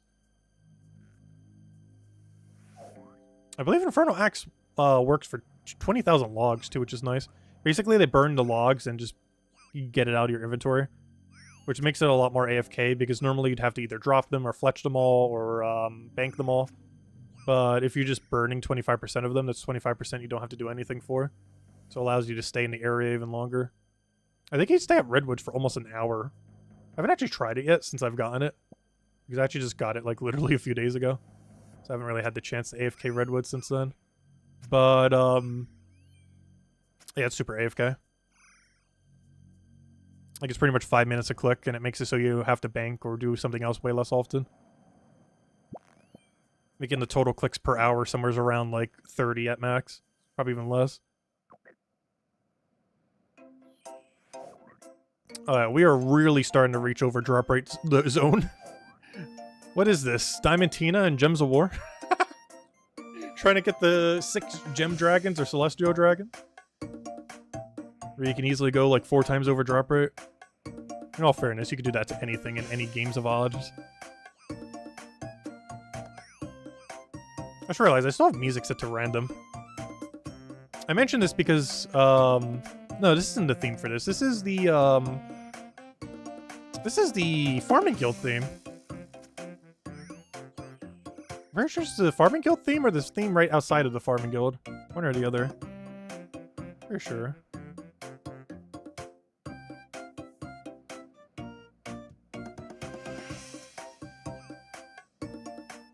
Oh, I did not mean to grab that toad. Whoops, wrong thing.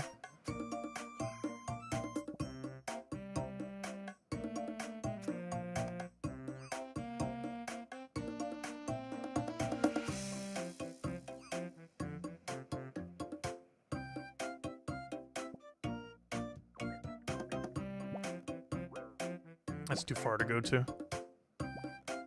We'll let it come to us.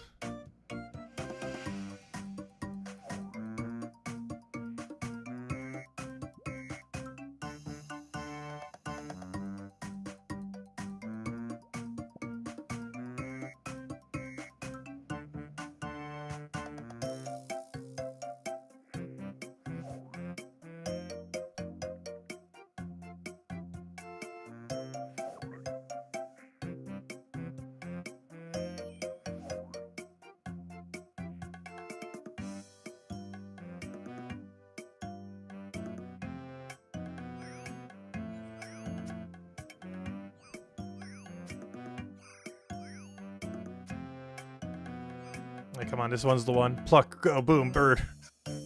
Nope. They're out there somewhere. Come on, one the bird, just follow us. You get to live if you follow us. The bird that follows us is the one that gets to live forever. Come on.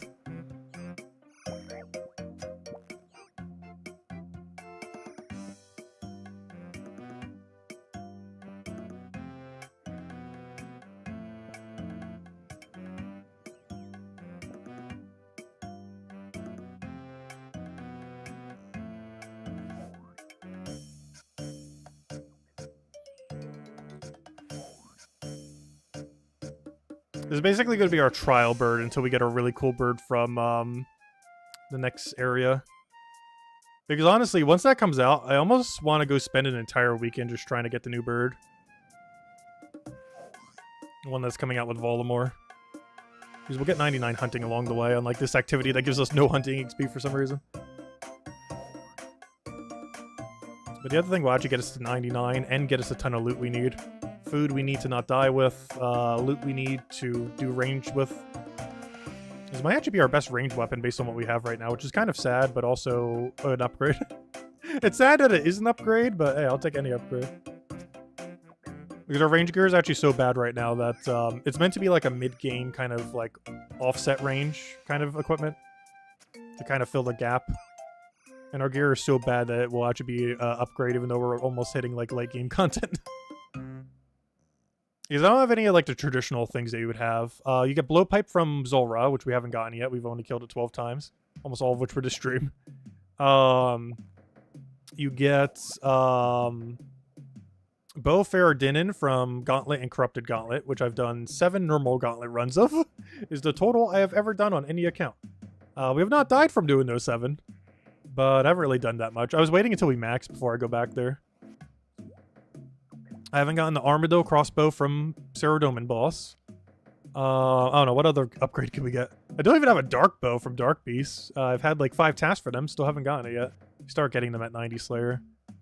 I haven't extended them though. I feel like extending them. I've just been not extending them because they're pretty free points if you keep them non-extended. But extending them would give us better chance at dark bow. Otherwise, we'd have to get that task so many times. Also, technically to finish the collection log, you need 4 dark bows.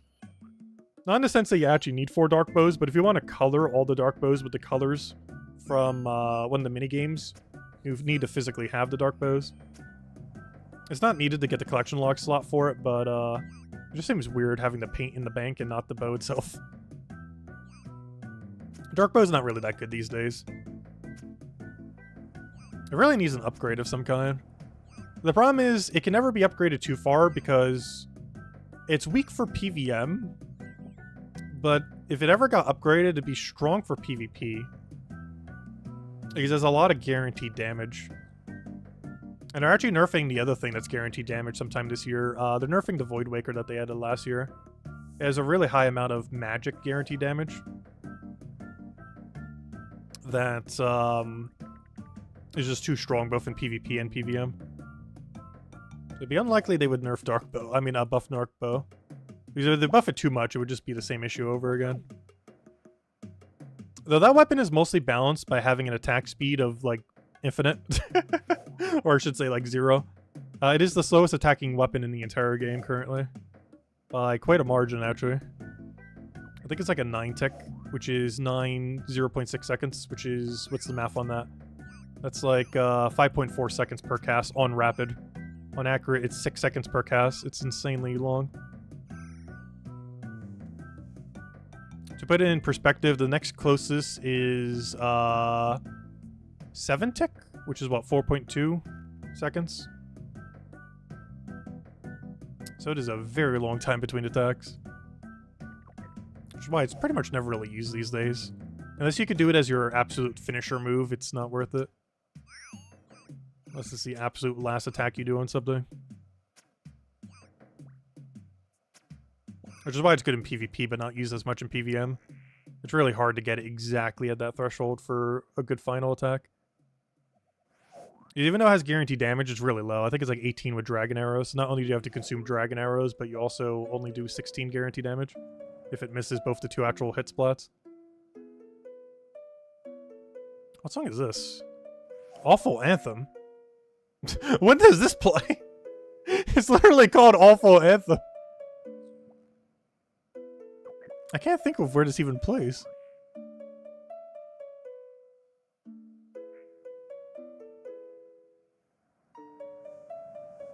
This off-key note hits deliberately.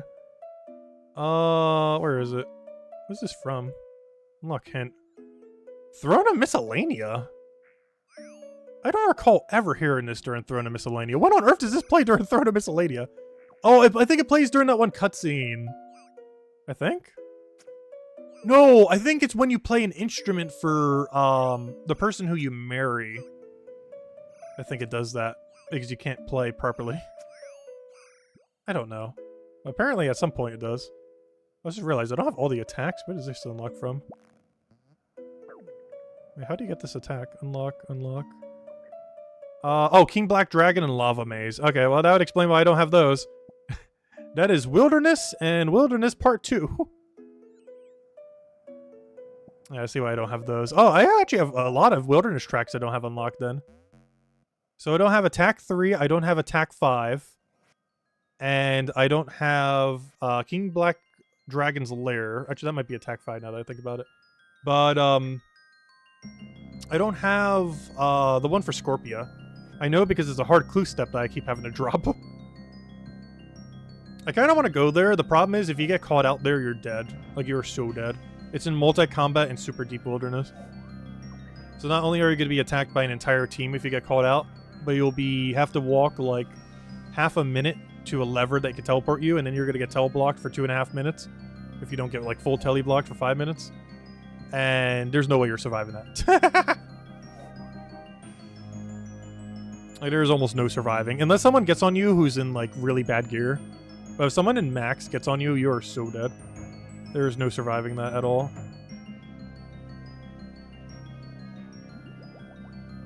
Like, it would literally take, like, a minute to get the soundtrack. But if you get caught out, you will either be instantly dead or have to tank for at least 3 minutes.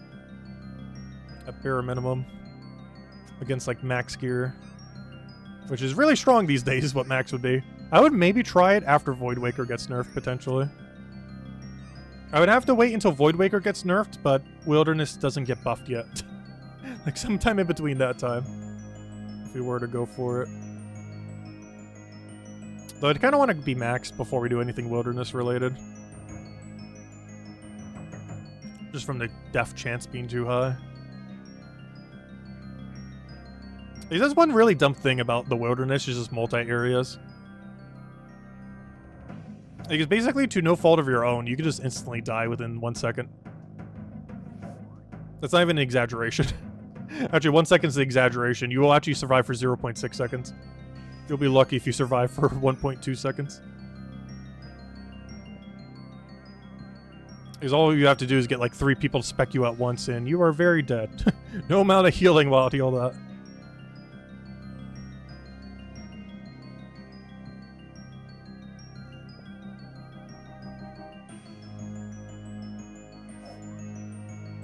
It's something I wish that would have been different for Iron Man mode. I wish there was Iron Man only worlds. Because I wouldn't care about the Wilderness as much if every person there was either a hardcore Iron Man or even just a standard Iron Man. Because if someone was in max, they'd have to risk like 1,000 hours of equipment. Whereas someone in max in the main game is risking like literally nothing.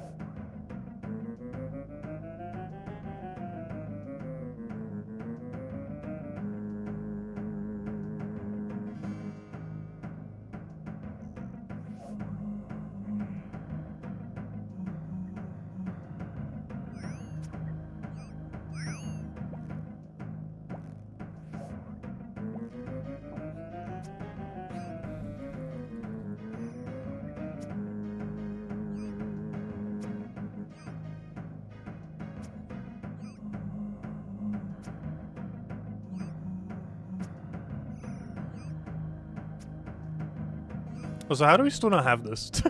We're almost at the Chompy kill drop rate, which would be 1 in 500. But we're also getting an extra roll every time we pluck them. So we're at like something like 700 checks for a 1 in 500.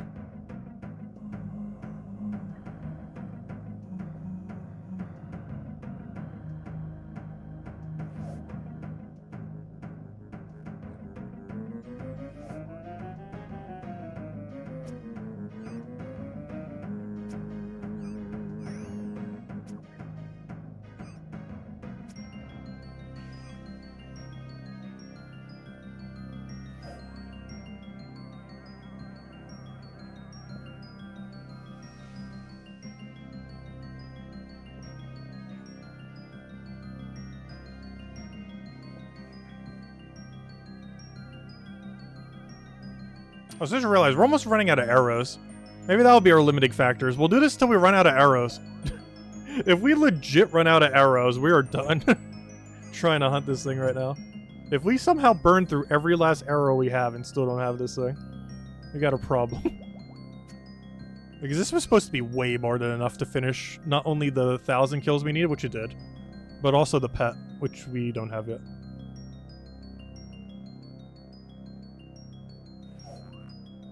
But yeah, if we somehow burn through that stack, we are mega overdrop rate.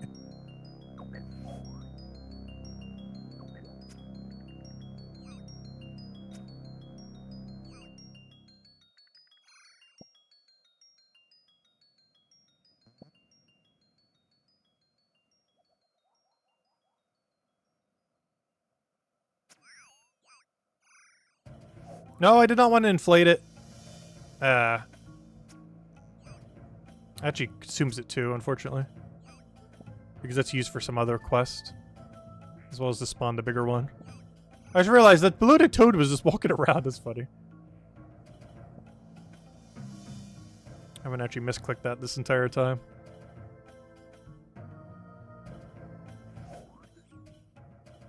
But yeah, the reason why there's even a prompt for that is there's a quest where you can bloat them up, but you have to have like a string on you and a rock. And it makes a really large Chompy spawn. There's a special drop that you get from it that you need for a quest. There's also his for 15, but you can get him easily through the Tower of Life. But they don't count for pet chance. Unless they take way longer to build compared to a normal frog. So they're never used.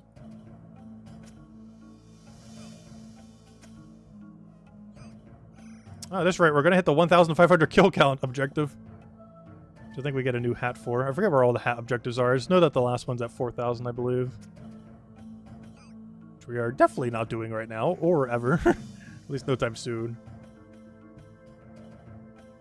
As we go that over drop rate, I highly doubt it, though. You'd have to go... Assuming you didn't pluck at all, you'd have to go 6 times over drop rate to take 4,000. And that's with no plucking.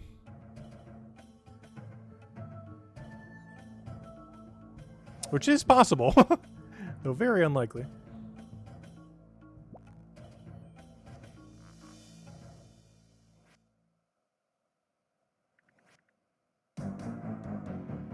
Which one is this? Bait? What is this from? Is this from... A Taste of Hope?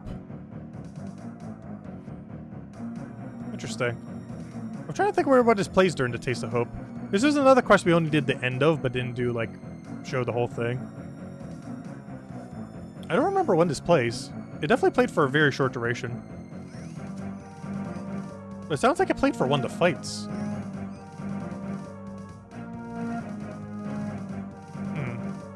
I think this is when the big creature comes and tries to attack your base. It says bait. So I can't remember what part that would have been then. There's not really any time that you're luring something during that quest.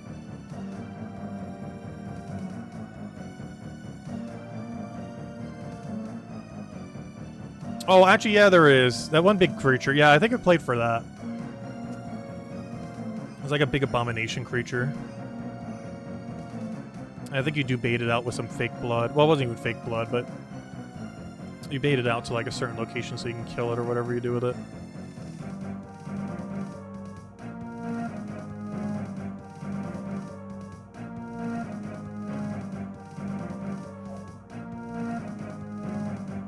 Yeah, that quest was actually surprisingly easy. A lot of people said that the boss fight was hard. And while I did accidentally hit myself with like every mechanic other than the big thing that explodes on you, the yellow thing, I did not get hit by any lightning. Like, the lightning attack was actually pretty slow. I only got hit by almost everything in the previous phase. But the actual final phase was kind of a cakewalk. You just move off the tile and hit a Gothic's Rest every step. The only thing that threw me off slightly was it is a 5-tick weapon instead of 4-tick. Almost all melee weapons you use in the game are 4-tick, which is 2.4 seconds instead of 3 seconds.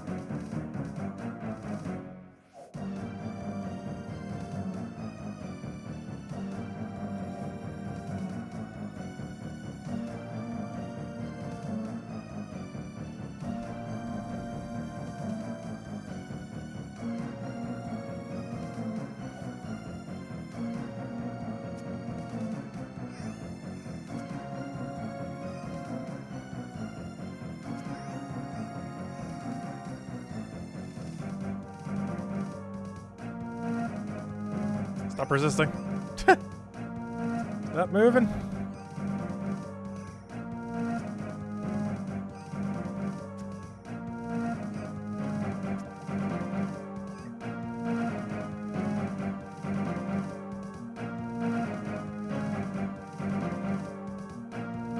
Yeah, I was not expecting us to take this long to get this thing.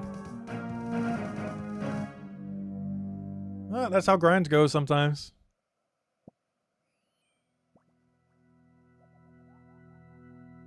Which one is this? Forsaken Tower. I think this is a tower west of... A Forsaken Tower, Forsaken Tower. This isn't the tower west of Falador. Wait, where is this? It sounds familiar, but I don't remember it. Is it under F or T? The Forsaken Tower. I think it's under T. Oh! Is this the Canifis Tower? The one that divides... What's his name? This sounds like Canifis's thing. The Forsaken Tower. The Forsaken Tower? Terrible Tower. The Forsaken... Oh, it is under F. Ah, go figure. The Forsaken Tower. The Forsaken. The Forsaken Tower. Unlocked during the Forsaken Tower quest. There's a Forsaken Tower quest? Wait, what? What do you mean Forsaken Tower quest? Am I going crazy? There's not a quest called Forsaken Tower, is there? Oh. Why do I forget this quest exists? Oh! That's that one newer quest that they added to Zaya. That's why I forget it exists. Oh, that's that one where you have to do an escape room in a tower for seemingly no reason. Because I mashed through all the dialogue. And just did whatever the puzzle was. Yeah, they had a whole, like, a tape escape room tower. Yeah, that's why I don't know that one. Or even knew that it was a quest. I made that during the time when I was away from the game.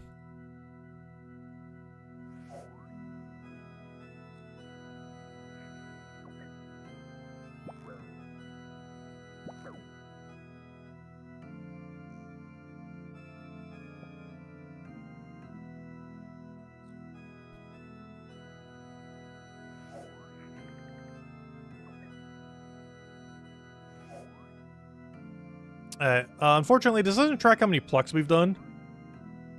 But we're definitely at 700 by now.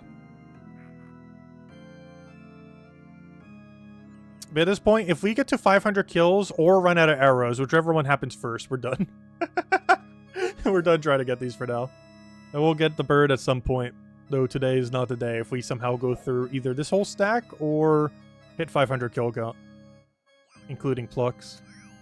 Which is more like 800 by then. If not higher. There's no pluck tracker, so I'm not sure what our plucks are at right now. I guess you can kind of divide the average amount of feathers. Though I'd also have to account for like the 3,500 we had earlier. But the easiest way to track our plucks would be to divide, add like 3,000 to that number. Then divide it by the average amount of feathers you get per pluck. That would average about how many plucks we've done. I'm not sure how many feathers you can get from these, though. You can check the wiki. I assume they're all evenly weighted. Oh, let me go check. Let's see. OSRS wiki. I'm looking for Chompy. Chompy. How many feathers do they drop? They drop 10 to 30, so 20 is per pluck. We had about 3,500 earlier. So let me take 3,500, add it to like 5,300, divide that by 20. I plucked about 440 times. Wait, how's that possible? I must be getting over-feathered. That or I had slightly less feathers earlier. Because currently I have more plucks than how many we've even killed right now. Which could mean we're either getting lucky on feathers or... I'm not sure. That's not going to work. It could be that the feathers aren't weighted evenly as well. That or we're just getting really lucky on feather drops. A weird thing to get lucky on. The problem is I don't know how many feathers we had earlier. Which could also be skewing it some. I could have sworn it was 3,000 something though. But it could have been 2,000 something.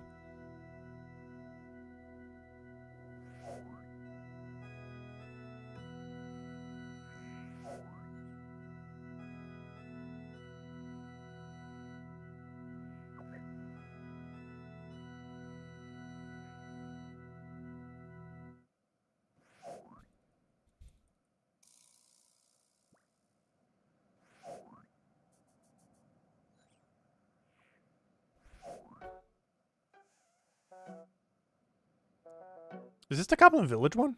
Wait, it sounds familiar. I can't remember what this is, though. This is very familiar. This is like a classic from this game. Oh, it's Ham Hideout! Duh.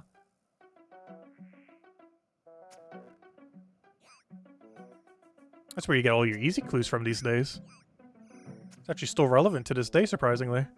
Yeah, Ham stands for Humans Against Monsters. There's a whole organization that's basically racist to monsters. Is their whole storyline summarized. And they have a whole Ham Hideout, which in modern days is basically only used for easy clue scrolls. I guess there's technically a chest thieving area, but that's only really good in like super early game Iron Man. I didn't bother doing it. That's because we started in free to play, and by the time we got to members, it just wasn't even worth it anymore. We could already craft up the ruby stuff and almost diamond by that point. These allows you to get some jewelry way earlier than you normally would be able to if you have like almost 0 crafting level.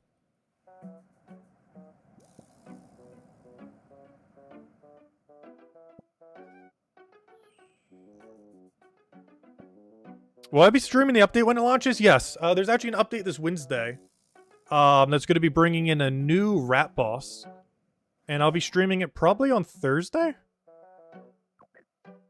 For 2 reasons. One is I might actually be busy on Wednesday. But the other reason is I don't want to generally fight a boss on the exact day it launches. It's why when Volamore comes out, the first thing we're doing is not going to be the boss area or anything else. It's going to be simply going straight to the Hunter Guild. And doing that until we have basically 99 Hunter and or Bird. Because we're not stopping that activity pretty much until we have both. Whichever one takes longer. Which I assume would be the Bird.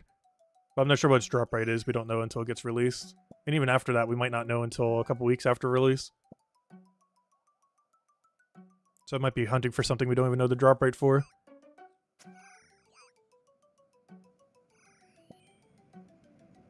Quite literally hunting in the sense that we'll be doing the hunter skill to hunt the pet. But yeah, whenever this game does an interesting update we can actually participate on with this account, I would. Like, we're getting a PvP update that means we won't be able to do anything for. Which they actually did quite a bit of last year. But this year, it's a lot more like location-based and stuff like that. The only thing I won't be able to do around the time when it comes out, most likely, is when Gothic Rest, or whatever that one quest is called. I'm not sure how high level of a quest it is, but it might be too dangerous to do on launch without having understanding of how it works. I don't know, we'll see. Because it is a master level quest, and generally master level quests are pretty lethal. With the main exception being Monkey Madness 2, but that was mostly because it was made before they knew how to make quests in Oldschool Runescape. So it had a lot of clunkiness. But generally Grandmaster quests are really lethal. If you do some kind of gimmick wrong.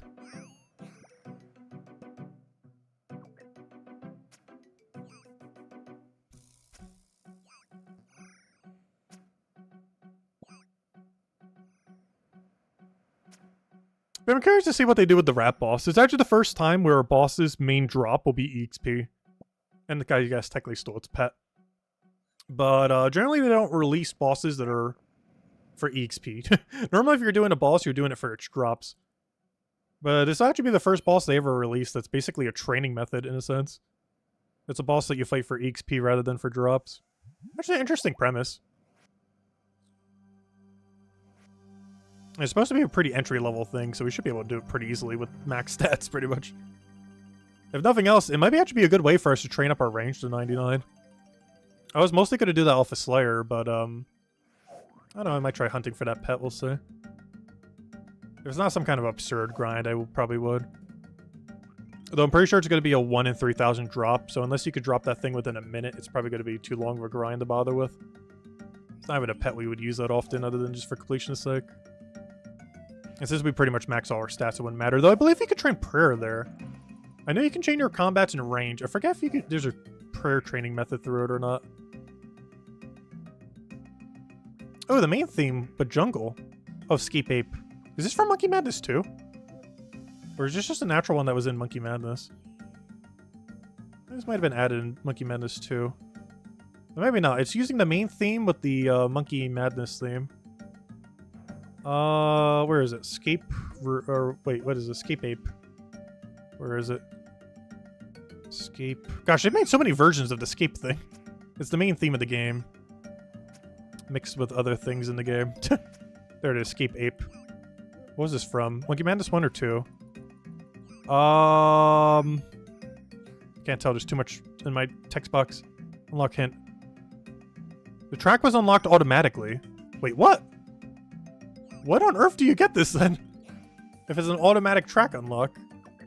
Is it not used in the game then? Interesting. Maybe it's unused track. Or maybe they did this for the main hub theme when they released Monkey Madness 2, because I wasn't playing back then. It was like 2016. I'm not sure. Because it's unlocked automatically, which means it's either not used in the game, or probably that. Basically an unused track, or they only used it temporarily for something. It isn't in the game anymore. Hello, Defiant! Welcome, welcome. Hope all's been well. Currently trying to hunt a bird. At what is basically Pokemon shiny odds of 1 in 500. Though you get it both when you kill one and when you pluck one. We are currently about 800 deep. And we still don't have one.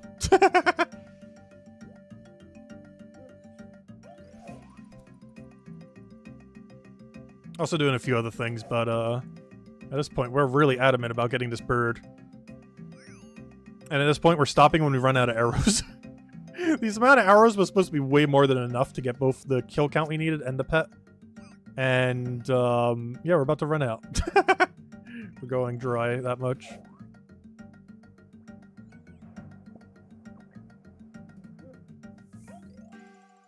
We're almost double over drop rate.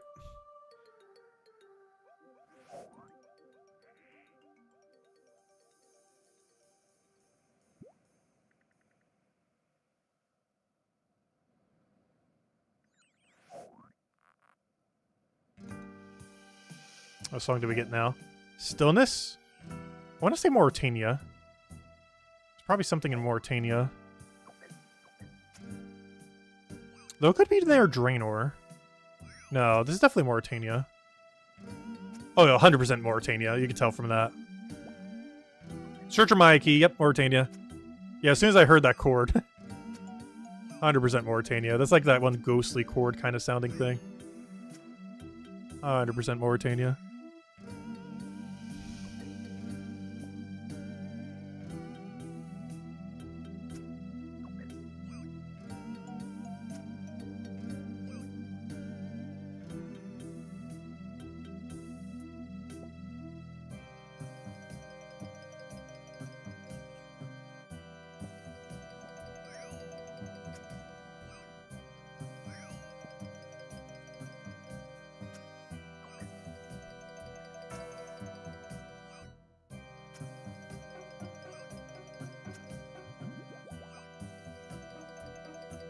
Alright, we got 24 hours arrows left. Our current accumulator saves 72% of ammo. Will we get it? How many shots is that? It's somewhat hard to calculate because you have to keep recycling the 72% over and over again. So you can't just say 100 because it keeps recycling that over and over. It's probably closer to about 120 something? 130 something? I forgot how I did the math on that. You'd have to do the 72% on your 72% saving on top of your 72% saving on top of your 72% saving infinitely. It's a weird formula. Yeah, I believe that 24 is effectively 120 or 130 something shots. And they normally die within 1 or 2 hits. So it's like 100 chompy kills almost. Maybe a little less, maybe close to 80. Maybe some take like multiple shots like this guy. Are you going to complete the new faction tonight? Yes. Well, no. Well, it depends what you consider as complete. I'm going to be doing all rewards. I'm not doing 500 completion, if that's what you're referring to. I'm actually going to be doing it for once over time, because it saves like 500 gems. It's actually the first time in like 4 or 5 years I'm not going to do it all at once. Mostly because the current troop is glitched. And I don't think they fixed it during the day. Like, they're probably not going to fix it until sometime next week. Can anyone actually confirm? Has anyone played Gems of War today? Does the legend summon? Because if he doesn't summon, one of the whole reasons of delaying it is once they fix that troop. Because it'll make doing pure faction at the end easier. Yeah, it is pretty easy still. All you have to do is just keep spamming strongman. So even without him working properly, it's probably fine. It still doesn't summon? Oh gosh, yeah, they're probably not fixing that until next week. If they even remember to fix it next week. It probably won't be fixed until the patch is coming in like a week or two. So I really hope that game gets its roadmap. This game just got its roadmap yesterday. Oldschool Runescape. We did a whole big thing on it yesterday. Gems of War still hasn't gotten their roadmap for the next half a year. It's kind of funny, both the games actually do it the same way. They just do half a roadmap at a time. Just not overcommit to a full year. Gems of War normally does it like late January when they do. And, well, it's late January right now.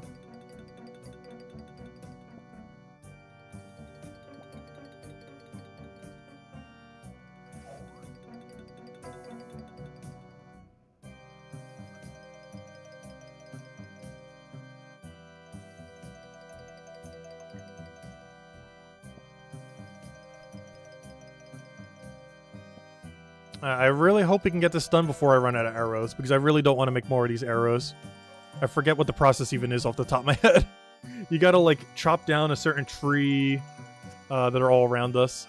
That is only has to be that tree. You can't use a different tree. Specifically, only those trees. You then have to create, like, a weird thing out of it. You then have to put a special tip on it, either wolf bones, which is a whole process to go get, or do it with a nail. But then you have to go make all the nails with adamant bars.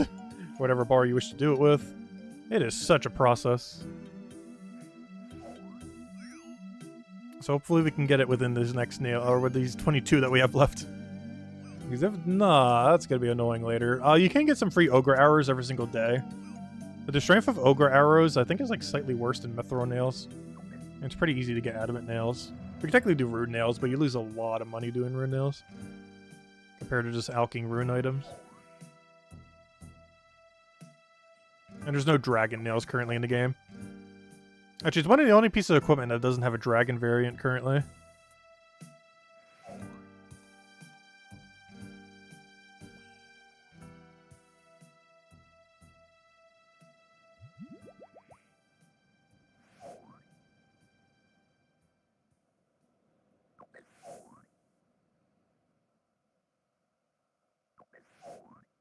Oddly enough, one of the other ones is Dragon Bow.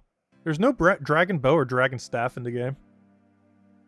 I don't even think normal RuneScape technically has it. The closest thing we have to Dragon Bow is Dark Bow, which uses dragon arrows to make a cold dragon effect. Which is basically a pseudo Dragon Bow. It's not actually called Dragon Bow, but it's effectively Dragon Bow. But we don't really have a Dragon Staff in the game.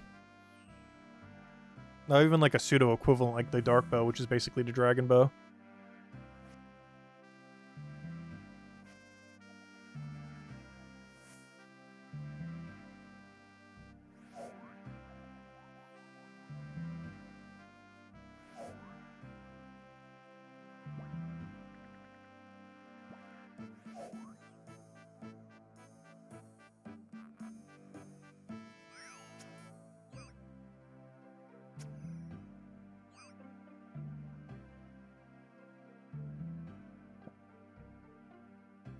Alright, 19 arrows left. Still can't believe we haven't gotten this thing. We're officially going to be at 500 kill count, not even counting pluck. But just for kill count alone is going to be at drop rate, even if you ignore every pluck.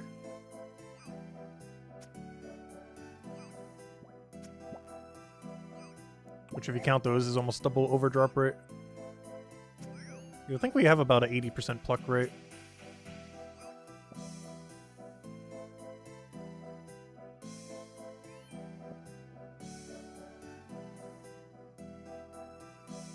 You're about to lose the first attempt now? Oh no! That's not good. That's why I wanted to wait for the resummon. Because unless you get really lucky on the tank, it's gonna be kind of annoying without resummon. That's why I was gonna wait till after the event. Because I was concerned with that. Like, it probably wasn't going to be that big a deal. If you just brute force it, you'll get it in a couple tries. But that was my biggest concern with doing it this weekend. Because of the glitch that they still need to go fix.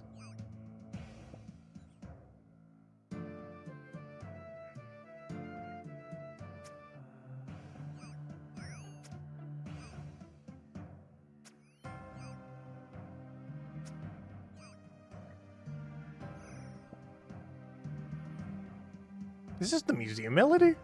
Why does it not sound like museum melody? I could have sworn they played something else there. Not sure if it's one's matching up with the other.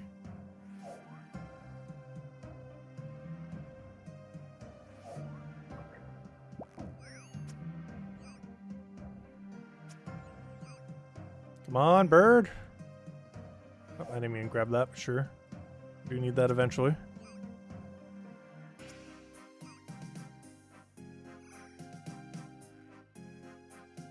Let me grab that one arrow. We're running low. Gotta conserve wherever we can.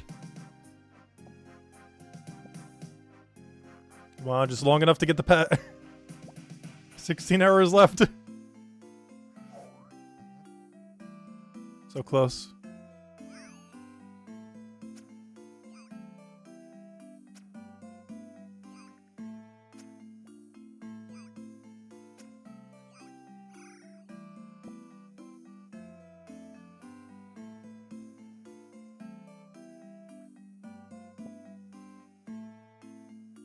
Yeah, I was considering that. Going double strongman, the man accumulator, and then the legend will work really well for the faction for it. Because it ensures if one strongman dies, you have a backup. Which is really useful if we don't have resummon at the moment. Because the other build composition that I made assumed he could resummon. I didn't realize when I made it within the first few hours that he was glitched. Because I never had the chance for something to actually die on the team to test it. I just kind of assume when a troop says it'll summon something that will actually function. It's certainly not a mechanic they mess up. But I'm pretty sure they forgot to put anything in the drop table for the category. Which is why it summons nothing. Which hasn't actually ever happened in the history of the game.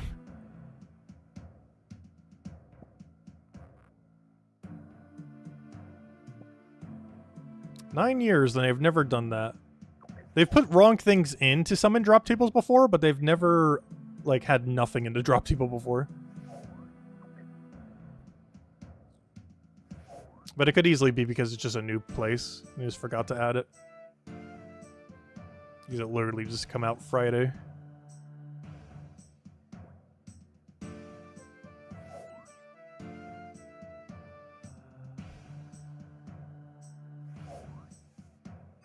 Give me the bird.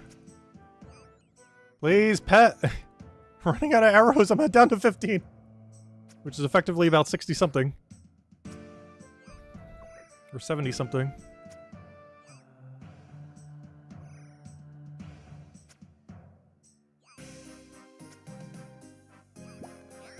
Oh, the whole crowd's coming for us. Getting ambushed.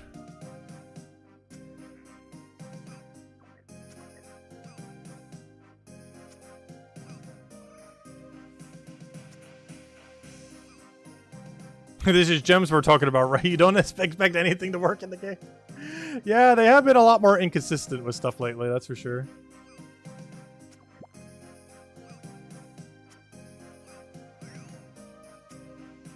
Oh, that bird's about to despawn on me. That's not good. I didn't realize he was that low. It's going to be the first despawn I ever see. Or did he already despawn? Or did his timer get reset? I have no clue what happened there, but... No! He died! What? Scammed! That was our pet! There's a 100% chance that would have been our pet, probably. Scammed. That's the first and only one I've seen run away at 1,513 Chompy kills. Didn't realize he was over there. Luckily, that's only 2 in 50 chances, or 1 in 500 chances, I mean. Let's see. But that means there was a guaranteed chance he was the pet. It's always the one that gets away.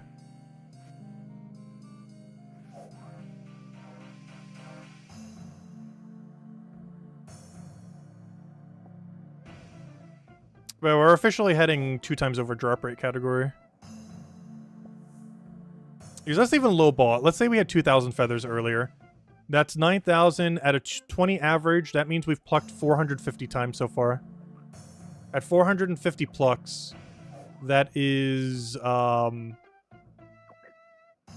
about 20 to 30 more kills, we are officially 2 times overdrop rate for this bird. Assuming I can even kill that many with 12 arrows.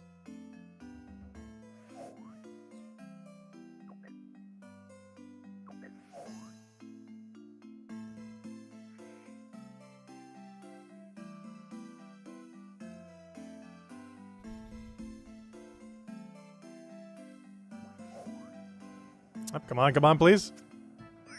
There's the drops. Or the singular drop. It's not like they have multiple.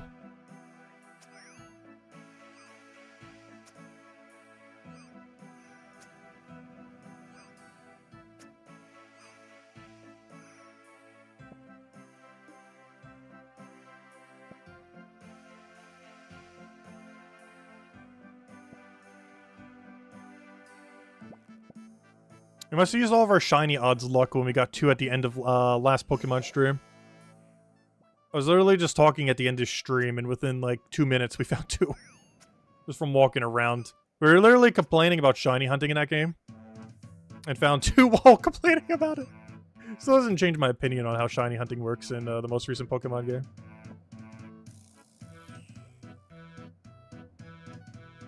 I only mention that for this because it is quite literally Pokemon shiny odds for this thing. Except you don't see overall shinies for this. So you do have to check each individual one. Like old school Pokemon.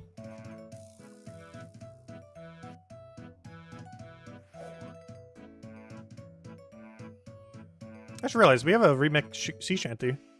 Wait, why does it still say Museum Melody? I was gonna say, no wonder why it says the wrong thing.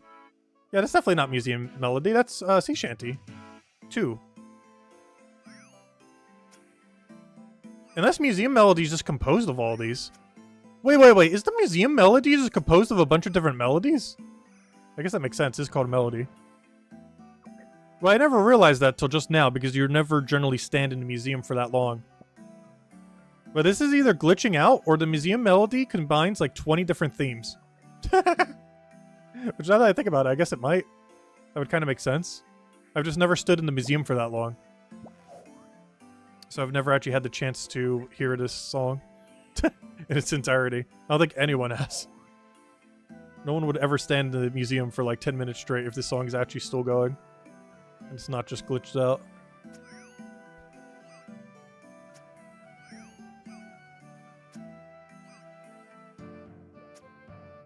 And there's the Barbarian Village one. Yeah, it has to be that. I keep transitioning too quickly. I never realized that. The museum has a theme that plays like 20 to 50 different themes or something. How long is this song? I almost want to go check it on the wiki. How long is Museum Melody? Museum Melody. Oldschool Runescape. Museum Melody. Museum Melody. Museum Melody. How long is it? It's 11 minutes and 13 seconds long. Okay, yeah, that is the song. I'm not sure if anyone has bothered ever listening to the whole thing. It's still going. I know for sure I've never heard the whole thing. There's never a single situation where you'd be standing in the museum for over 11 minutes with your music turned on. Like the one time you ever even need to go there, you're not even there for 11 minutes. You're there for like 5 or 10. If that.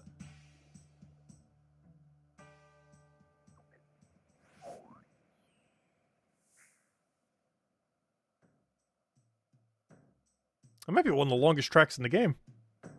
11 minutes, 13 seconds long. Okay, now it's finally over. Zogre Dance. That's from the Zogre Flesh Eater quest. An area that's very underutilized in the game. It was actually added... Actually, it's where you get this composite bow from. That we're using right now. It's a slightly better version of the Ogre Bow. I believe it actually is what allows you to use arrows on it. Like nails on it. I know I'm starting to run out of arrows to kill these birds. Stop spawning. Honestly, I still kind of feel like hunting these. I might go grab the daily arrows. They'll be way worse than what we're using now, but they'll still functionally kill these things. We just take a couple more hits each, potentially.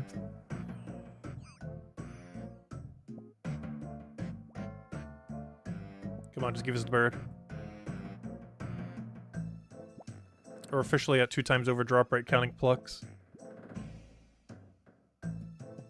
That's actually 1 times over drop rate. We're at the drop rate and then at the drop rate again. So we hit the drop rate twice. Which I guess is technically just 1 times over drop rate, in a sense.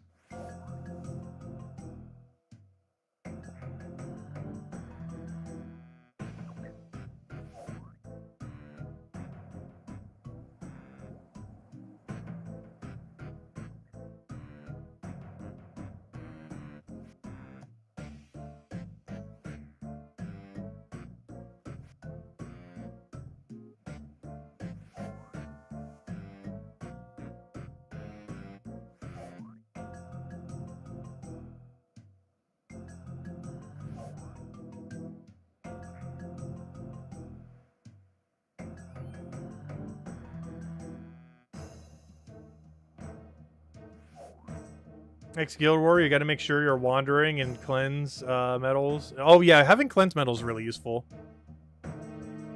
Yeah, next Guild War, isn't it next week? Like not next week, but the week after next week. They went on a hiatus because they reworked how the PvP system works. Which is still being reworked even more over the year. Like whatever Guild War is right now is probably going to be temporary. Because they're probably going to completely overhaul it later this year. Like how Guild War works.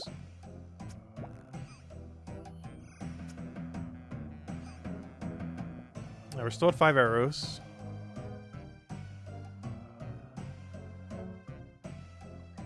But if we run out of arrows, I think I'm giving up.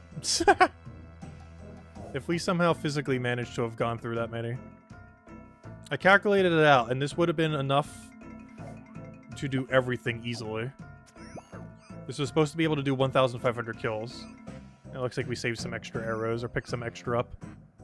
But, because this was supposed to be enough for 1,500 kills. We've done 1,536, and we still don't have it.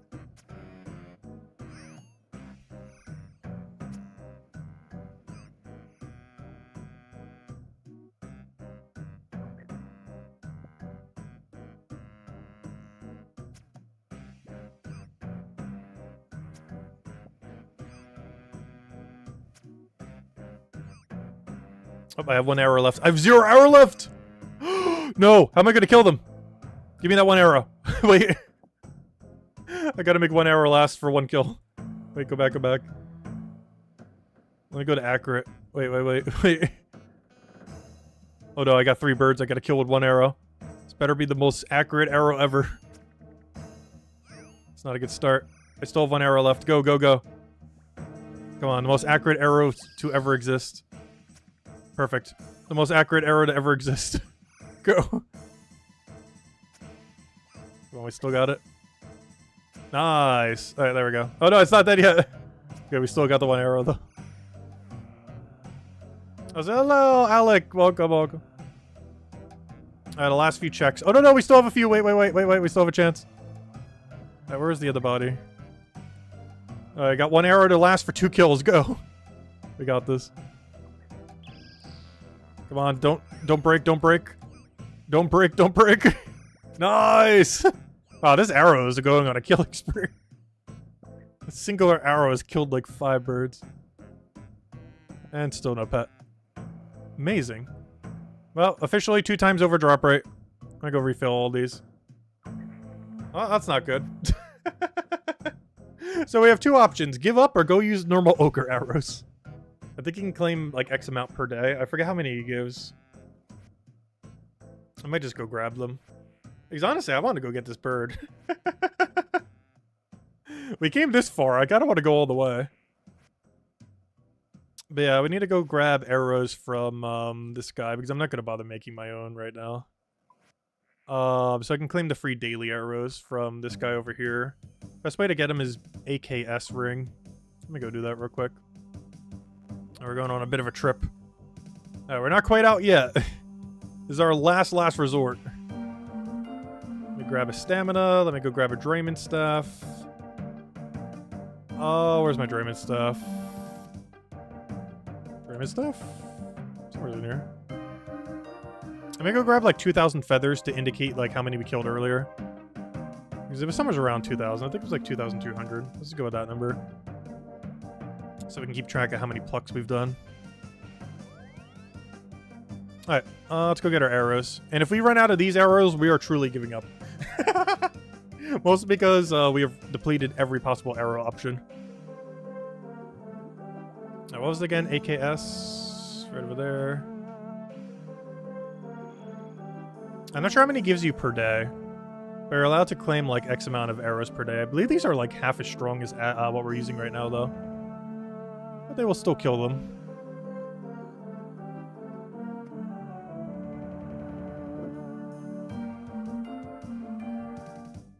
Claim arrows. How many did you give? 150. Oh, that's more than I thought. Ooh, minus 23 range strength, though. Wait, what? These are plus 22. These are plus 45. Wow, these are half as weak. But it's better than making them. So for now, we're just going to roll with it. Yeah, they're half as weak as the arrow I'm using now. But the only thing that changes is my max hit. So I'll be a little bit less accurate on them. Actually, what am I doing? I guess use the ring since we're over here. It's BKP. BKP. Oh, someone else is doing Chompy Birds right now. Go figure. Oh, they're only using normal ogre arrows. So in all fairness, we've had to resort to such a thing as well. But I don't think they're doing it out of desperation. I think they're just doing it because they forgot the other ones exist. We're doing it because we have no choice. Unless we want to go make our own right now. We've basically been forced into it. These things are half as weak as what we were using earlier, but let's look at the job done.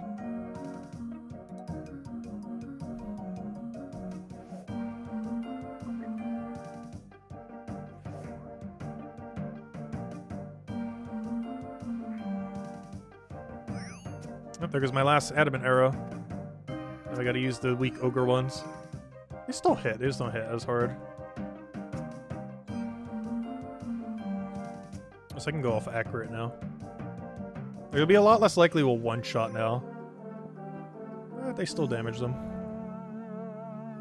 I'll just magically get the bird now that we're using ogre arrows. It's not determined based on what arrow we're using. Though it wouldn't be funny if there's some kind of weird thing in the code where it's like, oh, if you're using this arrow, it doesn't count. That's definitely not the case. Though knowing this game, that sounds like exactly something that would be under the hood that no one has realized for years. It's like, oh, if you don't use ogre arrows, you have like a slightly lower chance of this thing happening.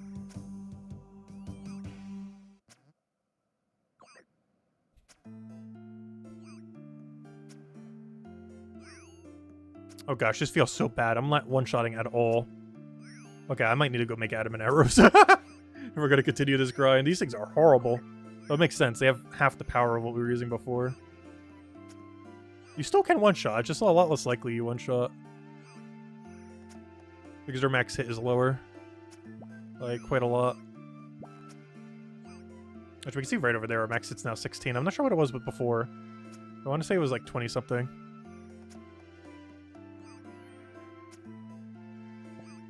Oh, you're not dead.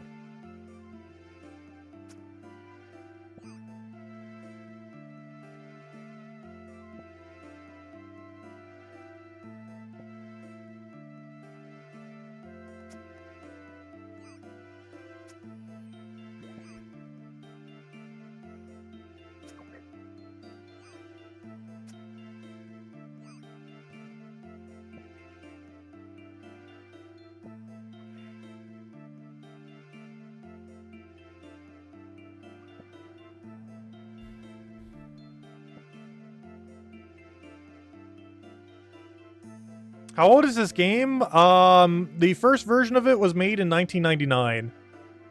The first non-text version of it, I think, was 2001 when RuneScape Classic. And then the version that has the exact graphics we have right now was made in 2003. And the old school version that's been updated for a little over a decade now was made in 2013. All of them are technically this game. So this game's over 20 years old. I think it's actually technically 24 years old right now. Because I think 2000 was when RuneScape Classic first came out of beta. It was like release. Was it year 2000 or 2001? Oh, this is that one Shazian theme. The military life. This is the main one that plays in the area of Shazian. Or at least at the Shazian camp. One of those newer areas in old school RuneScape. And by newer, I mean like 6 years ago. That counts as new for this game.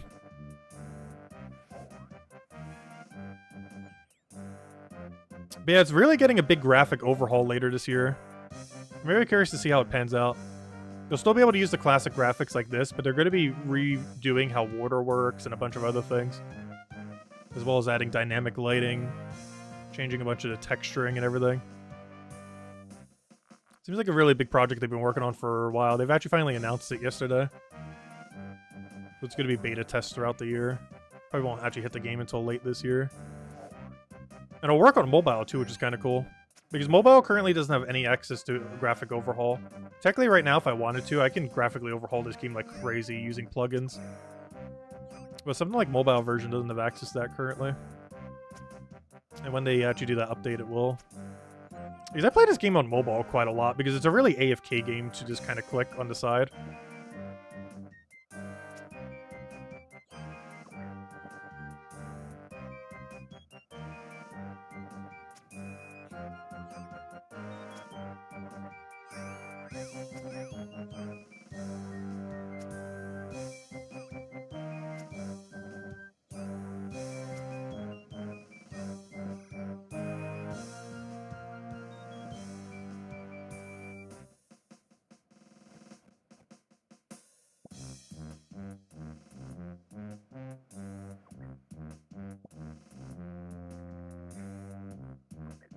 Alright, please. I do not want to hit triple overdrop rate this stream. At this rate, I'm gonna do the entire 1,000 Chompy kill count on stream. That was not even remotely the intention this stream. I was not expecting to go this dry. On what is generally considered one of the easier hunts in the game.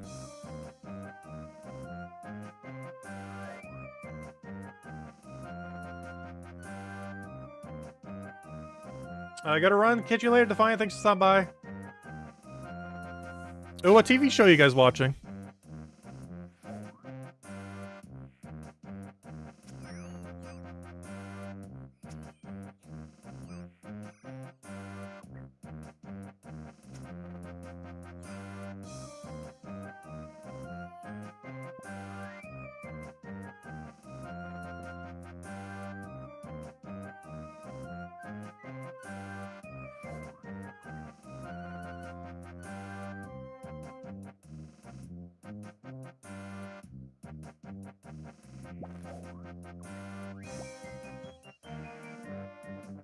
How many arrows do we have left? Oh, boy, while we're checking there, it tells us right over there.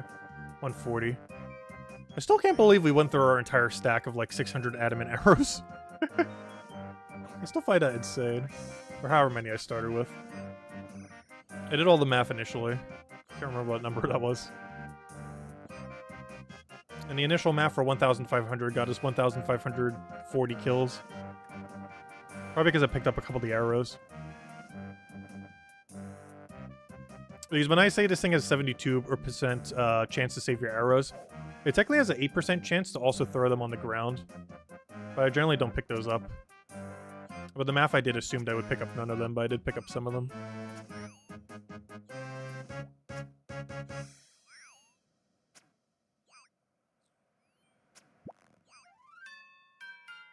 Is this one of the Christmas themes? Oh, Dango's Little Helpers! Oh, we haven't had one of these for a while. So some Christmas events, you go to Dango's workshop in Draenor Village. I'm not sure the last Christmas event where they did that. But yeah, this is what the soundtrack is from. A lot of people probably haven't heard this. I'm not sure the last time they've even used it for a Christmas event. There's basically a Santa's toy shop kind of thing underneath Draenor Village. He's the guy who sells like toys and stuff. And part of the lore is that he has like a secret workshop under the thing that helps Santa and everything.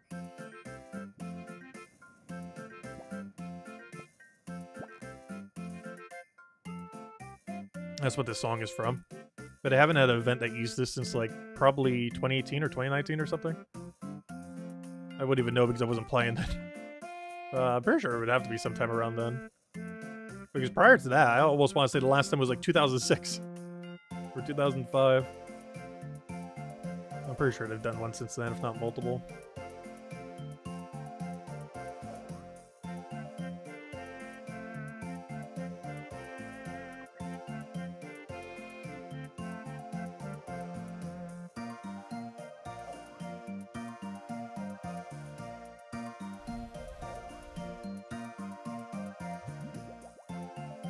So where are the birds? Me having weaker arrows should not make them spawn less. Where are the birds at? I've been swarmed by like 10 a single time since we've changed out our arrows. There we go. Kinda hard to hunt them if they're just not spawning at all.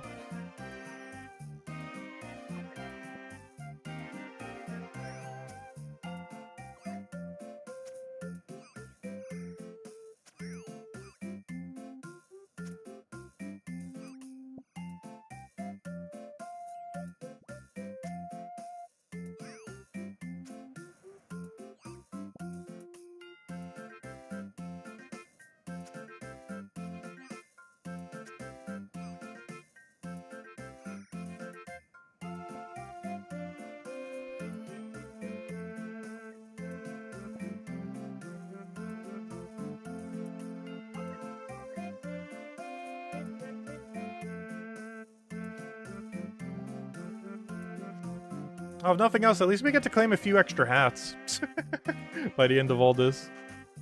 I guess we'll go head over there if we do get the bird. I'm saying that as if we're not going to get the bird. At this point, I'm pretty committed. I'm not sure if we're ending the stream until we get this bird. This was supposed to be like under an hour grind. I think we have spent like 2 hours of the stream on this already. Actually, based on our kill count, yes, we've spent exactly 2 hours on this. We can kill about 300 an hour.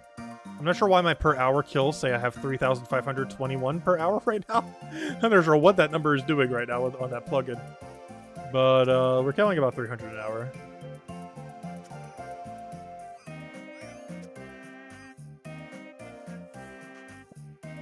Given that that number says 600, that would be 2 hours.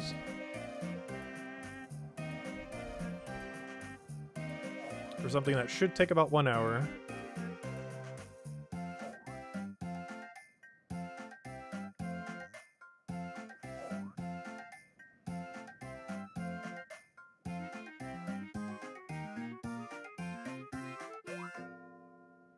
Oh, there goes the Christmas music.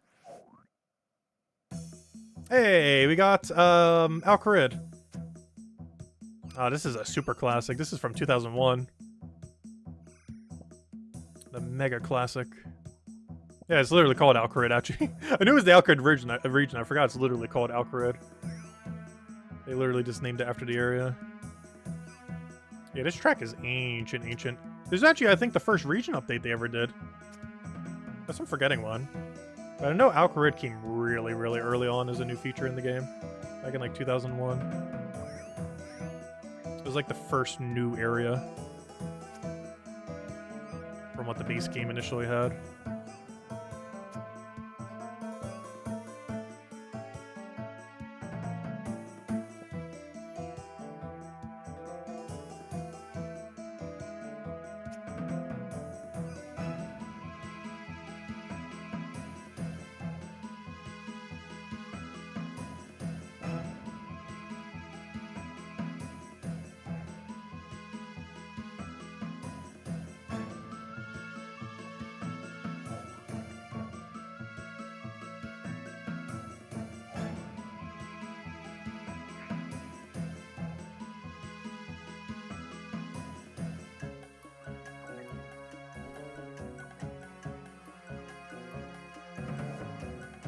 I still can't believe we're about to double our Chompy kills. I still can't get over how dry we're going here.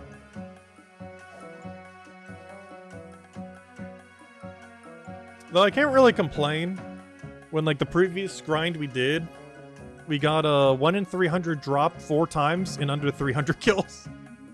So that one we went 4 times below drop rate? Above? What would you call that? Like, we're not even at the drop rate for 1 and we got 4. So I can't complain too much. Though demonic gorillas are pretty fun, honestly. I'm almost disappointed that that grind didn't take longer. There's one of the funner creatures to kill in the game. I can actually show them real quick. You don't have to be on task to kill them. You generally do because you do more damage to them.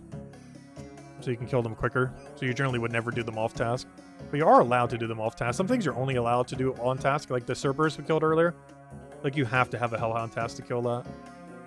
But something like demonic gorillas, you don't need to have a black demon task to kill it. It just makes it a lot easier. So you would never do it without a task, but you are allowed to do it without a task.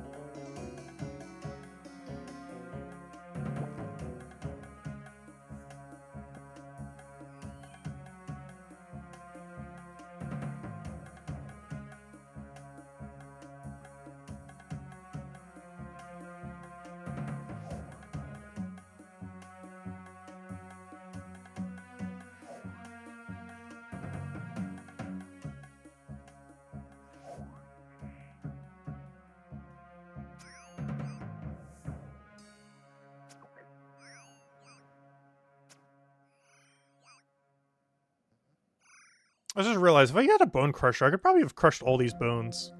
Though in all fairness, it's only like 4 per thing. That'd have been like 2,400. Wait, did we just get the theme song for the thing we just did? Children of the Sun! We literally just did this quest earlier today. Like about an hour and a half ago, during the stream, we did the Child of the Sun quest. Also, I just realized we're about to get 5-hour logs. That's something that happens a lot in this game when you, go AFK, or, you know, when you do AFK training. But automatically logs you out after 6 hours. You can fix it by just switching worlds, or logging in and logging back out. Or logging out and logging back in, I mean.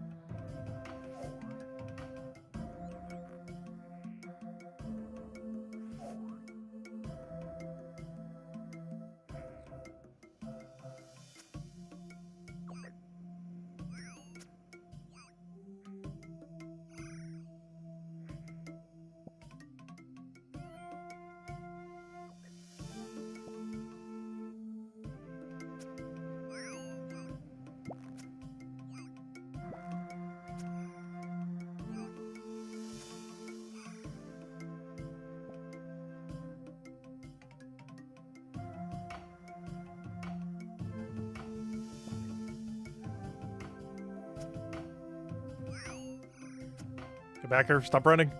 We're gonna make it further that I have to run to go get the pluck.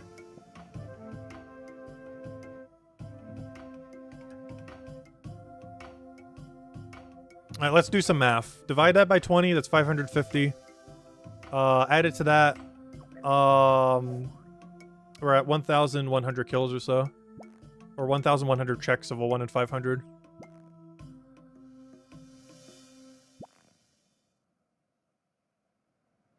Oh yeah, this game has some really good music. It currently has 755 music tracks. And technically, it has even more music than this if you add all the RuneScape 3 music. Because they did an orchestra remake for almost every song in the game. Any newer old school RuneScape song doesn't have it, but any of the older ones all have orchestra remakes.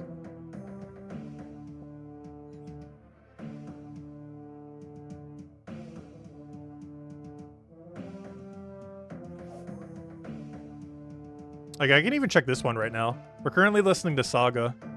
And then I'll go bring up, like, the orchestra remake of Saga. I have no clue what it even sounds like. I don't think I've ever even heard it. Because I haven't actually played RuneScape 3 since they changed, like, everything. It might be a game I eventually visit, but, apparently most people are abandoning that game for old school RuneScape, so... Probably just best to stay with old school. They still have a few pretty good things going for the game, though. Music being one of them.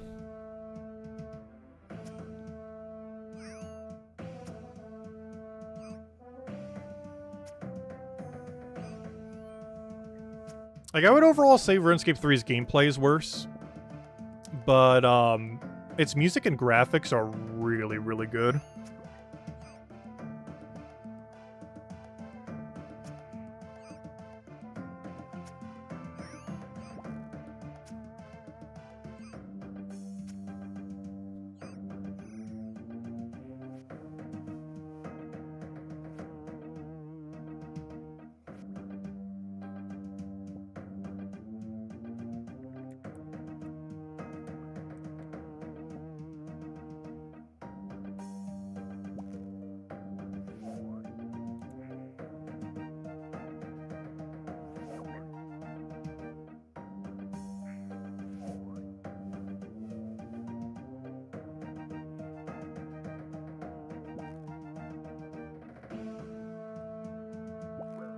Got some birds.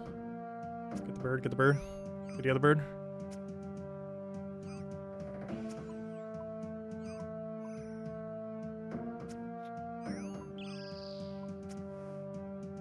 Get extra damage in. Since their errors are so much worse right now.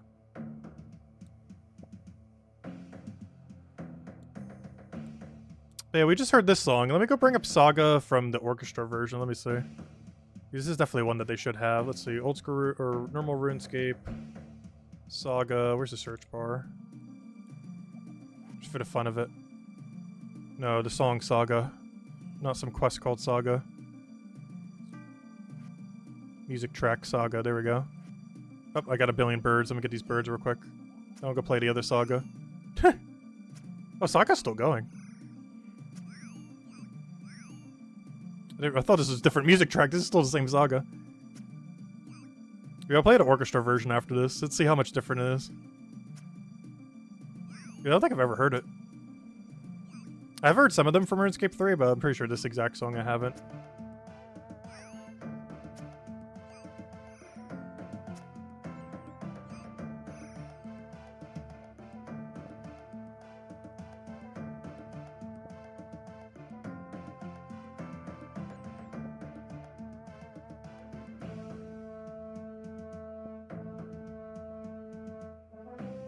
Let me eat this real quick. And let me go get the... which should be Orchestra Saga. Right? Are you gonna play? There it goes. This is the same song, but RuneScape 3's orchestra version. The exact same song we were just listening to for the last few minutes.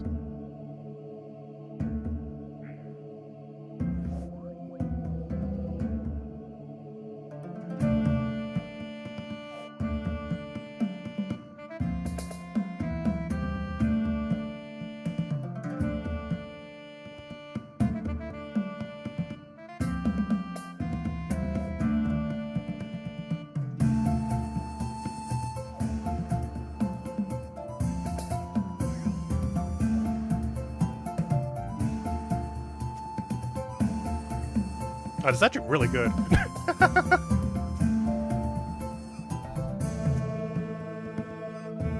It really went hard with some of those remakes.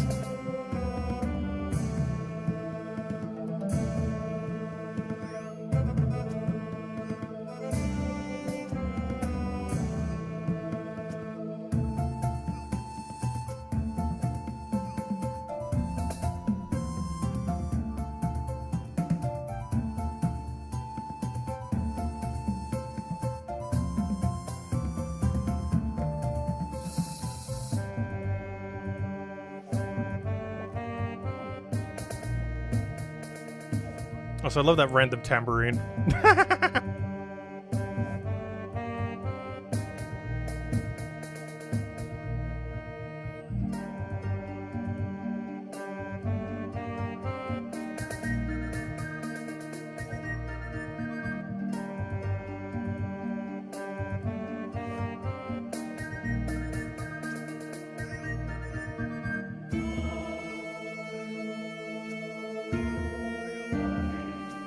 We've got chanting in there.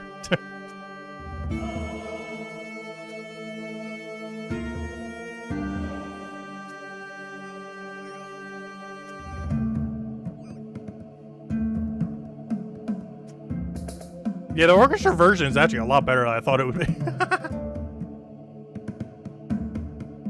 Honestly, I might go use that plugin that replaces all the applicable songs with the OSRS 3 version. Because honestly, that is really good.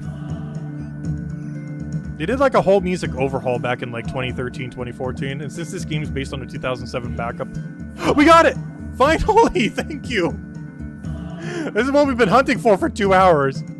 There he is. Look at him. I still gotta kill this one. He's a little smaller than the other ones. There he is. Wow, we went like 2.5 times overdrop rate. But now I never need to kill these again until I need to kill another 2,400 for the hats. I never need to pluck them again. But there we go. We did it for this little guy. And now he just follows us. It's the same as the other one, just a little smaller. Yeah, he just follows us wherever. Let's see if we have special dialogue. Let me go stop the song. There we go. Anyways. What does our bird have to say? Chirp. Wonderful. I love it. Chirp. Perfect. It doesn't even have extra flavor text. It's literally just chirp. It doesn't even talk to you. It's literally just a bird. Perfect. We have achieved bird. Alright, let me go refill these for the inevitable time when we'll eventually have to do this grind again. I am going to drop these arrows, though, because there's no way we're going to do that grind with ogre arrows. I'm definitely going to make another, like, 1,000 adamant, brutal arrows. No way are we going to do it with normal ogre arrows. That will take absolutely forever. I only did that out of desperation because of how dry we went on that. Let me go fill all these back up. Let's turn the random music back on. Actually, it is on. I just don't have the music on. There we go. What song is this? The part where you die. Oh, this is the final boss of Kingdom Divided. But the quest still goes for another hour afterwards for some reason. Doing a bunch of lore. It was actually an okay boss fight. It was a really easy boss fight, but it had a lot of mechanics. It was a good, like, mid-game kind of boss, kind of mechanic thing.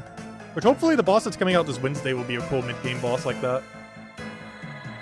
Because I feel like we need more mid-game bosses like that. Like, ones that actually have cool, fun mechanics. Because a lot of mid-game bosses these days are just complete pushovers, with almost no mechanics. You just click on them and they die.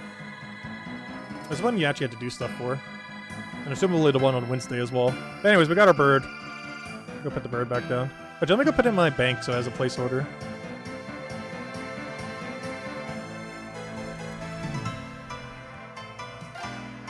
We have achieved bird. Our 4th pet. We got Rocky, as we do on every single account before we get 99 thieving. Scotizo at like 5 KC. 1 is 65. Rift Guardian, which we seem to do on every account before it gets 99 RC. And Chompy Bird. First time I've actually had this pet in this game. There we go. Now we have a bird to follow us forever. Now let's go put all this junk away. Oh, one thing I do want to go switch. Change Talk to walk here. Now I can walk on him. There we go. Got a bird. Alright, well, that was our last main objective. Anything else we should go do? Should we just end the stream? Most of what we have left is just grindy stuff. Could do more Zulrah, I guess. So we basically did everything we wanted to do. Learn Zulrah? Good enough. We didn't, like, learn it, but, you know, we get the gist. Get a bird pet? Just achieved. Do the new quest? Did it. 99 fishing? Did it at the beginning of the stream. And slay some Cerberus. We should probably finish the task, so we're definitely not doing it on stream, though. Takes forever. It's a good AFK activity, though, when you're doing the safe spot method.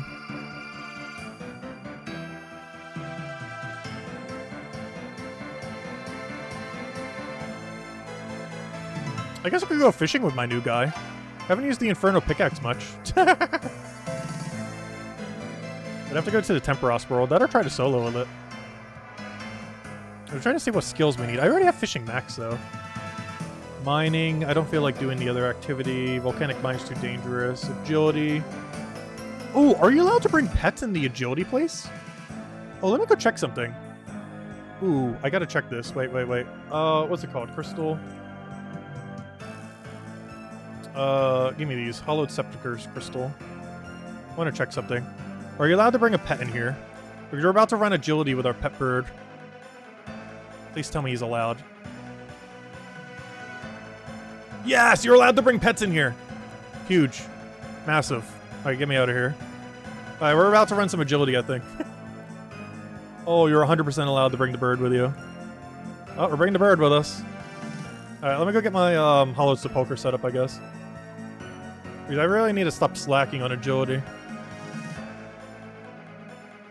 There's not really a good AFK way of doing it, which is why I've barely done it.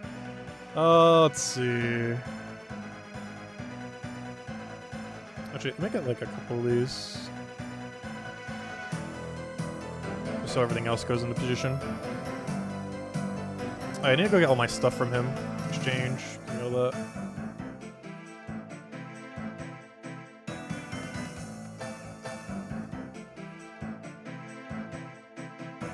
Alright, we've gotten a lot better at this agility course, too. I wouldn't use the word good to describe how we've gotten, but better is better. I need to go fill this thing with teak logs.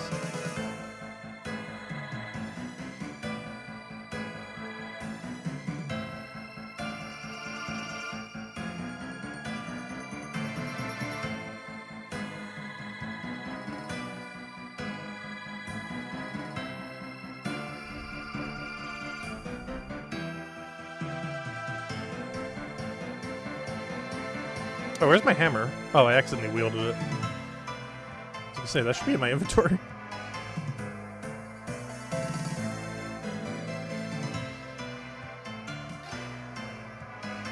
Oh, so I will turn off this real quick. I want to turn on area music. Because this place actually has some really cool music. The Hollow Sepulchre. I'm not sure, did we ever stream Final Floor Hollow Sepulchre? I don't think we ever did. We did the first time we ever tried learning it. I don't think we've ever streamed the actual, like, full process of, like, getting to Final Floor. Because we do have access to Final Floor, something we didn't the last time I think we streamed Hollow Sepulchre. So this place is insanely difficult. It is actually the hardest piece of agility content in the entire game. But gosh, is it fun. This is what, like, all agility in this game should be. I need something in High Alch. Give me, I guess my U-Longs for now. Alright, filter utility. That'd explain why I was in the middle of my inventory earlier. Alright, let's go. Let's go reset all of our XPs too. See what we can get. Alright, just make sure I have nothing in my sack. Alright, let's go run some Hollow Sepulchre. I still need to get way better at this place. We're still pretty average. I can consistently get through, but... Oh, why did the timer go all crazy there? Oh, so where's my bird pet? Wait, where's the call function? Wait, I need to call my bird. How do you call your pet? Pet call. Where is he? Where did my pet go? There he is! There's our bird. He gets to follow us. So basically this area in a nutshell is agility course. It's very simple. Just don't get hit by anything. That's all. Though it gets very complicated very quickly. But a simple premise is just don't get hit and move forward quickly. It's as basic as that. It's literally a point-and-click game. But gosh, does this use every little bit of point-and-click you could possibly get value out of? Because it gets super crazy later on. Especially the high-level strategies, many of which we probably will not be utilizing. And what's nice about this place is you can multi-skill. The most noteworthy one on Iron Man accounts being High Alch, so you can get gold, because you can't just sell stuff to the Grand Exchange for gold. Yeah, those little yellow platforms, they move you back. And the blue ones move you forward. Try to explain things as we get to them. Though eventually we'll get too chaotic to explain what on earth is going on. Obviously we don't want to hit Big Sword. I have all of them marked when I actually want to activate this. As long as you're wearing a Ceradomin item and no other god, you'll get a full energy restore. Which is very needed unless you want to use a billion energy potions. And obviously these arrows, we gotta not get hit. I would love if you didn't do... Oh no! Yeah, they do have a lingering hitbox too. Alright, there we go. Wow, that one was never normally annoying.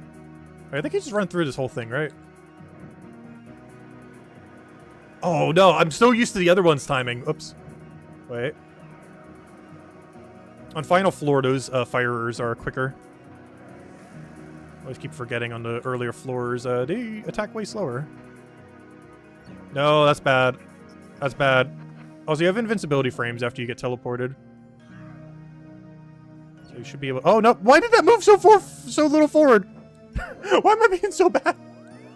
Oh gosh. Apparently I'm really bad at this one's particular path. This is like the ultra easy section we're in right now. This is like the tutorial section. Definitely are a little rusty at this place, that's for sure. Luckily the time is set per zone. Even though we're getting less EXP rate right now by making that many mistakes. Oh no, we're not gonna make it, are we? Oh, nice. Hitbox are really deceiving in this place. And some have lingering hitbox, like the fires, and some things don't. Like, apparently, that sword.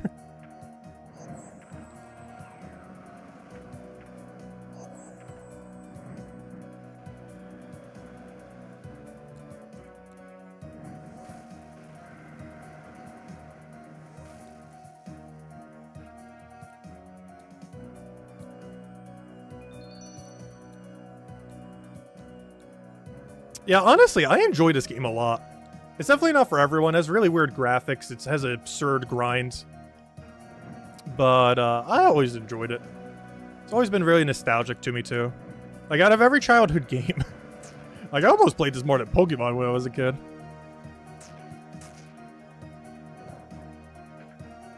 Because I didn't even know what like shiny hunting and stuff was when I was a kid. So, you know, after you get through like the whole storyline and everything else, I didn't really bother with most of the Pokemon games much more. Whereas the grinds in this game were always a lot more obvious.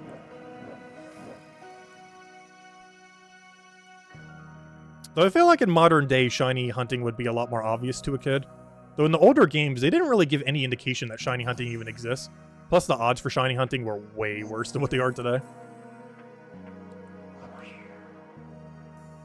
Nowadays, the game really tells you what shinies are. Like, even Legends Arceus, there's literally a side quest that teaches you what the sound is for when there's a shiny nearby.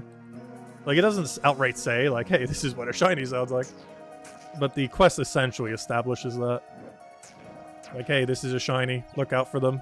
Grab them. Hunt for them.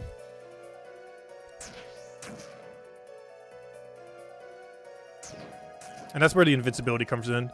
I think you're invincible for like 1 or 2 ticks, which is 0.6 or 1.2 seconds. I want to say 2 ticks. Should be a little over a second of invincibility after you get teleported.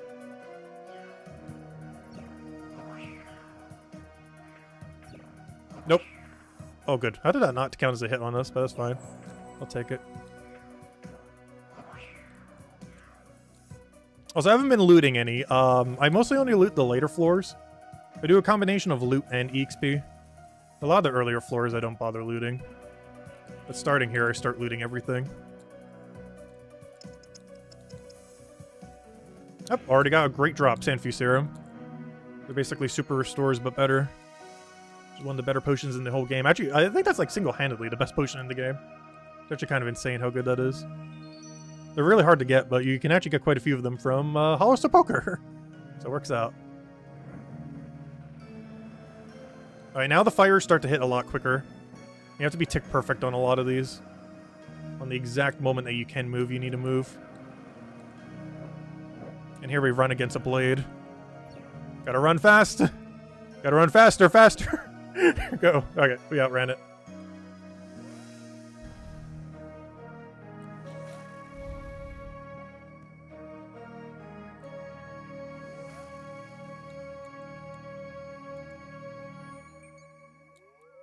Yeah, this is the hardest floor that we're on right now. This is where things really go down. Particularly in the very last section of this final floor.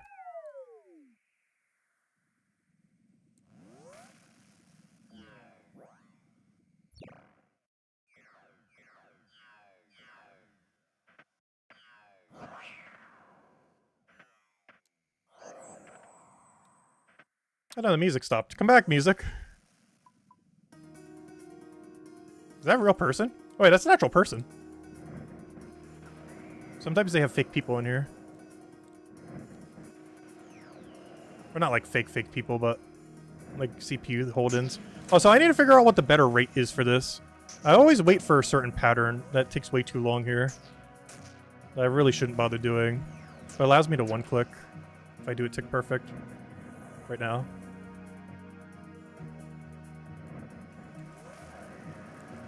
I'm about to have to outrun this thing. He took a shortcut.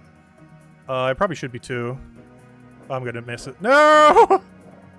I'm so used to do it the other way around. Just so much easier doing it this way. Just wait for the skip right here. Oh, I'm gonna have to take the further back one. That's fine. Then we'll take this one.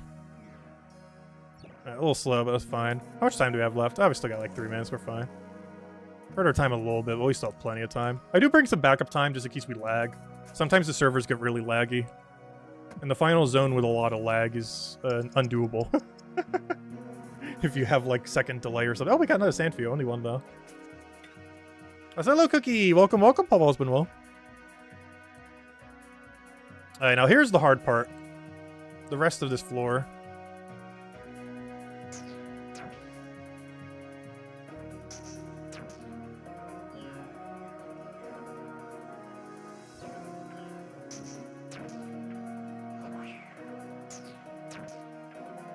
Alright, we're in. Alright, now for the hardest part. Alright, right. Left. Right. Oh, we're getting really lucky with the arrows. I don't want to risk this. I think we could have passed it, but we want to chance it.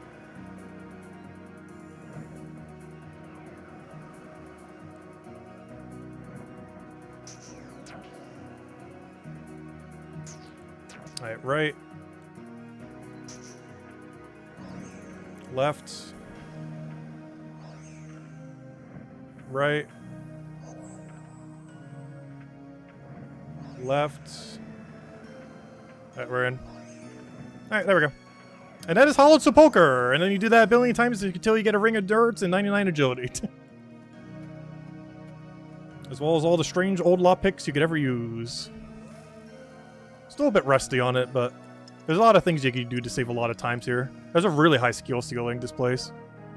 There's eventually a cap, because you can only be so tick perfect. But this place is really hard to get absurdly good at. And that's basically what a basic average run looks like. Definitely nowhere near efficient. Well, that's Hollowed Sepulcher. You get a ton of great loot from this place. And there's a chance to get a Ring of Endurance here, which I highly doubt we're going to get. It's 1 in 200. It rolls every time you complete out the whole floor. And apparently I have done that 43 times. And it's 1 in 200 drop, so we're not even at a 4 for the drop rate. Well, on the way to 99 Agility, you would generally get it. Unless you get really absurdly unlucky. And you just put away a bunch of loot. Oh, nope, don't put away those. I need those. Wait. Those I need. Noted form. Go back. No, I need to keep on us. I'll keep the Raynars. We're going to get a ton more. And then you do it again. And our XP rate was about, what? 74k an hour, about. Give or take a bit.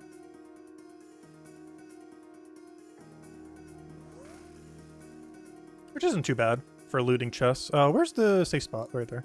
Should probably mark that tile. Actually, I got the same layout for floor 1 again for some reason. There's 4 different layouts you can get on floor 1 and 2.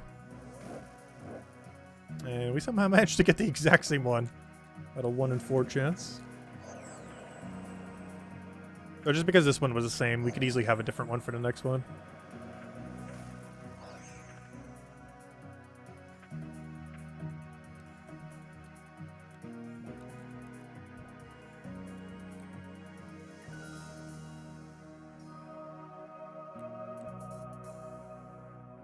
Okay, we did get a different floor too.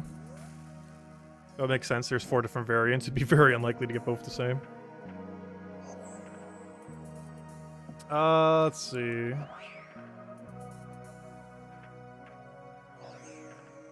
Oh, you use Ringmaster on the thing without the summon? Interesting. Yeah, he does still do skull spam, which can give you pretty good value. It's really luck-based, though.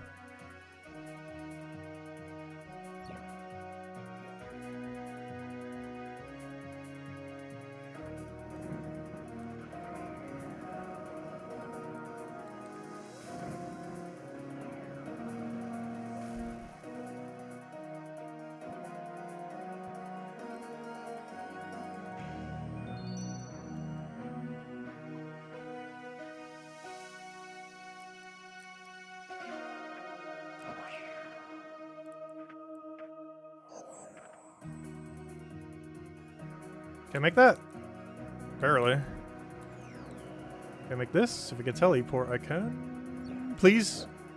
Yeah, invincibility frames! Look how much quicker we went that time. Nice. Now that's how it's supposed to go. I'm gonna have to wait on this though. Just run for it.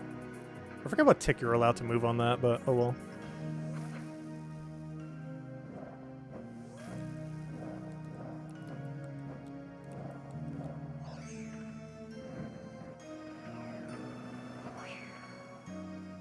Did we make it all the way?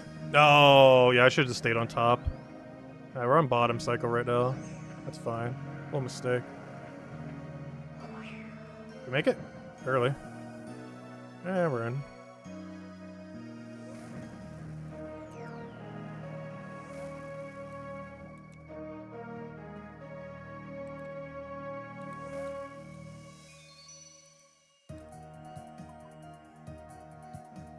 You're having Chinese for late lunch again? Nice.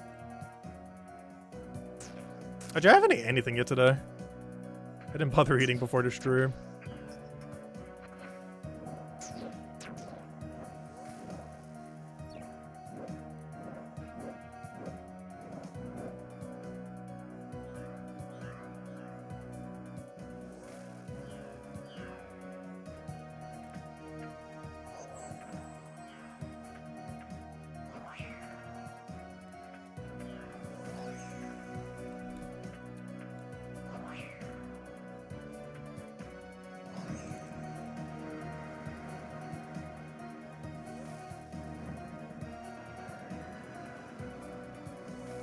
Oh, so that one's a side-to-side pattern.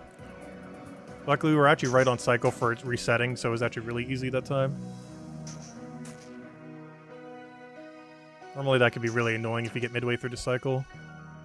But it gave us a good cycle.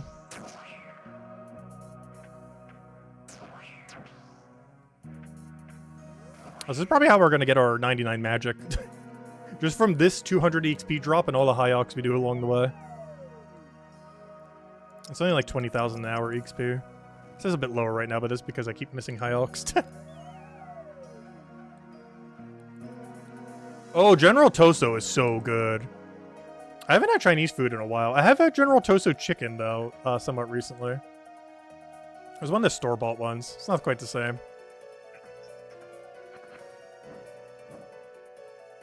They haven't been out for Chinese food in such a long time now.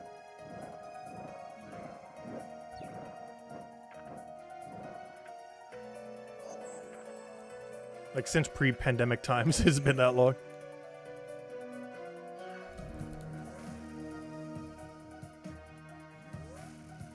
You still have 4 sushi containers on reserve? Nice, nice. Better eat it soon, though. That's gonna go bad pretty soon, isn't it? You can't keep that around for too long. Oh, it depends what kind of sushi it is, I guess. Also, one of the reasons you bring high alch here is you can actually get stuff from the chest that you need a high alch. I'm not sure how. We have not managed to get a single thing yet during this stream. Of course, we've only done like 1.5 runs, but still. Oh, someone's already on the floor. Ah, it's on bad cycle. That can happen. I don't really mind it as much. But it's a little bit annoying on final floor. On other floors, I actually find it a little bit more helpful. On final floor, it slightly can ruin some cycles.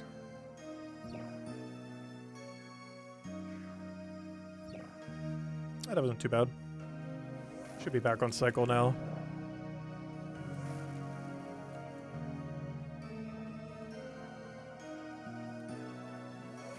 It's almost like a little mini speed run. Except you don't have to reset every single time you make a mistake. Also, we're almost at 1,000 marks. I think we need 2,000 or 3,000 for the pet recolor. Even if we get the Ring of Endurance, I would still have to stay until we get the pet recolor. I don't have the pet yet, but I would still want it for when we inevitably do at some point. It's a squirrel pet, and you can make it like a dark red and black squirrel by having the recolor.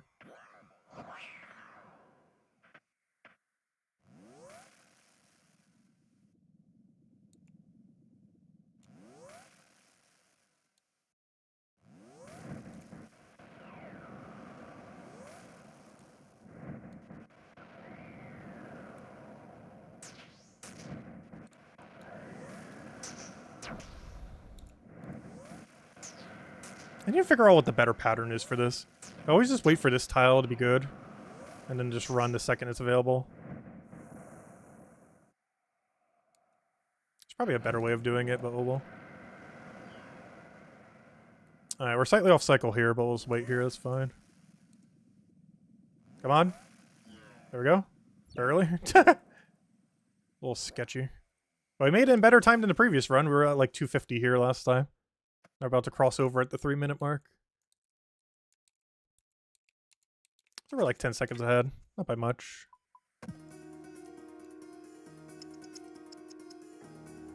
Hey, something we can finally high alch. About time. Get that extra money in there. Unfortunately, it's only adamant plate body and not ruined.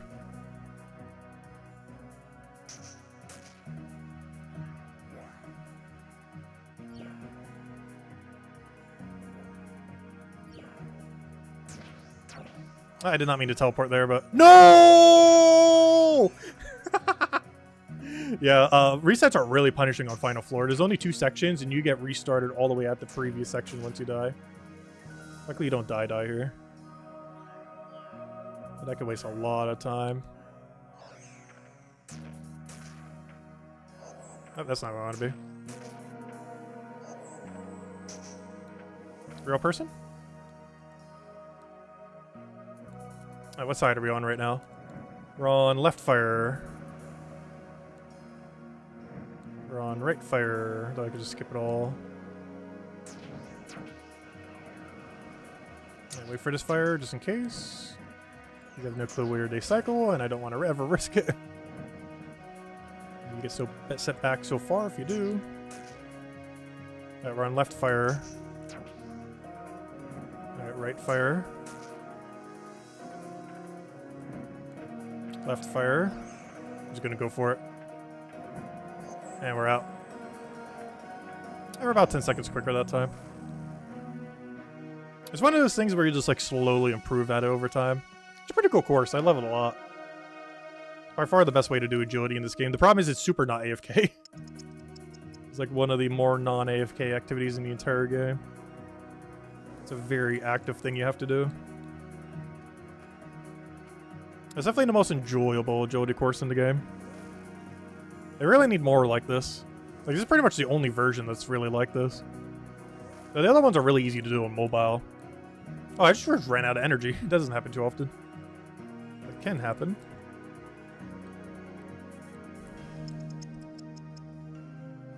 Hey, another double sand feud. Nice. Unfortunately, no ring. Anyways, guys. Speaking of food, from earlier, I think I am going to go grab lunch/breakfast/dinner right now.